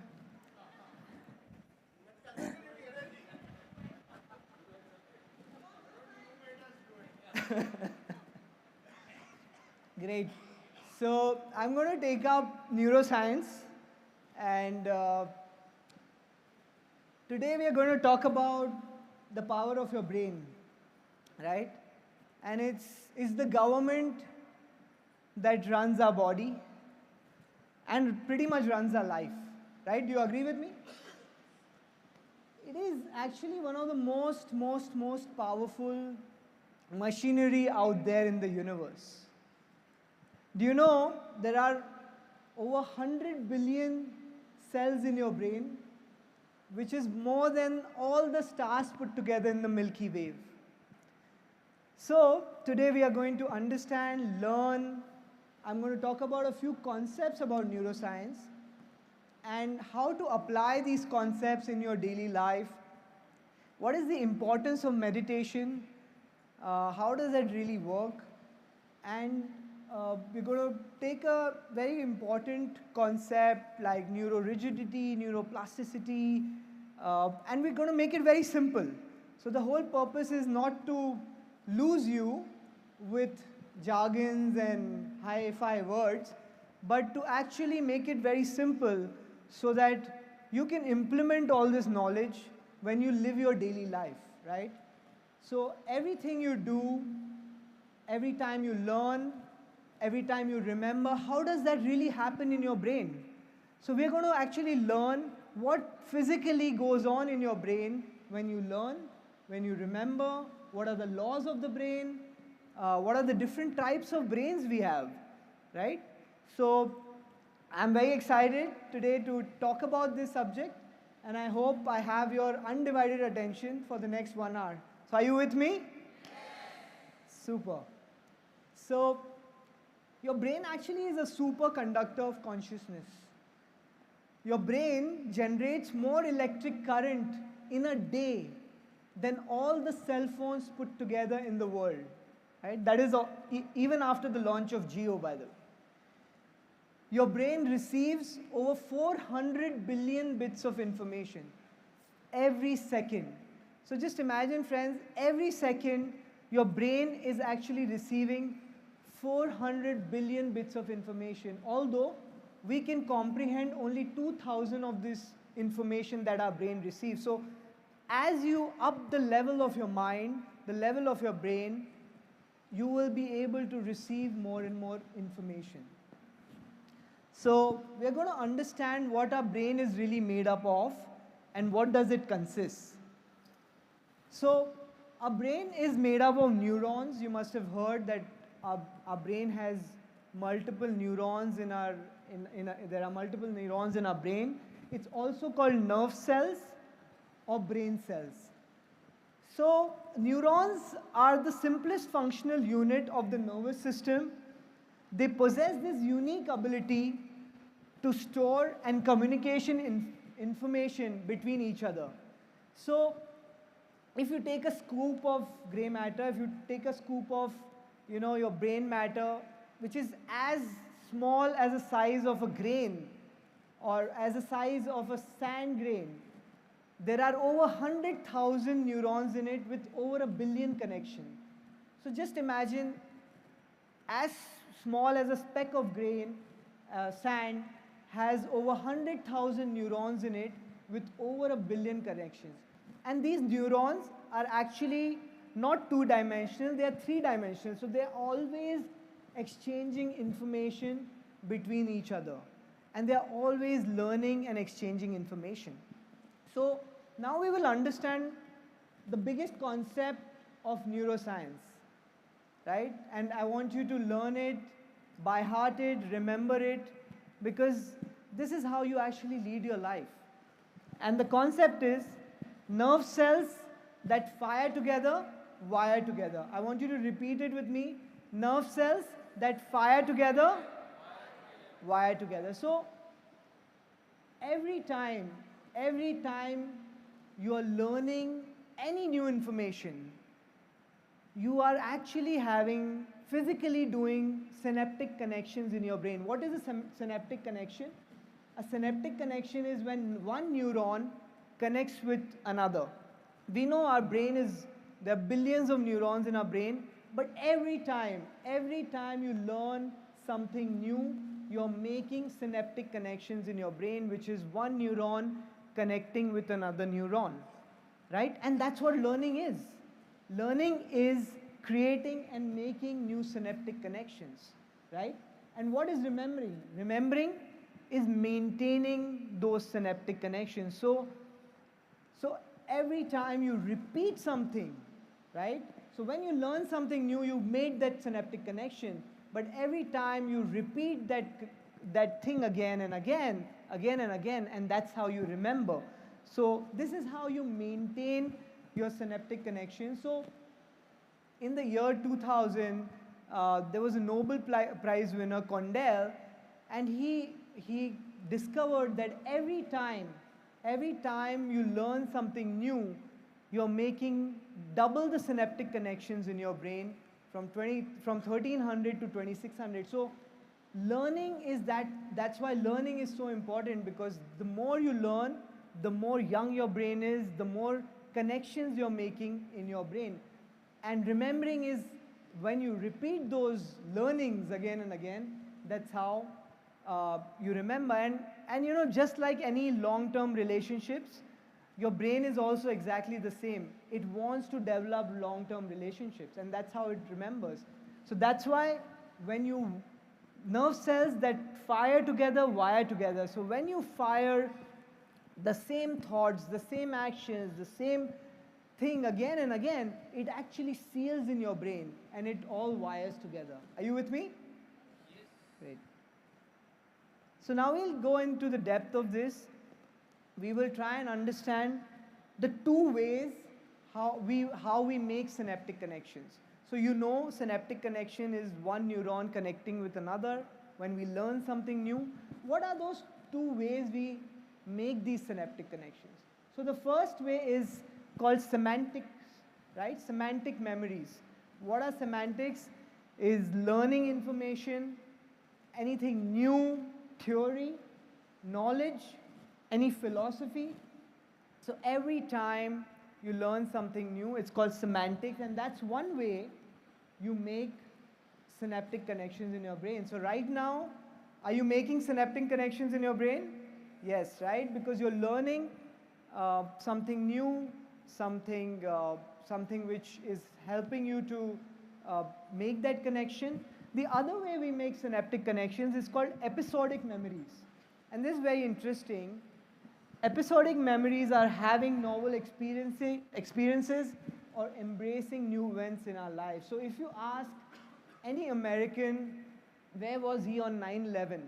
And he'll be able to describe you when the Twin Towers fell down, where he was, what he was doing, exactly, right? Because it is an episode in his memory, right? The feeling of that episode was so strong that it became a long-term memory. So the second way we make memories is episodic memory. Like the day your child walked, or the day your first child was born, the emotion was so strong that it turned into long-term memory. It became an episodic memory. Or the day of your wedding, you know. For most of you, it was a great memory. But it becomes into long-term memory. So anything, any episode in your life which has had any intense feelings, because the feeling was so intense that it turned into long-term memory. So clear? Two ways we make synaptic connections: semantic memories and episodic memories. So this is the most important slide in neuroscience, and I'll take some time on this. So this is the memory system. There are 2 memory systems in our brain, and we'll try to understand each one of them. So the first memory system is called declarative memories, right? So what are declarative memories? Declarative memories are memories that you can declare. Very simple, right? So it's so the first declarative memory is knowledge, right? We talked about that. It's basically the facts, semantic memories. So, you know, you read a book on how to be wealthy. You read a book on how to be healthy. You read a book on how to be happy, right? You read a book on how to be a patient parent, correct? And all that information comes as knowledge, which is the first declarative memory. And all that information which you learn actually goes into your first brain, which is called the neocortex, right? So that is the first brain. So when you learn new information, new theory, new knowledge, all that information goes into your first brain, which is called the neocortex. So like every time you're learning something new, it goes into your first brain, which is neocortex. Now, that is the first part of declarative memory. The second part is experience, right? So we talked about this. So when you have that intense feeling, right? Or when you apply that information that you have learned, right? So when you apply that information that you learn, you have an intense feeling. So let me give you an example. You read a book on how to be healthy, right? You read in the book that you have to eat the right food, wake up at 5 a.m. every day, make the run, you know, you have to run 5 kilometers every day. And all that information that you've read in that book of how to be healthy has gone into your first brain, which is the neocortex, correct? But that's not enough. You have to apply, right? To have an experience, you have to apply that information that we've learned, personalize it, or demonstrate it, right? So you have to apply that information, right? To actually go down and wake up in the morning and go down and make a run, you have to wake up in the morning. Just reading the book is not enough, right? So you have to wake up in the morning, get down, and make that run. So you have to modify your behavior in some way. And when you modify your behavior in some way, you actually have an experience, right? So when you make that run, you actually have an experience, right? And when you make that run and you have that experience creates a feeling, right? And you feel happy, correct? So you feel healthy. So when you actually make that run, you feel healthy, and that feeling, and that's when you activate your second brain, which is called the limbic brain. So if you modify your action or do something differently, you're going to have a new experience.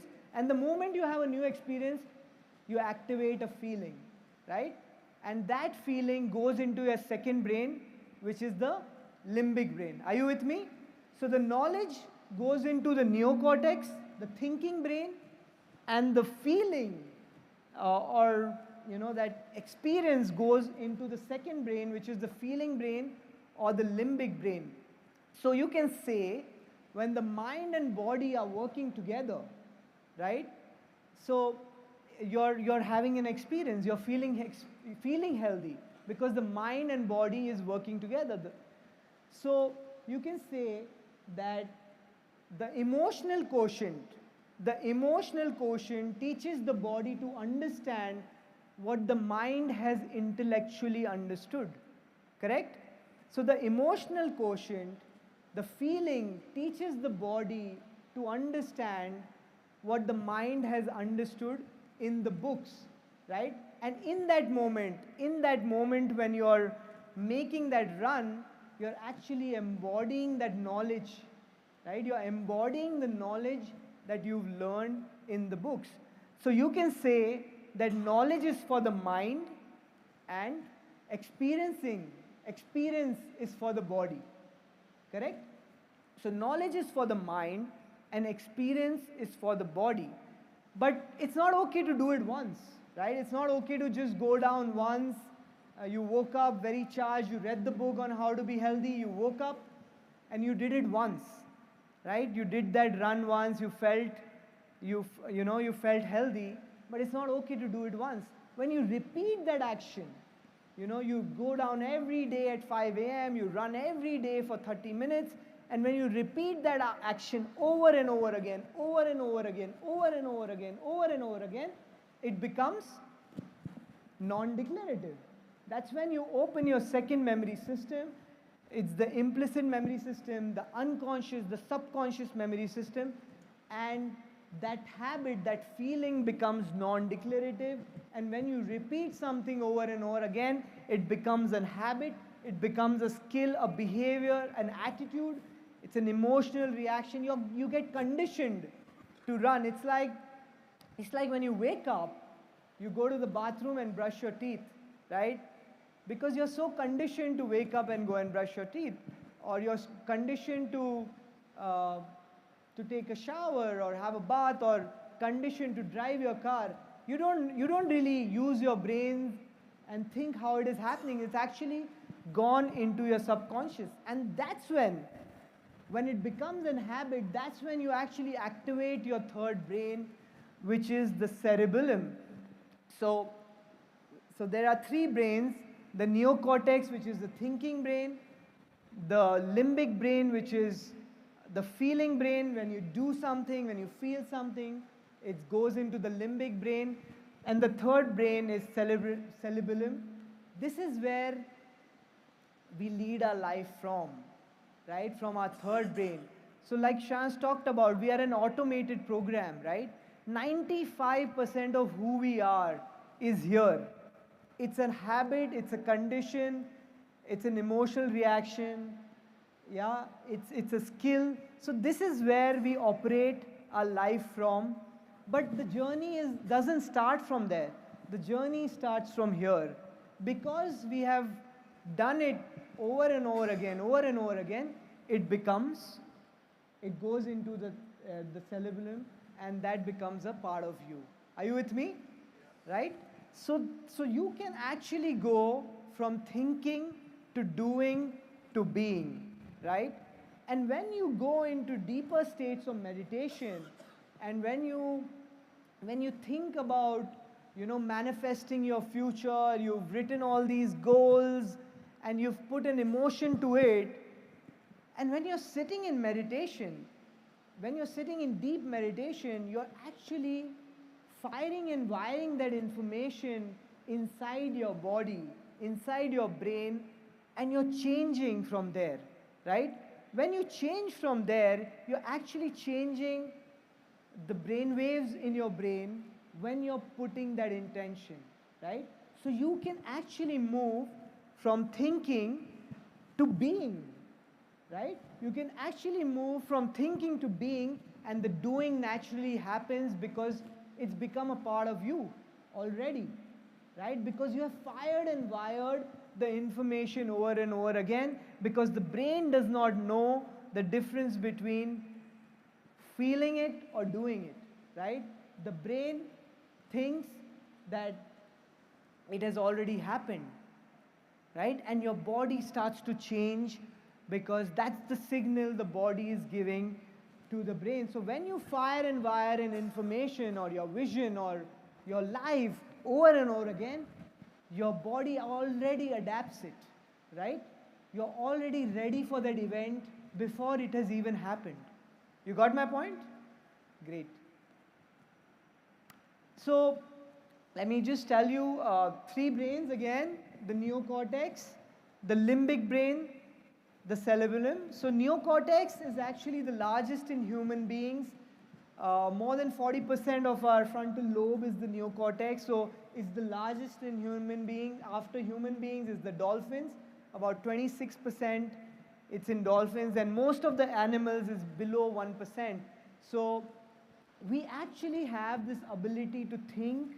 We have a free will to learn new information, to have new knowledge, and to change ourselves. So this is, I think this is a unique ability which humans have because of the neocortex we have.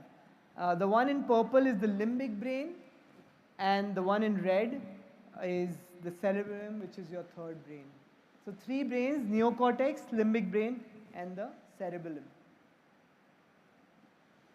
So let me now talk about a few concepts in neuroscience. I'll complete and then we can take Q&A.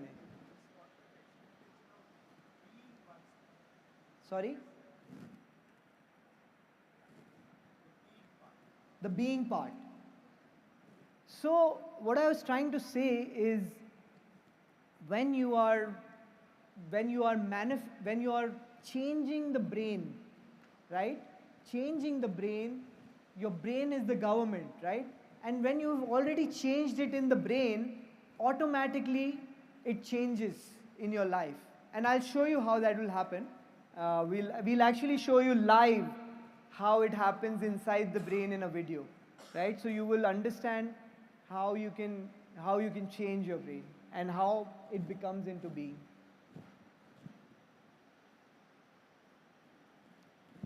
So neurorigidity. So what is neurorigidity? Neurorigidity is basically using your old patterns and not learning from it, right? So it's wiring and firing the same sequence in the same way, in the same pattern, in the same combination over and over again, over and over again, over and over again, and not really learning from it. You're not going to change if you're living in the memories of the past. You're repeating, like Shreyan said, we have 60,000 thoughts every day, and 90% of those thoughts are coming from the previous day. And the same thoughts go over and over again, over and over again, and it doesn't change. And that's what neurorigidity is. You've hardwired your brain into a finite signature, and the totality of that hardwired circuit becomes your identity, right? Because you've hardwired your brain in that finite signature, it becomes your identity, and that identity doesn't change because that becomes your personality, right? Because you've repeated over and over again, and then your personality becomes your personal reality.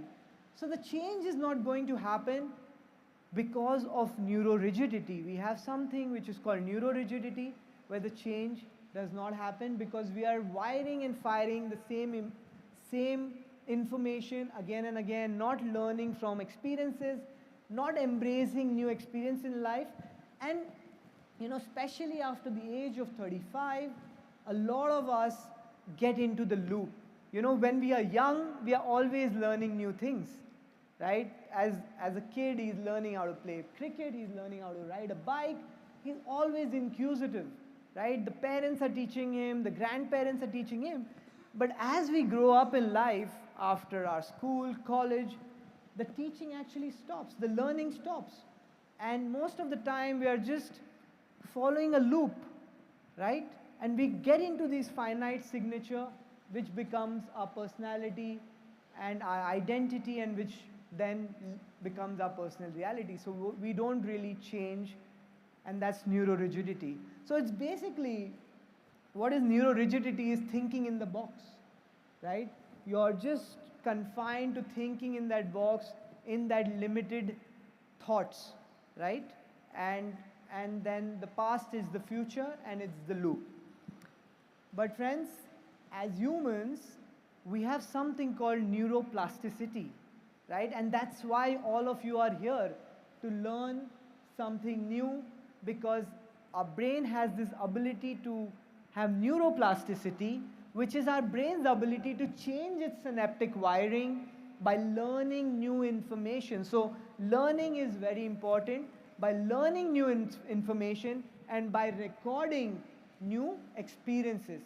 So learning new information and recording new experiences changes our synaptic wiring in our brain. And when you repeat that information again, we can maintain in a modified state of being. So you can completely change your being by learning new information, recording new experiences, and stay in that modified state of being.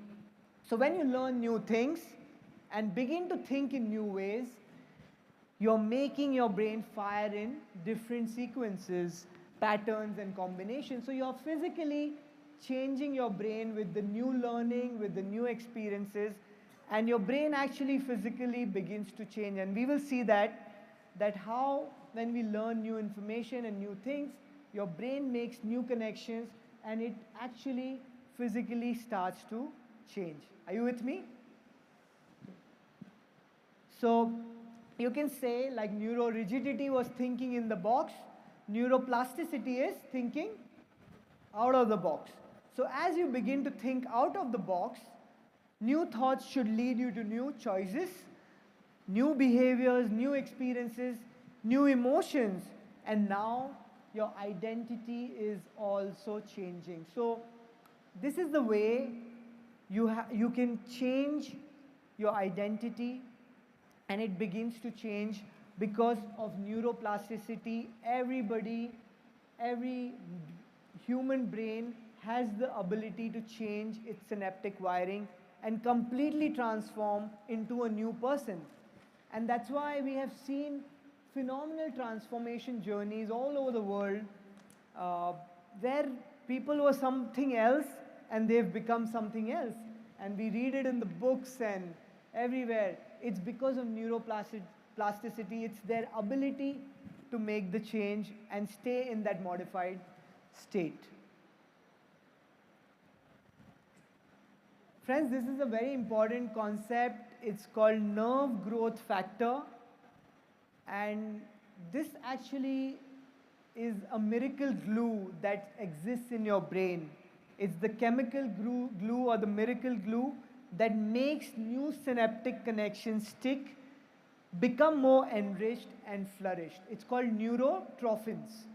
So neurotrophins is what makes new synaptic connections stick. So when you repeat any information again and again, again and again, again and again, you release a chemical called neurotrophins in your brain, and this is the binding agent, right? This is what cements one neuron to another.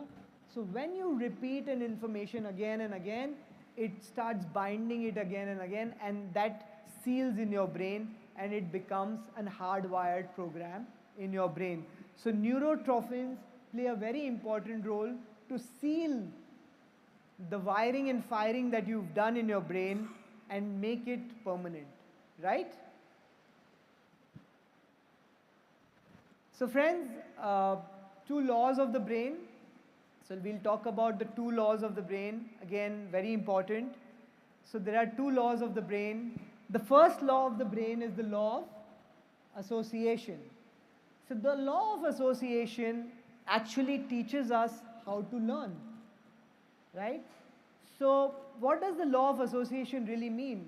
So the law of association says that you are going to use what's already stored in your brain to learn new information, right? You're going to use what's already wired in your brain to make new wirings and new connections.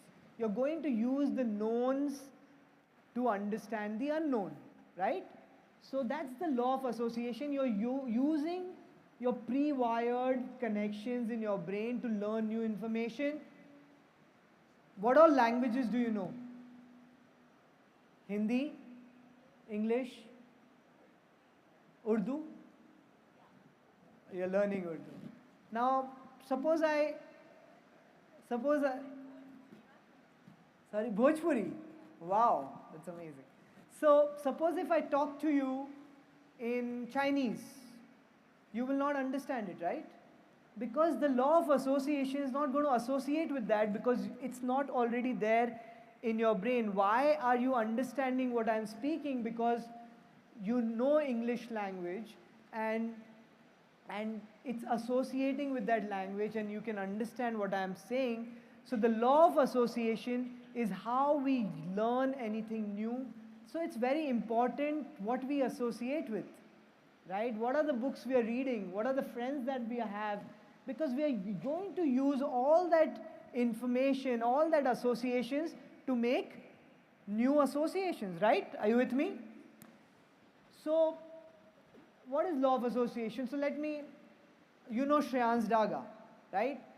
Now I am Varun Daga, brother of Shreyans Daga. Because you know Shreyans Daga, you know me. So you're using that pre-wired connection with Shreyans Daga to make a new connection with me, like a landmark, right?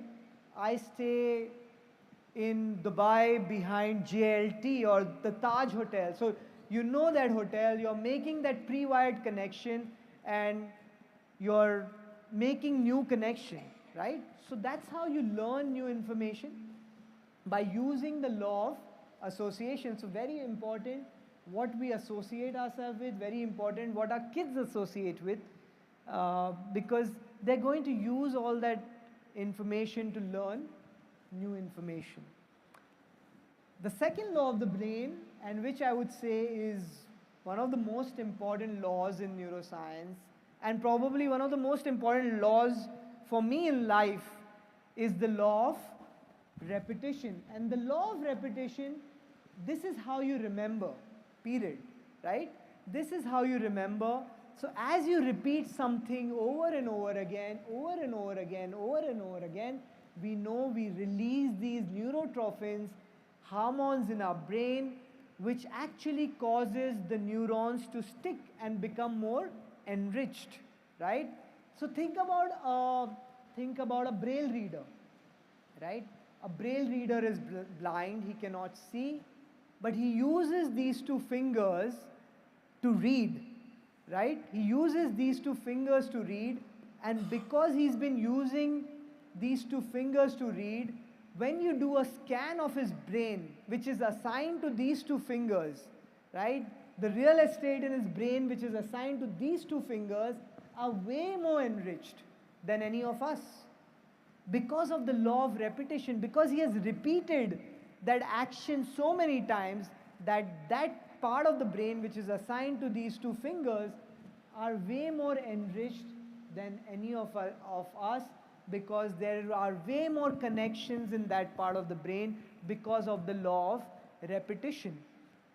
A guitar player or a tennis player or a piano player, because there has been so much repetition over and over again, that it actually seals in the brain, and that part of the brain becomes way more enriched. So friends, two laws of the brain: the law of association, this is how we learn, and the law of repetition, this is how we remember. You're with me? Great, thank you. That would wake a few people. Great. So let's get into law of repetition, because I really feel that this is the mool mantra, right? A lot of us fail to do this, but this is the path to mastery, right? So it starts with the thoughts, then it turns into action, which becomes a feeling, then it turns into a skill, and when you do it over and over again, over and over again, over and over again, until it becomes easy, right? When you repeat something again and again, it becomes familiar. It becomes a part of you. It becomes common, it becomes natural, right? When you wake up in the morning and go to brush your teeth, right? It's very natural. It's effortless, correct? Or when you drive a car, it's effortless, it's automatic. It becomes a routine, it's habitual. It becomes a second nature to you, right? It's gone into your subconscious, it's deep in your subconscious. So many times it's happened with me, I'm sure it's happened with all of you, that you've had a shower, you've put soap, but when you come out, you think, did I put soap or not? Right?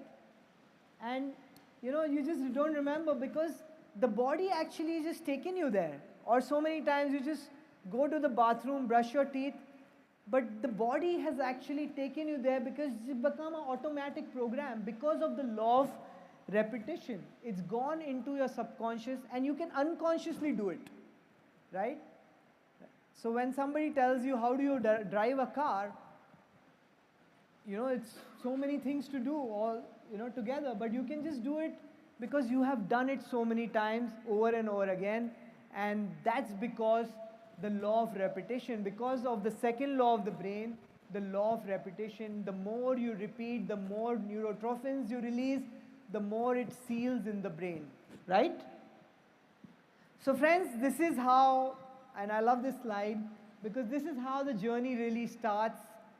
We all start from the bottom, which is unconsciously unskilled, right? What is unconsciously unskilled? Can anybody tell me? Anybody?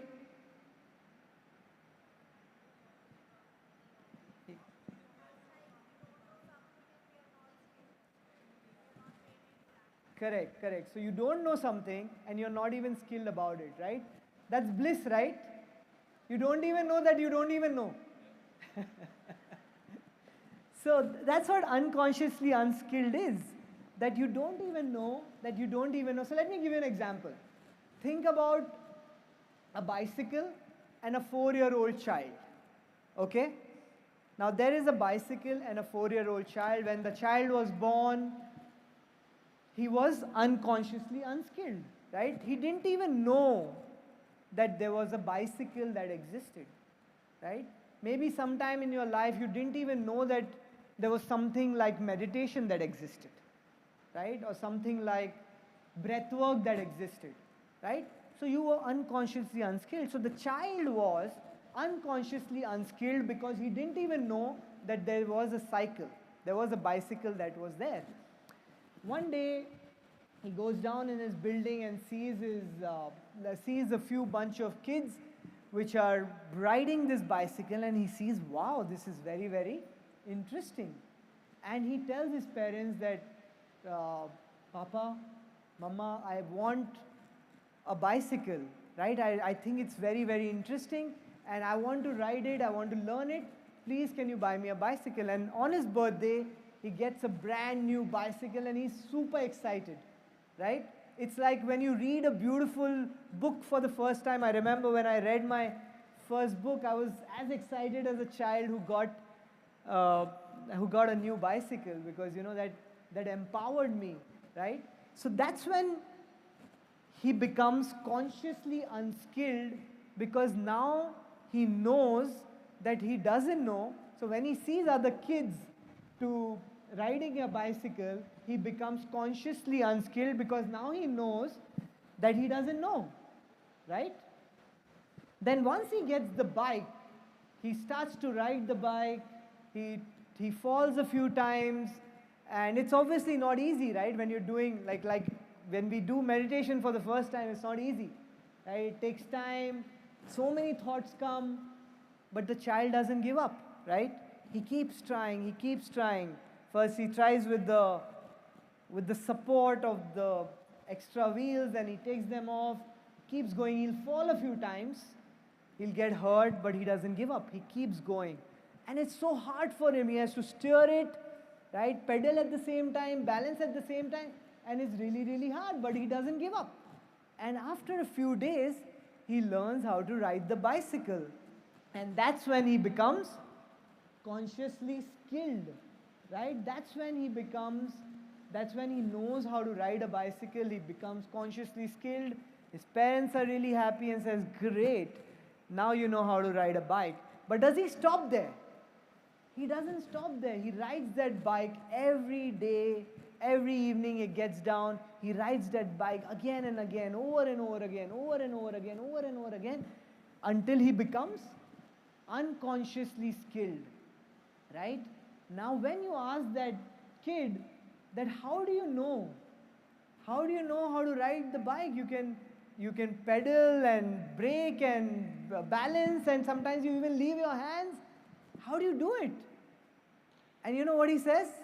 He says, I was born to do it. Right? Because he has repeated that action over and over again, over and over again, and he doesn't even know how he does it, because he has become unconsciously skilled. And friends, this is the journey we take to learn anything, right? All my family asked my brother, Shreyans, how do you do it?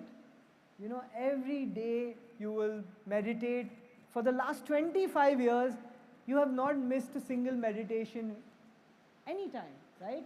You'll miss your breakfast, you'll miss your lunch, but you've never missed a meditation, right? How do you do it? And you know what does he say?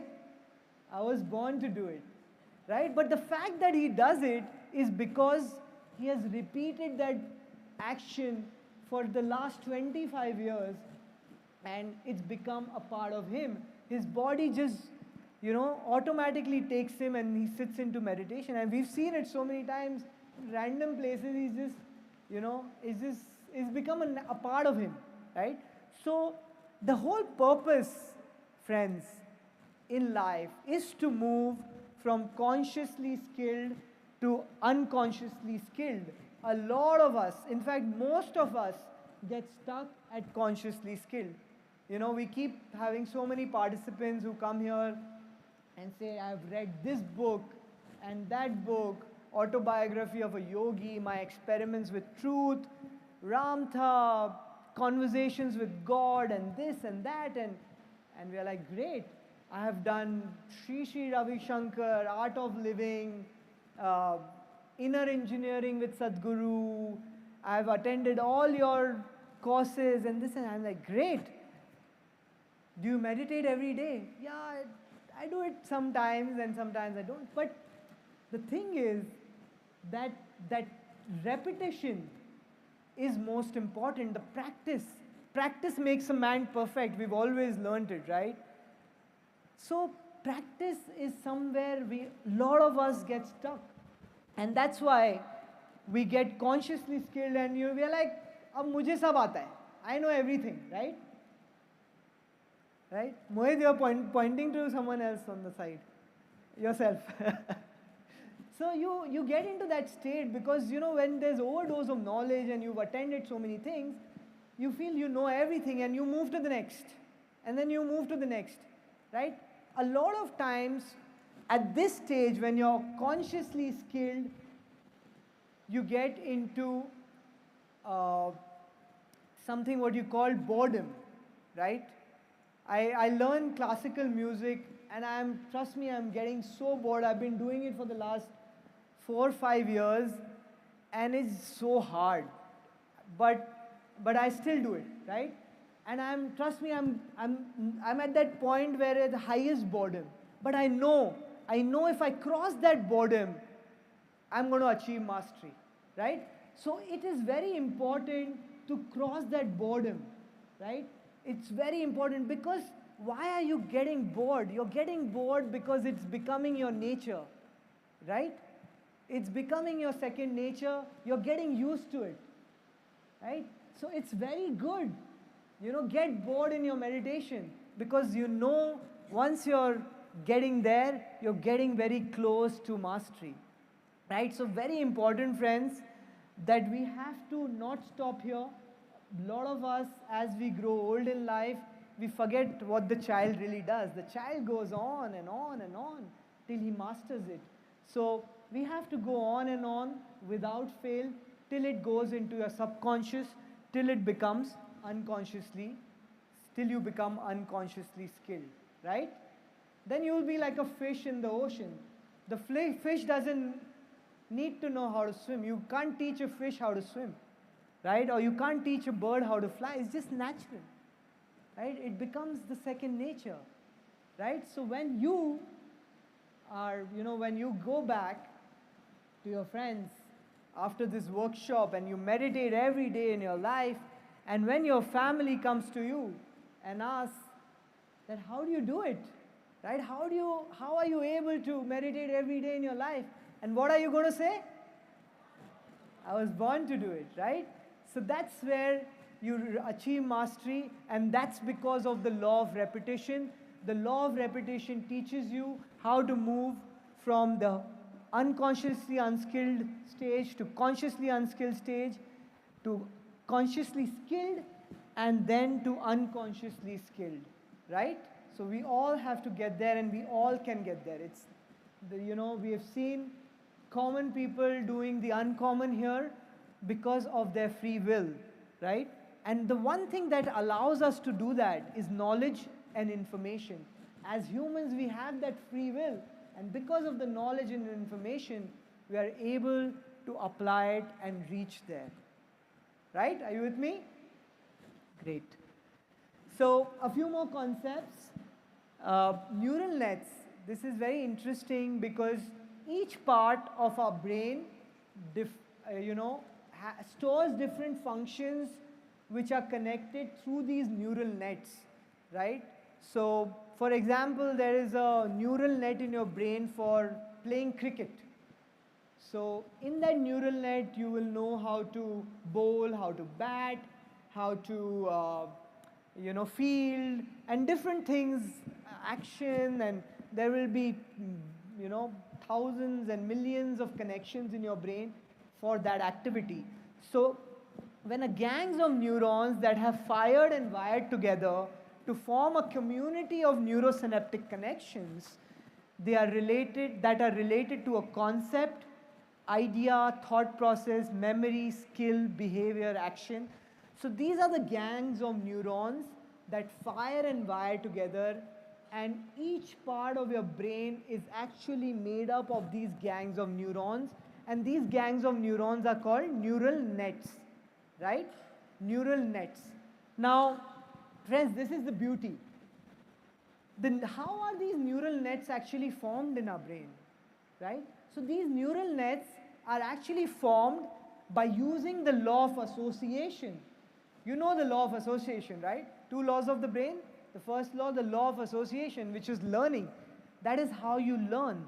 So the neural nets are actually gets formed by combining the law of association along with the law of repetition. So once you learn and when you repeat, this is how you create your neural net in your brain to create a new level of mind, to fire in new ways. So friends, that means that you can change your synaptic connections in your brain physically by learning new information, by applying that information, by modifying your behavior, by having experience. And when you have that experience, you will have that feeling.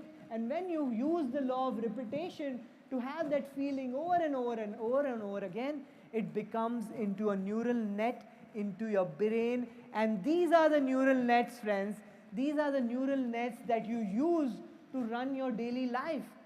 So there is a neural net to brush your teeth, there is a neural net to drive a car, there is a neural net to go to office, there is a neural net for everything that you do in your life.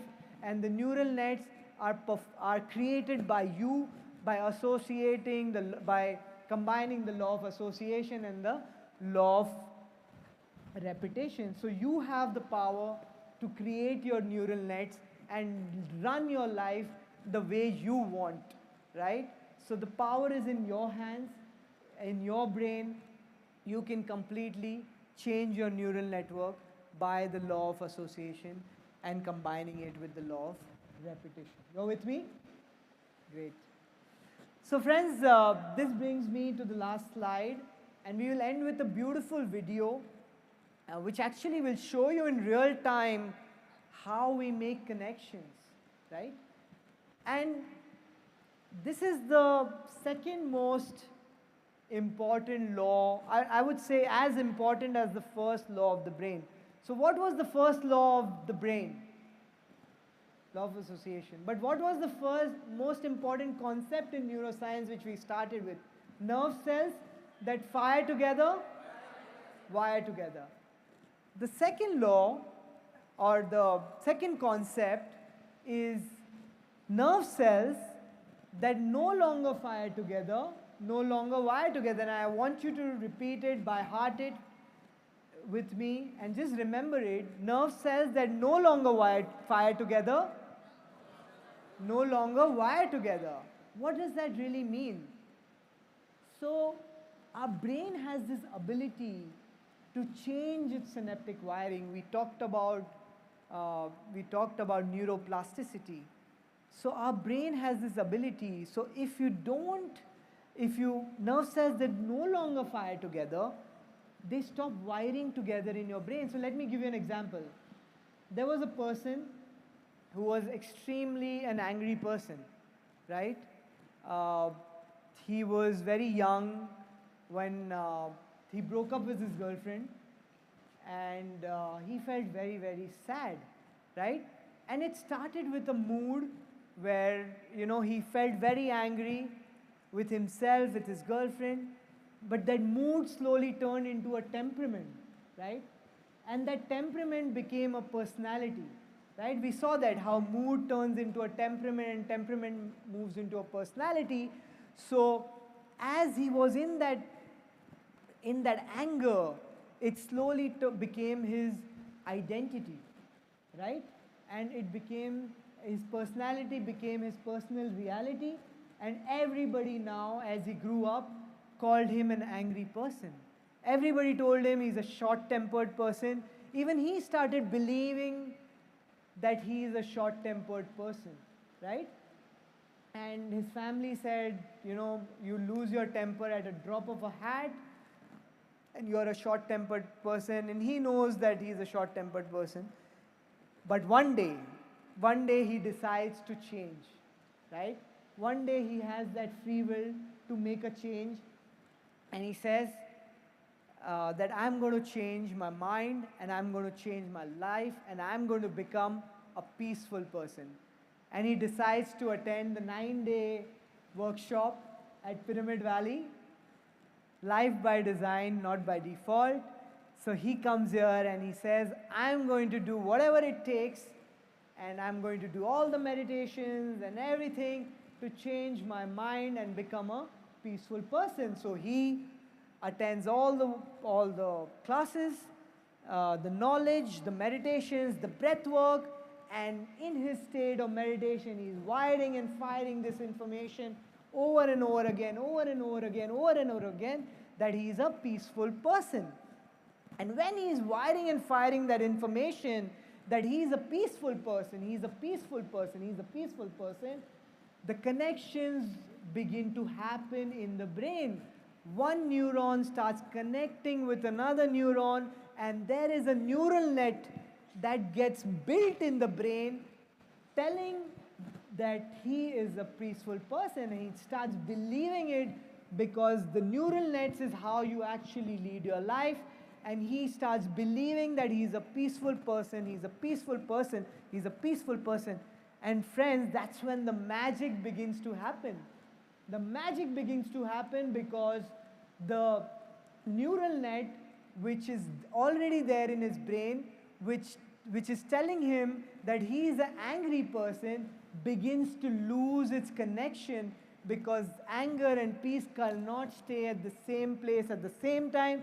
The neural net, the neurons begin to lose its connection. The neurotrophins, which was connected to the angry person that he was, begins to lose its connection, and now that same neurotrophins is being used to seal the new information that he's wiring and firing in his brain, that he is a peaceful person, right?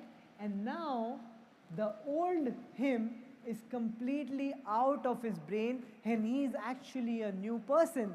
So the next time the stock market falls 1,000 points, or the next time when his wife scolds him or shouts at him, he is very, very peaceful. And all his friends are like, what has happened to you? Right? You've become a peaceful person. You're a changed man. It's like a new life. But that is true. He is a new person because the old connections are gone from the mind, and it's completely out of his mind, and he is, and then people ask him that, how have you become a peaceful person, right? And what does he say? I was born to be peaceful. So because he has fired that information again and again, he has actually lost that old connection. And friends, it's called pruning in neuroscience. When you lose that old connections, the nerve cells that no longer fire together, no longer wire together. It's not some new age science. This is how it is. This is how it works. It's called pruning. If it's the universal law, if you don't use it, you lose it, right? So if you don't use your old habits, your old behaviors, you start losing it, and you can create a new level of mind. Correct? And that's how each of us, every single one of us, can create a new life. And trust me, when you change the way your brain is functioning, your life will automatically begin to change, because this is where we start. This is where our thoughts come. This is where it arises, and it all comes from our pre-wired connections, pre-wired synaptic connections that we've made. So now you know a way how we can make new connections and break old ones. So a lot of times people come with their preconditions and they've already said, oh, I am like this, I am this way, I have had this childhood, I've had a loss in my life, and sorrow, and these, but those are your old connections, right? You have the power to change that connections today. And once you train that connection, trust me, those thoughts will not even come. Like this person can't even try, even if he tries, he'll not be able to be angry, right? And where is all that information going? All that information, because it's not in the brain, because he's not angry anymore, all that information of him, where he used to be an angry person, all that information actually gets stored in the soul, right? It gets stored as wisdom in the soul, because then that's what becomes wisdom, because he has been able to change his old patterns and adapt new patterns, and that's what all of us are here for. And once we have that wisdom and once we can make that change, life will begin to change. Now I'll just show you one last video, and then we'll take a small break, and then we'll move into meditation.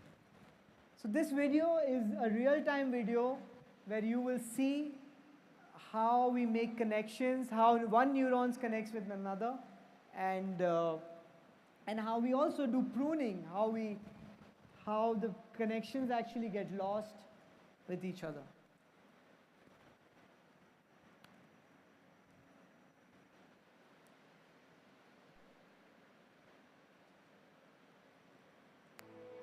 You can break the habit of your old emotional and mental programming. Let me explain. Anything you do, think, or feel is due to the connections between your brain cells called neurons. A thought, feeling, or physical action is created when neurons communicate with each other.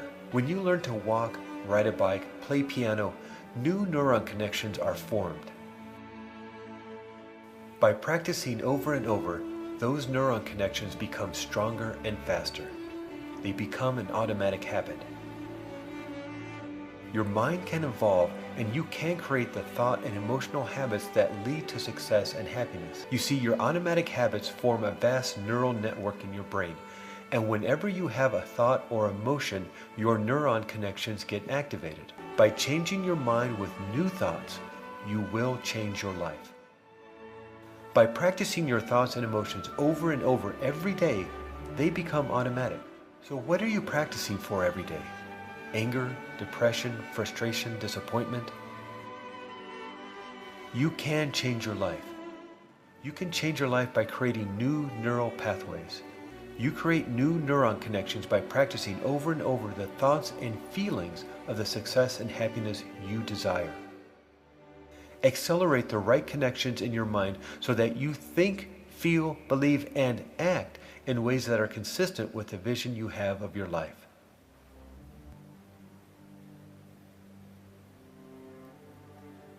You can break old unhealthy habits and create new habits for success and happiness. By stopping your old unhealthy thinking and emotional patterns, those neuron connections grow weaker and disconnect. You can disconnect thinking and emotional patterns that may have been sabotaging your success and holding you back. You can break the habit of your old programming. Change your mind and you will change your life. You are well on your way to creating the masterpiece that is you. Isn't that amazing? So change your mind, friends, and trust me, you will change your life. Thank you. Thank you so much. Thank you. So a couple of hacks, you know, how do we create new habits? Anybody has any questions? Yeah.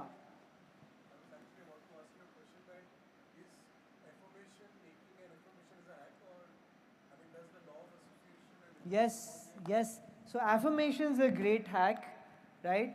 Uh, uh, visualization, yes, you're visualizing, vision boards, mind movies. These are great ways because you start wiring and firing in new ways.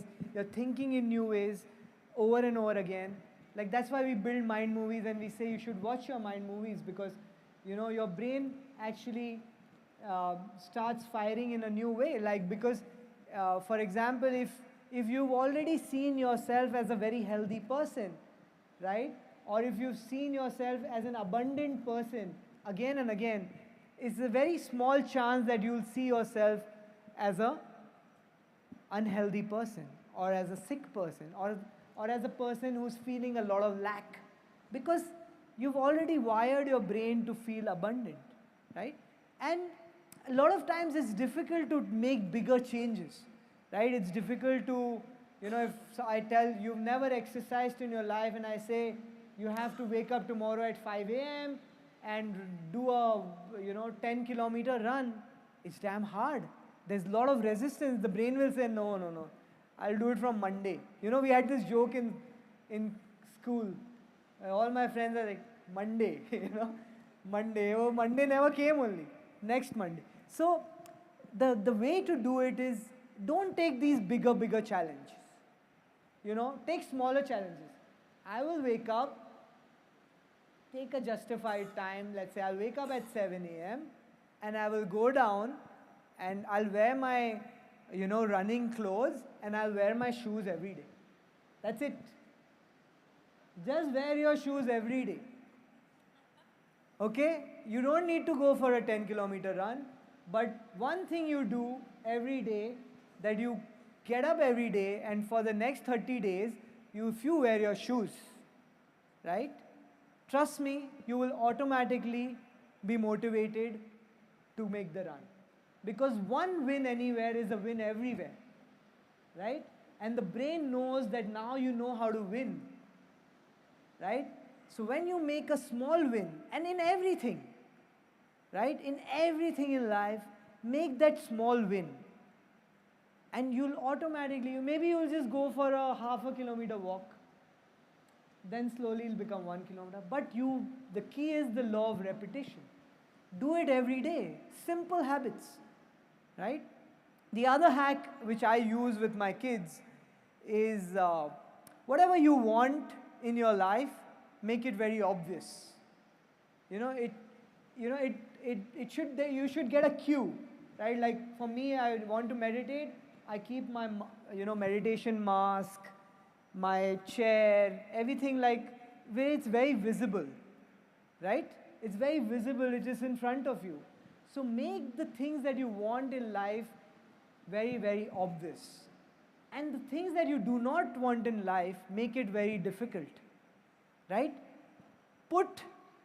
There should be a difficulty, right? So what I do sometimes, for example, if you don't want your kids to watch TV, just take out the batteries from the remote and keep the remote somewhere else.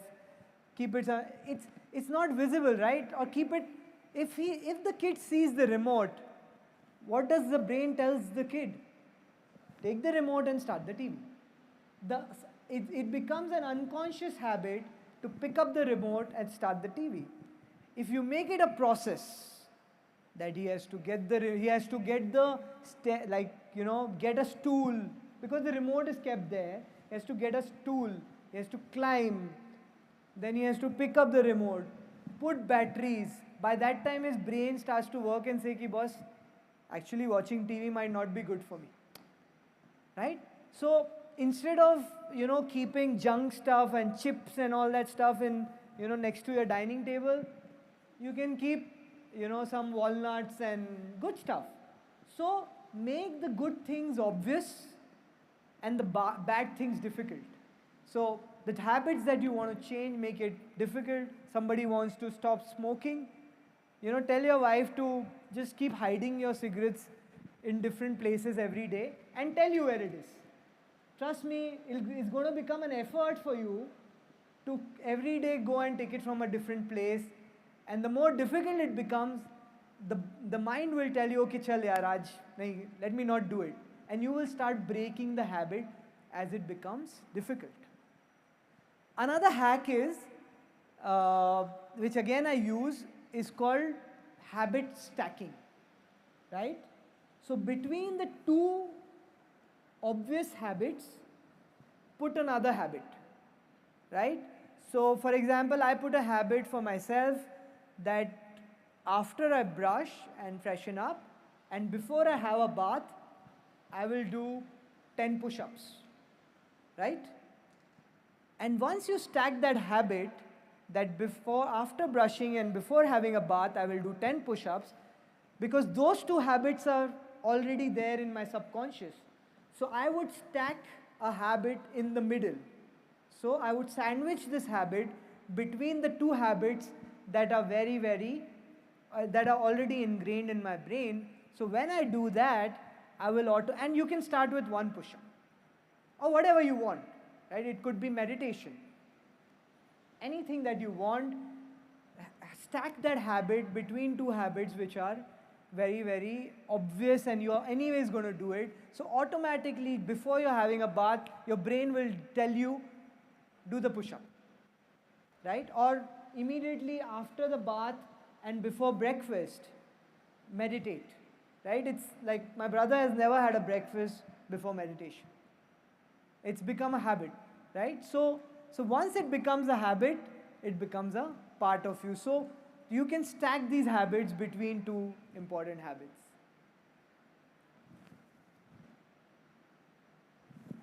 Come. My kids and wife are leaving, so I'll just say bye to them.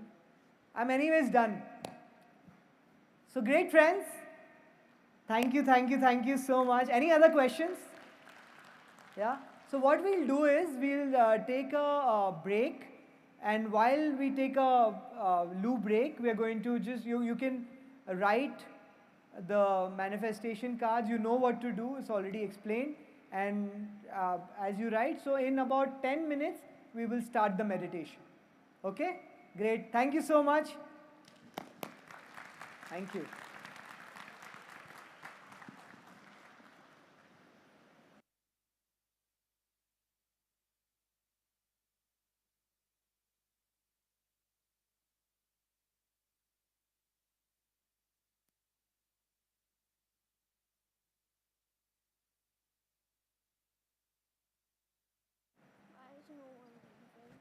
So take your time, be as creative as you can, and write down the emotion that will make you feel what you would feel when you achieve your manifestation.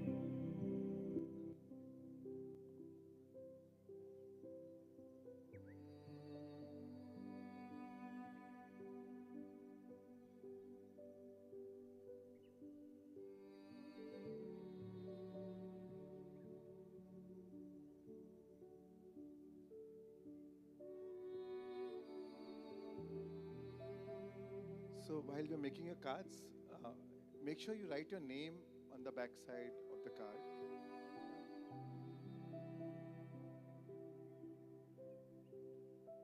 And the box is here. Once you've written it, you can put it in the box here.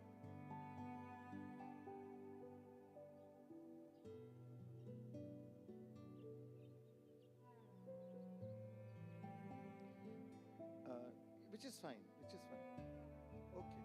Okay, that's fine. That's fine. Also, a lot of times, sometimes you don't want anything. It could be about giving, you know. I want to give this something to somebody, and that gives me joy. Maybe I want to become a teacher, or I want to start a healing center, or it could be more to do with what you want to give away to the world around you. It could be a service, but that service will give you joy, right? So it could be anything. It need not be like really getting something. It could be even you're giving away something which can give you joy. So that emotion, so that's what I write, the emotion of that.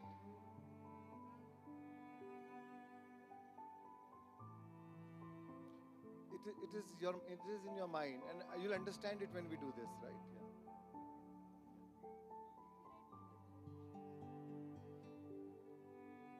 So I've given a choice of 3 emotions, no? So that's good enough right now, because then we also need to work while doing the walking meditation. We'll also have to feel those emotions, right? So idea is that if you write too many emotions, you'll get a little confused or overwhelmed.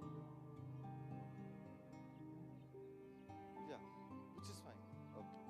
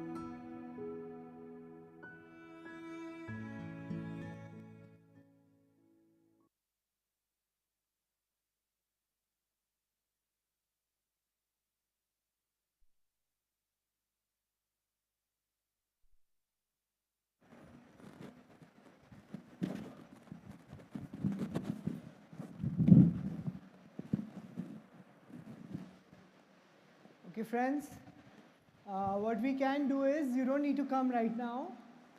You can drop it after the meditation is over. So those who are already here, you can drop it, but just drop it after the meditation is over.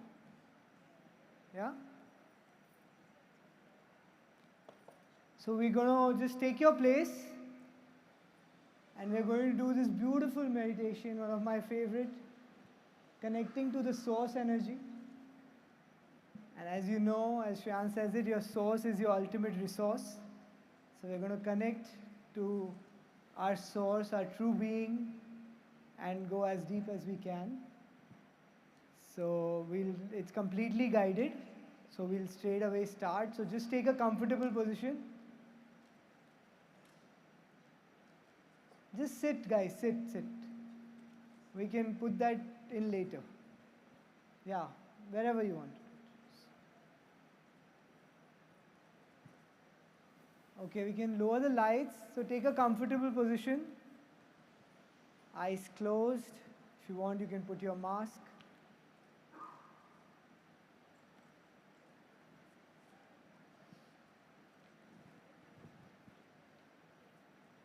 Yes, we can start.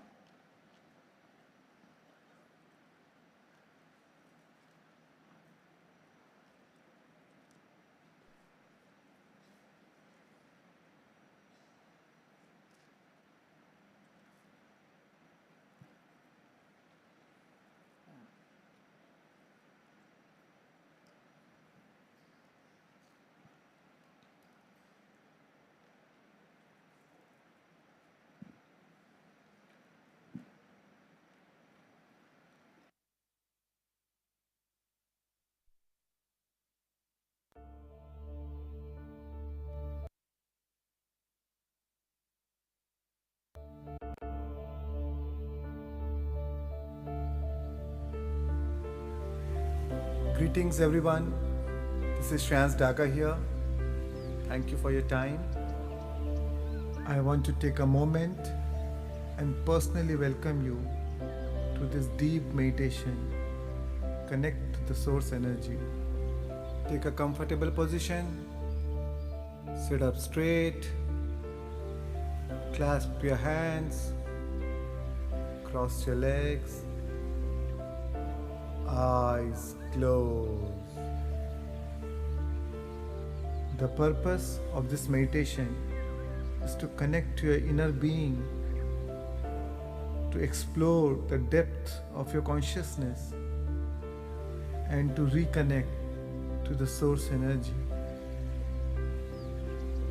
The process is simple and a great way to experience your divinity and to lose yourself in nothing, to become everything, to surrender your limited self to experience your expanded consciousness. Swami Nisargadatta Maharaj once said, "Wisdom is knowing that I am nothing, and love is knowing that I am everything, and between the two, my life flows." So today, let's embrace this consciousness, this awareness. So first, we'll start with brain coherence, which helps you to make your mind empty, lose your identity, drop all resistance, and raise your vibrations. Then we move to the second stage, heart coherence. Here you open your heart, connect to your inner being, transcend your feelings, and retreat into your inner sanctuary. And then allow the music to guide you and take you into a deeper state of consciousness. This powerful deep music is created from the sacred code of Moses with the help of tuning forks. And finally, we'll end the meditation with an extremely powerful Mula Mantra to invoke the Supreme Consciousness. So I welcome you, dear friends, in this deep, powerful meditation. I hope you enjoy it. And now, I want to invite you to gently shift your awareness to your nostrils.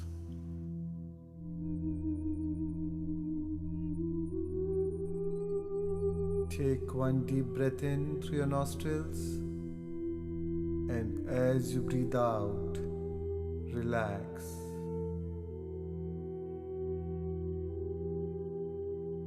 And one more slow, steady breath in, and as you exhale, let your whole body relax. Shift your awareness from the world around you to the world inside you.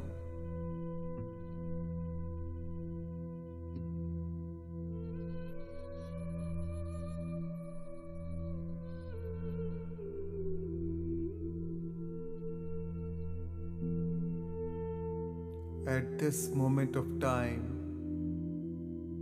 nothing else exists but your breath. Just be with your breath.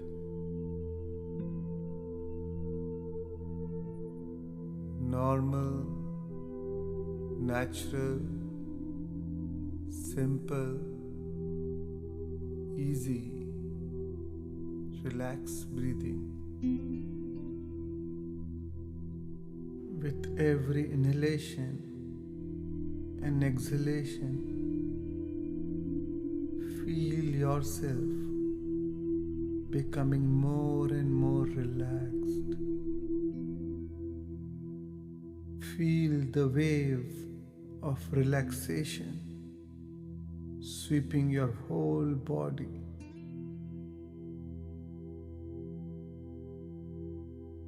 At this moment of time, completely drop your identity, your personality self, your ego, your analytical mind, which is an extension of your ego. Just drop it all.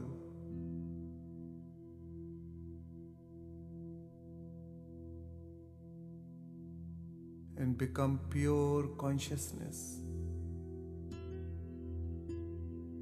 Withdraw your attention from all people, places, things, time and events,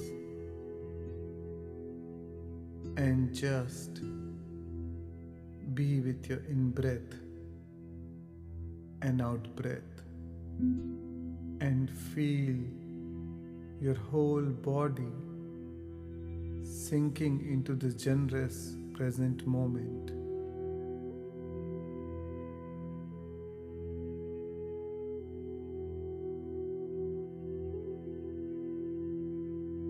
And as you observe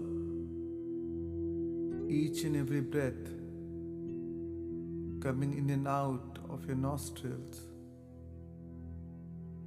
sense the temperature in your nostrils.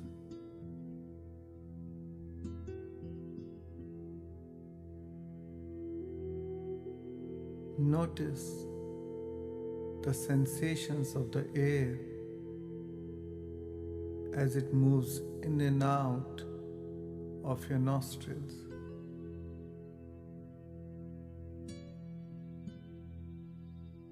The sharp, cool sensation of the air on the way in, and the warm, soft sensation of the air on the way out. Notice it. Sense it.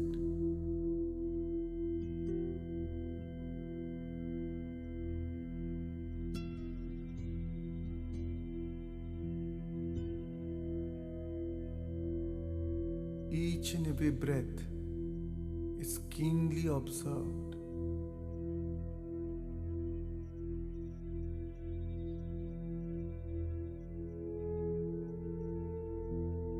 Let not a single breath slip by without your awareness.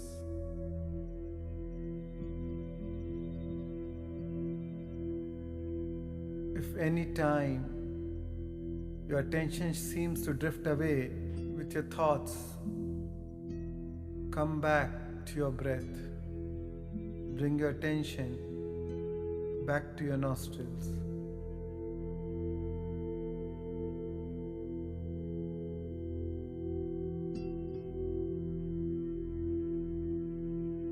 With every breath,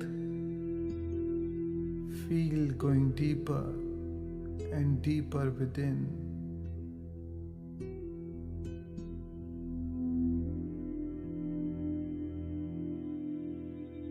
Go deeper. Drift deeper.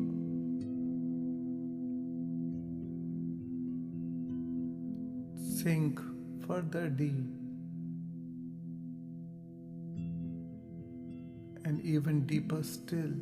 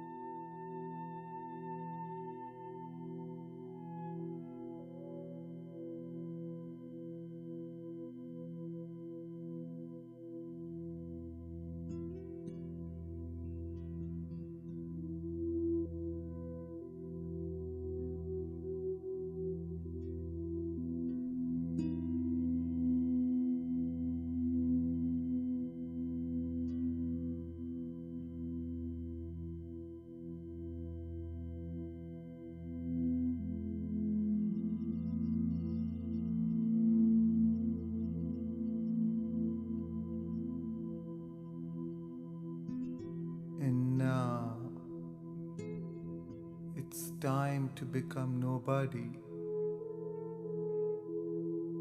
No one, no thing, nowhere, and no time.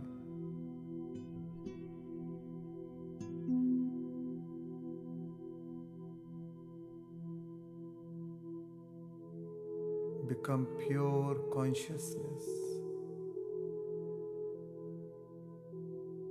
aware that you're aware in this endless, vast field.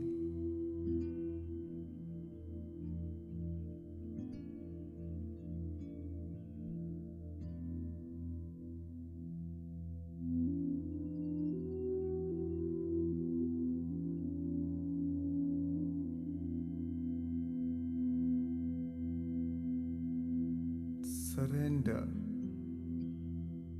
any aspects of your limited self to join the greater self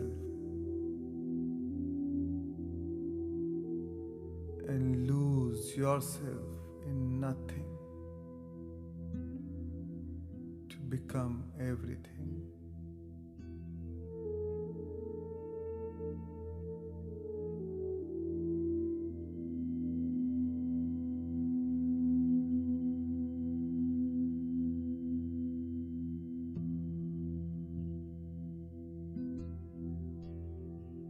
And now, gently shift your awareness to your heart center, to your beautiful heart, your soul. This is the sacred place where we create from.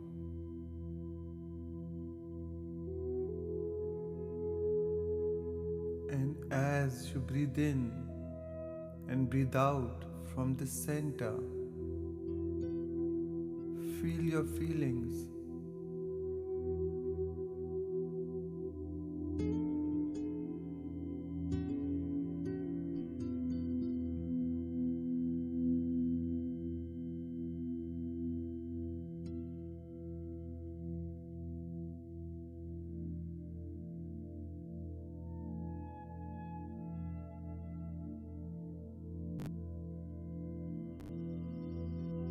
Remember, where your attention goes, your energy flows.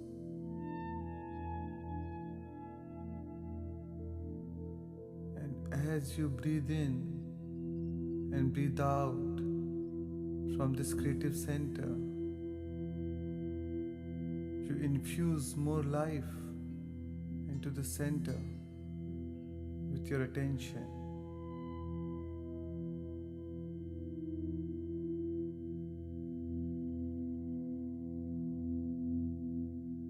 With every breath, you awaken your heart.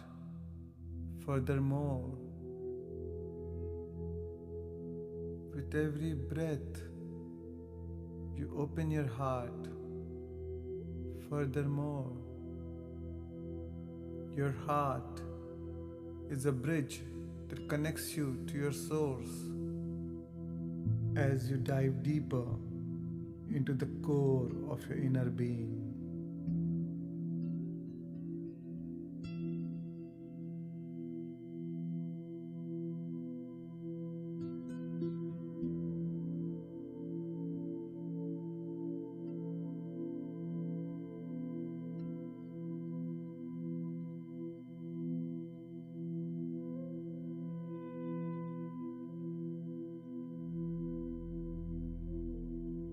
And now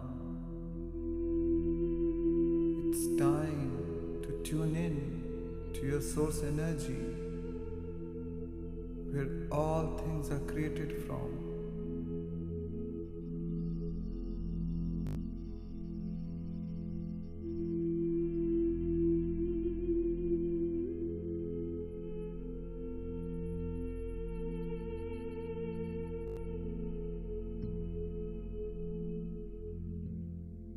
Connect this unified field, the field of pure potential. Connect to the field of pure possibilities, to the field of opportunities.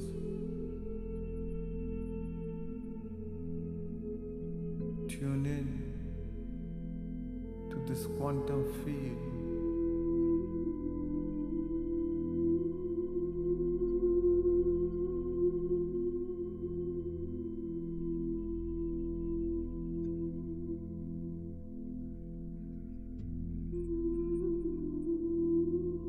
This is the place from where everything came from.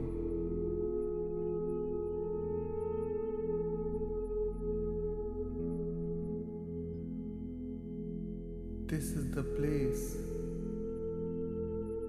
where we collapsed the infinite waves of possibilities into matter.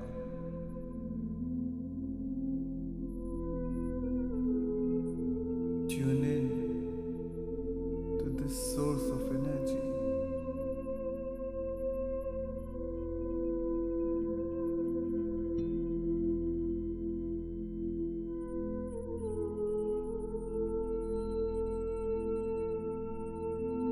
Tune in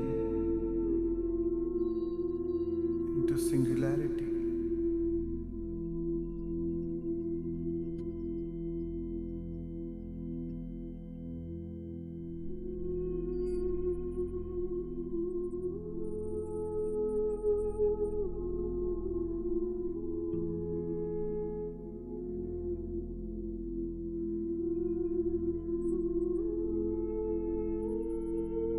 Lose the separation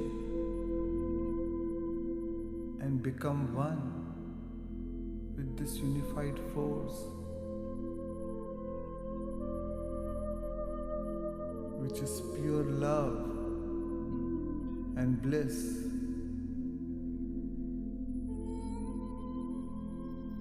Feel the oneness with the divine.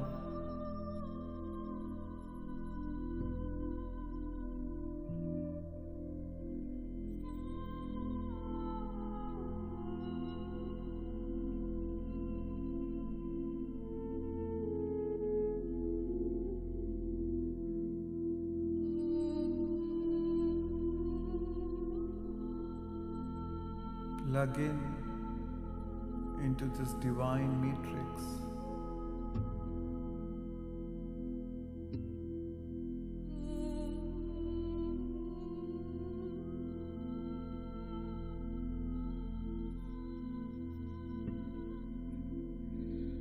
Get into this vortex, the vortex of creation.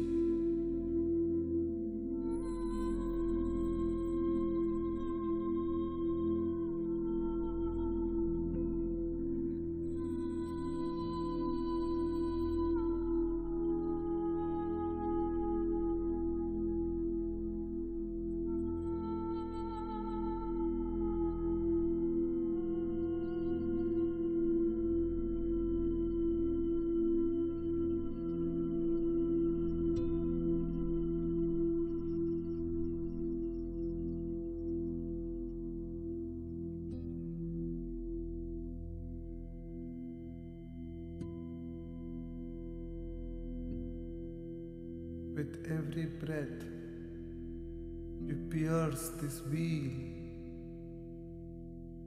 and feel your connection with this web of light.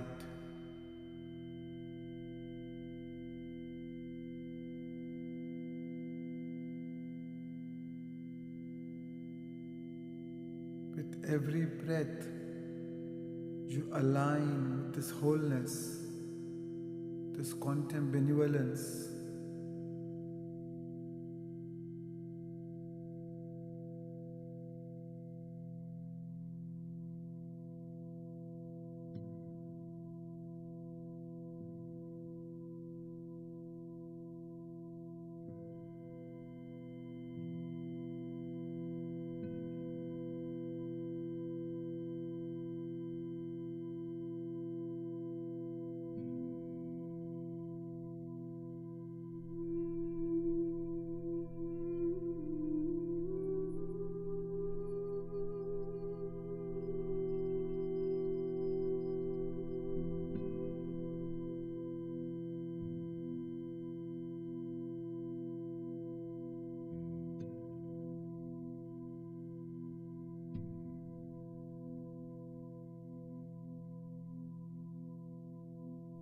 surrender to this higher mind.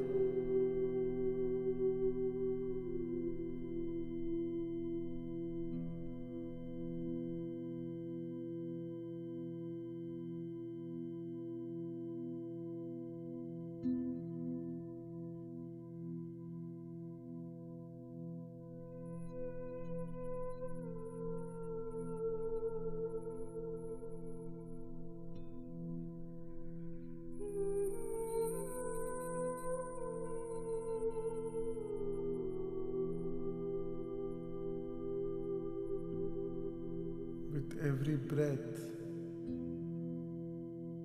enter this temple of silence.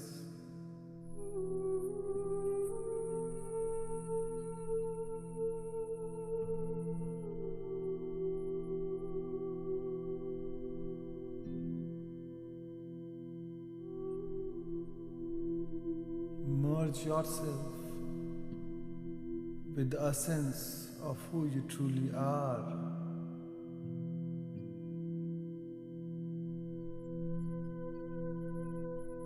I am that I am.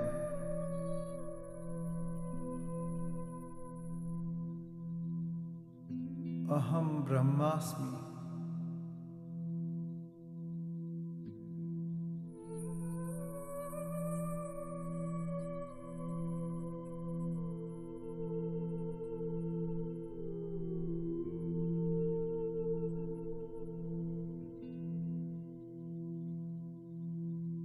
Feel the deep connection with this energy.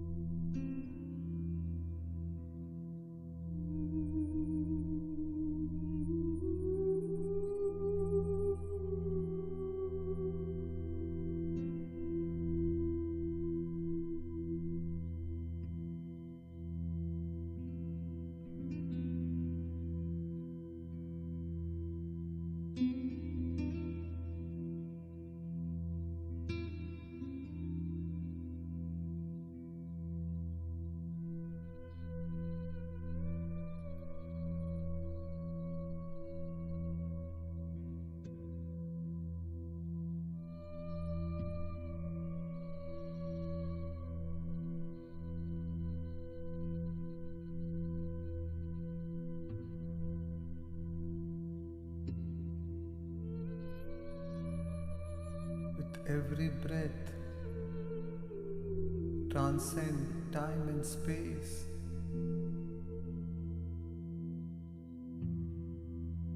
Move beyond shape and form.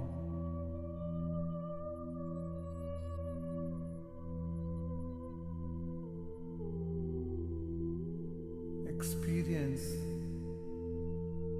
the union of duality, the union of polarity.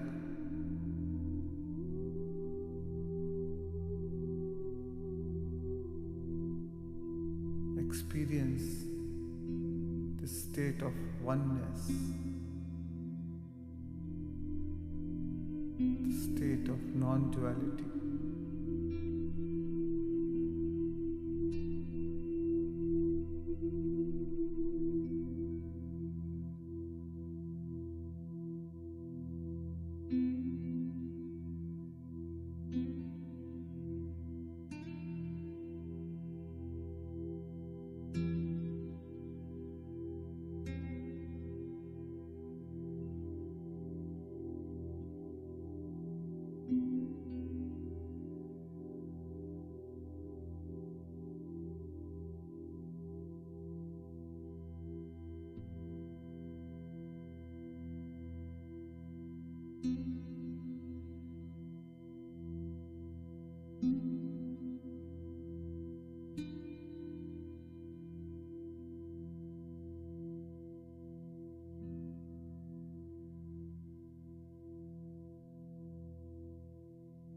With every breath,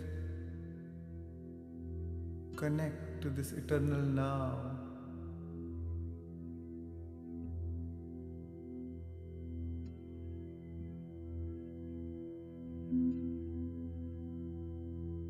connect to this absolute.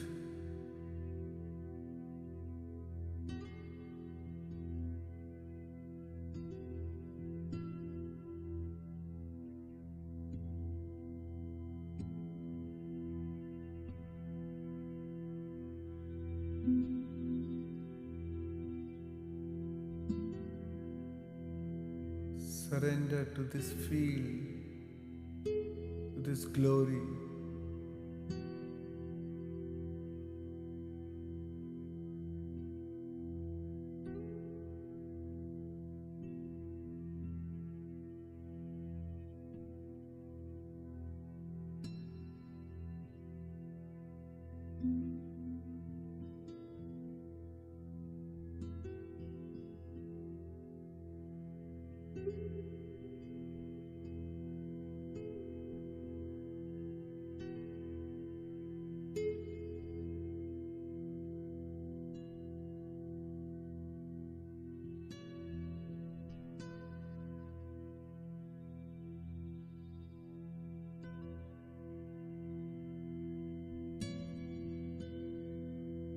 Every breath, join this ocean of light.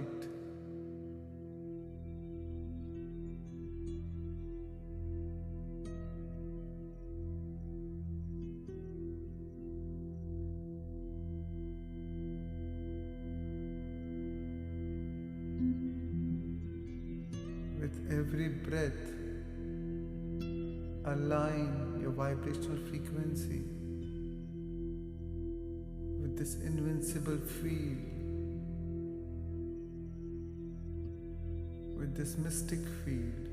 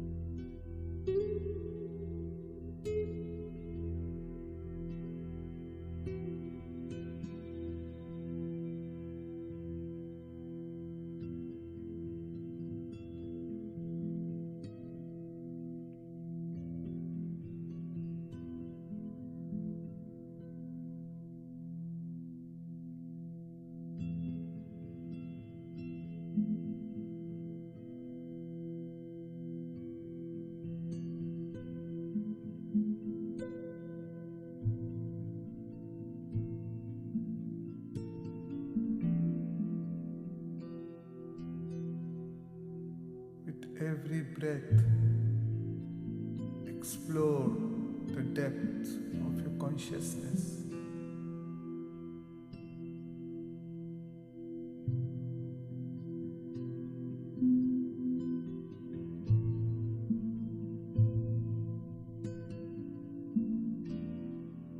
Pierce into the etheric inner realm, which is indestructible, which is imperishable.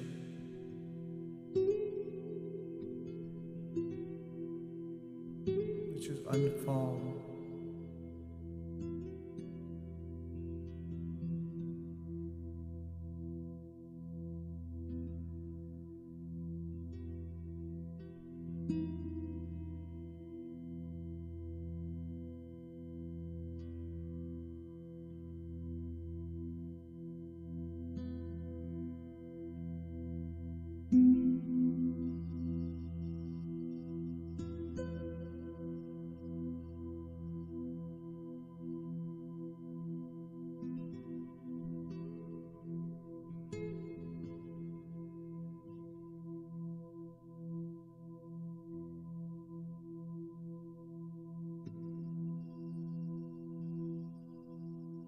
become one with this pure positive energy.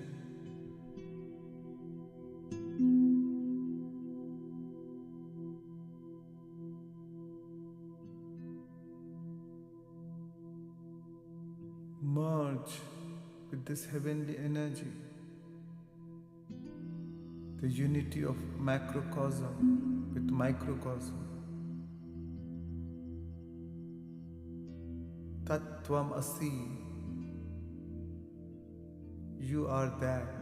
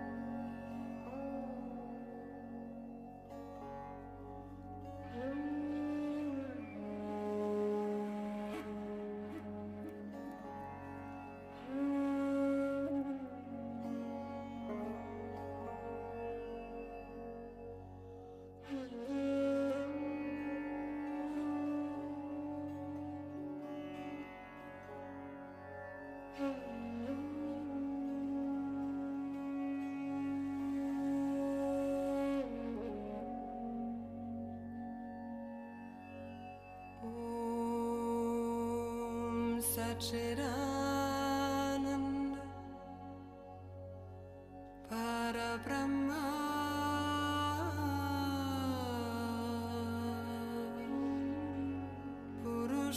Purushottama Paramatma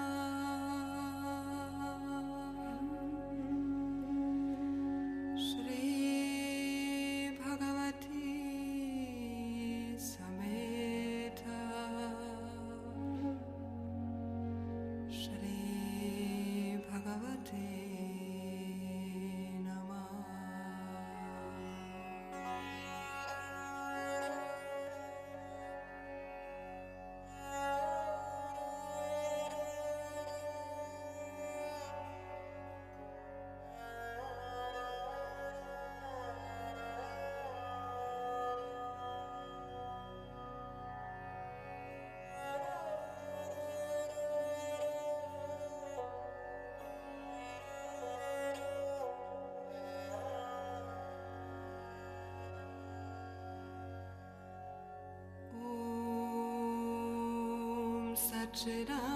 Satchidananda Parabrahma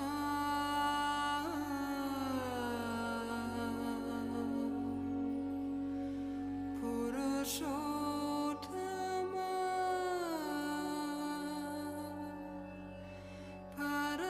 Paramatma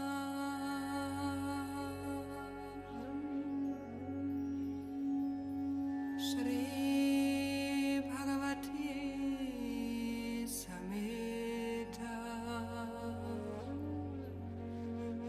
Shri Bhagavati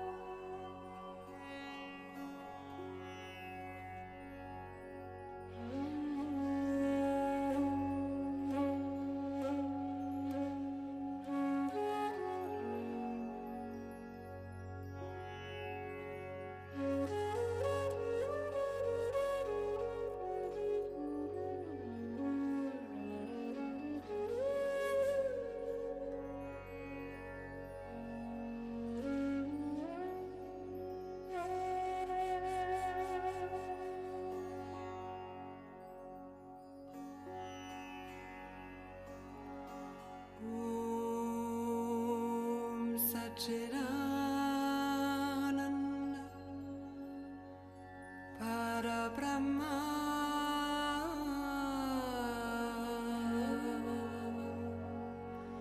Purushottama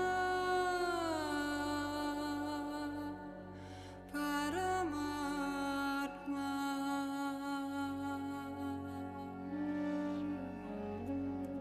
Shri Bhagavati Sameta Shri Bhagavati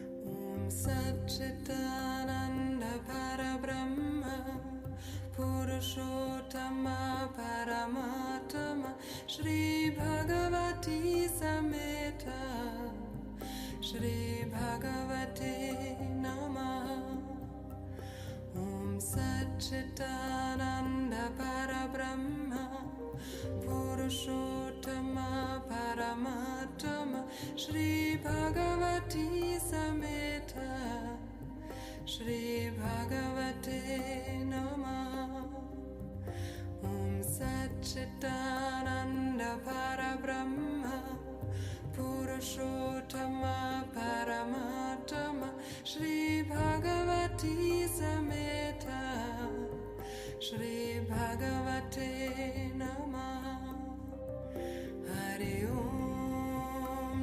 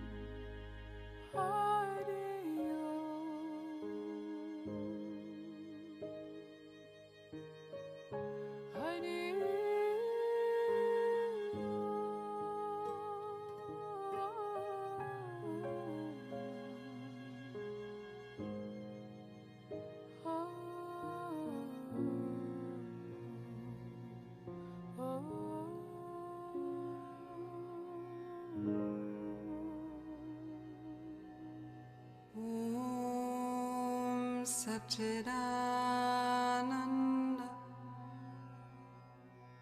Parabrahma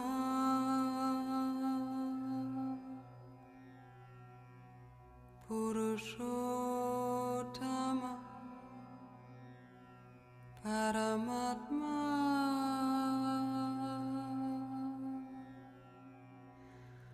Om Shanti Shanti Shanti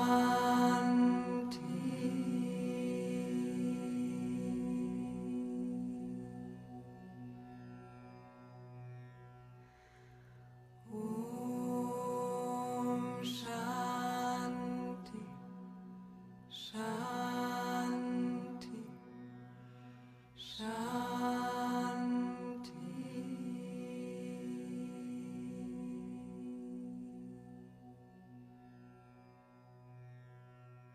And now, slowly come back. Slowly bring your awareness back to your new consciousness, to your new body,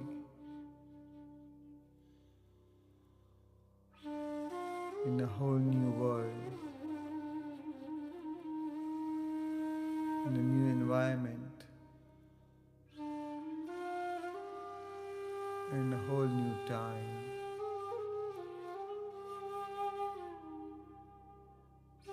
Take your time and slowly come back.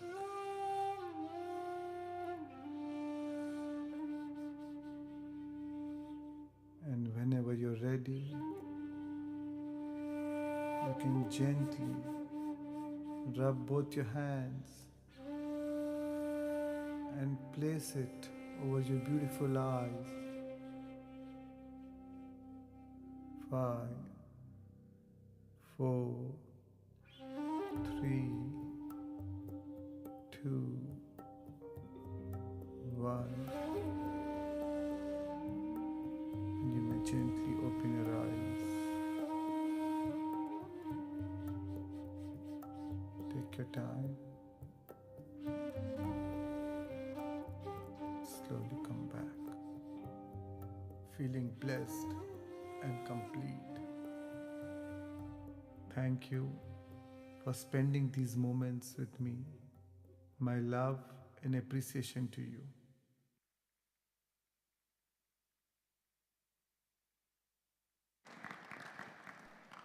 Thank you. Thank you, thank you, thank you. Completely forgot I was sitting here. Thank you. Thank you so much. So take your time, and now we have a pool party. So completely out of this space and ready to celebrate the day. Yeah, and it is by DJ Kabir. So it's Shreyans's son. He's 14 years old and he's going to DJ for us. So get ready to party and get into the pool. Yeah? So thank you, thank you. I hope you had a great day and I'm sure we'll have a great evening. Thank you. Love you all. Thank you.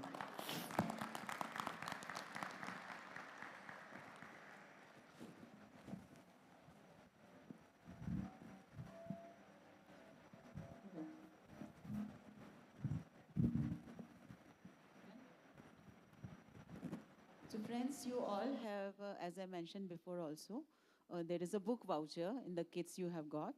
And there is also recommended books list also in that same folder. So you can go through that and take support from that book list, which is recommended by Shreyans, and make your the choice of your books. And another thing, who has not, who has done you're done with your tags, can drop in this box. And who is still not done, you can, please, you must, in fact, please do it by tonight. This box will be at the Soul Nest reception. You can drop in there. By tonight, it has to be done, because we'll be arranging all those tags for the morning tag activity by night. Okay? Thank you so much. So thank you all, friends. So we have worked quite hard since morning. And now it's time to have fun. It's time to actually manifest. It's time to create the right vibration for manifestation. And the best vibration for manifestation is fun mode. The fun mode is allowing mode, right? So I want to see the wild side of everybody. That is what the meditation is for. Eventually, so that we enjoy life, celebrate life, have fun in life, right? Meditation is not to make us very serious, right? It is supposed to make us light-hearted, fun, celebrate, enjoy, right? And that's what we're going to do today evening. So I'm excited to have a 2-hour session of manifestation together. See you all at the pool side. The high tea is also at the pool side. Even those who don't want to get into the pool, I would still invite you all to come there, so that anyways we become a part of the celebration. See you all soon. Thank you.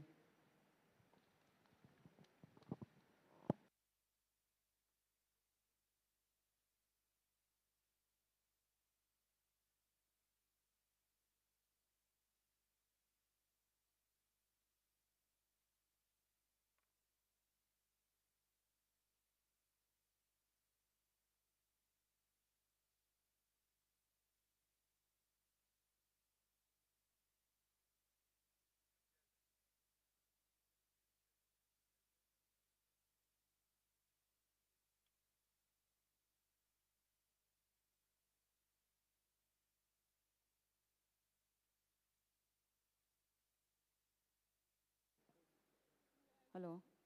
Tag activities tomorrow is at 6 a.m., friends. 6 a.m. onwards, tomorrow, tag activity. Okay.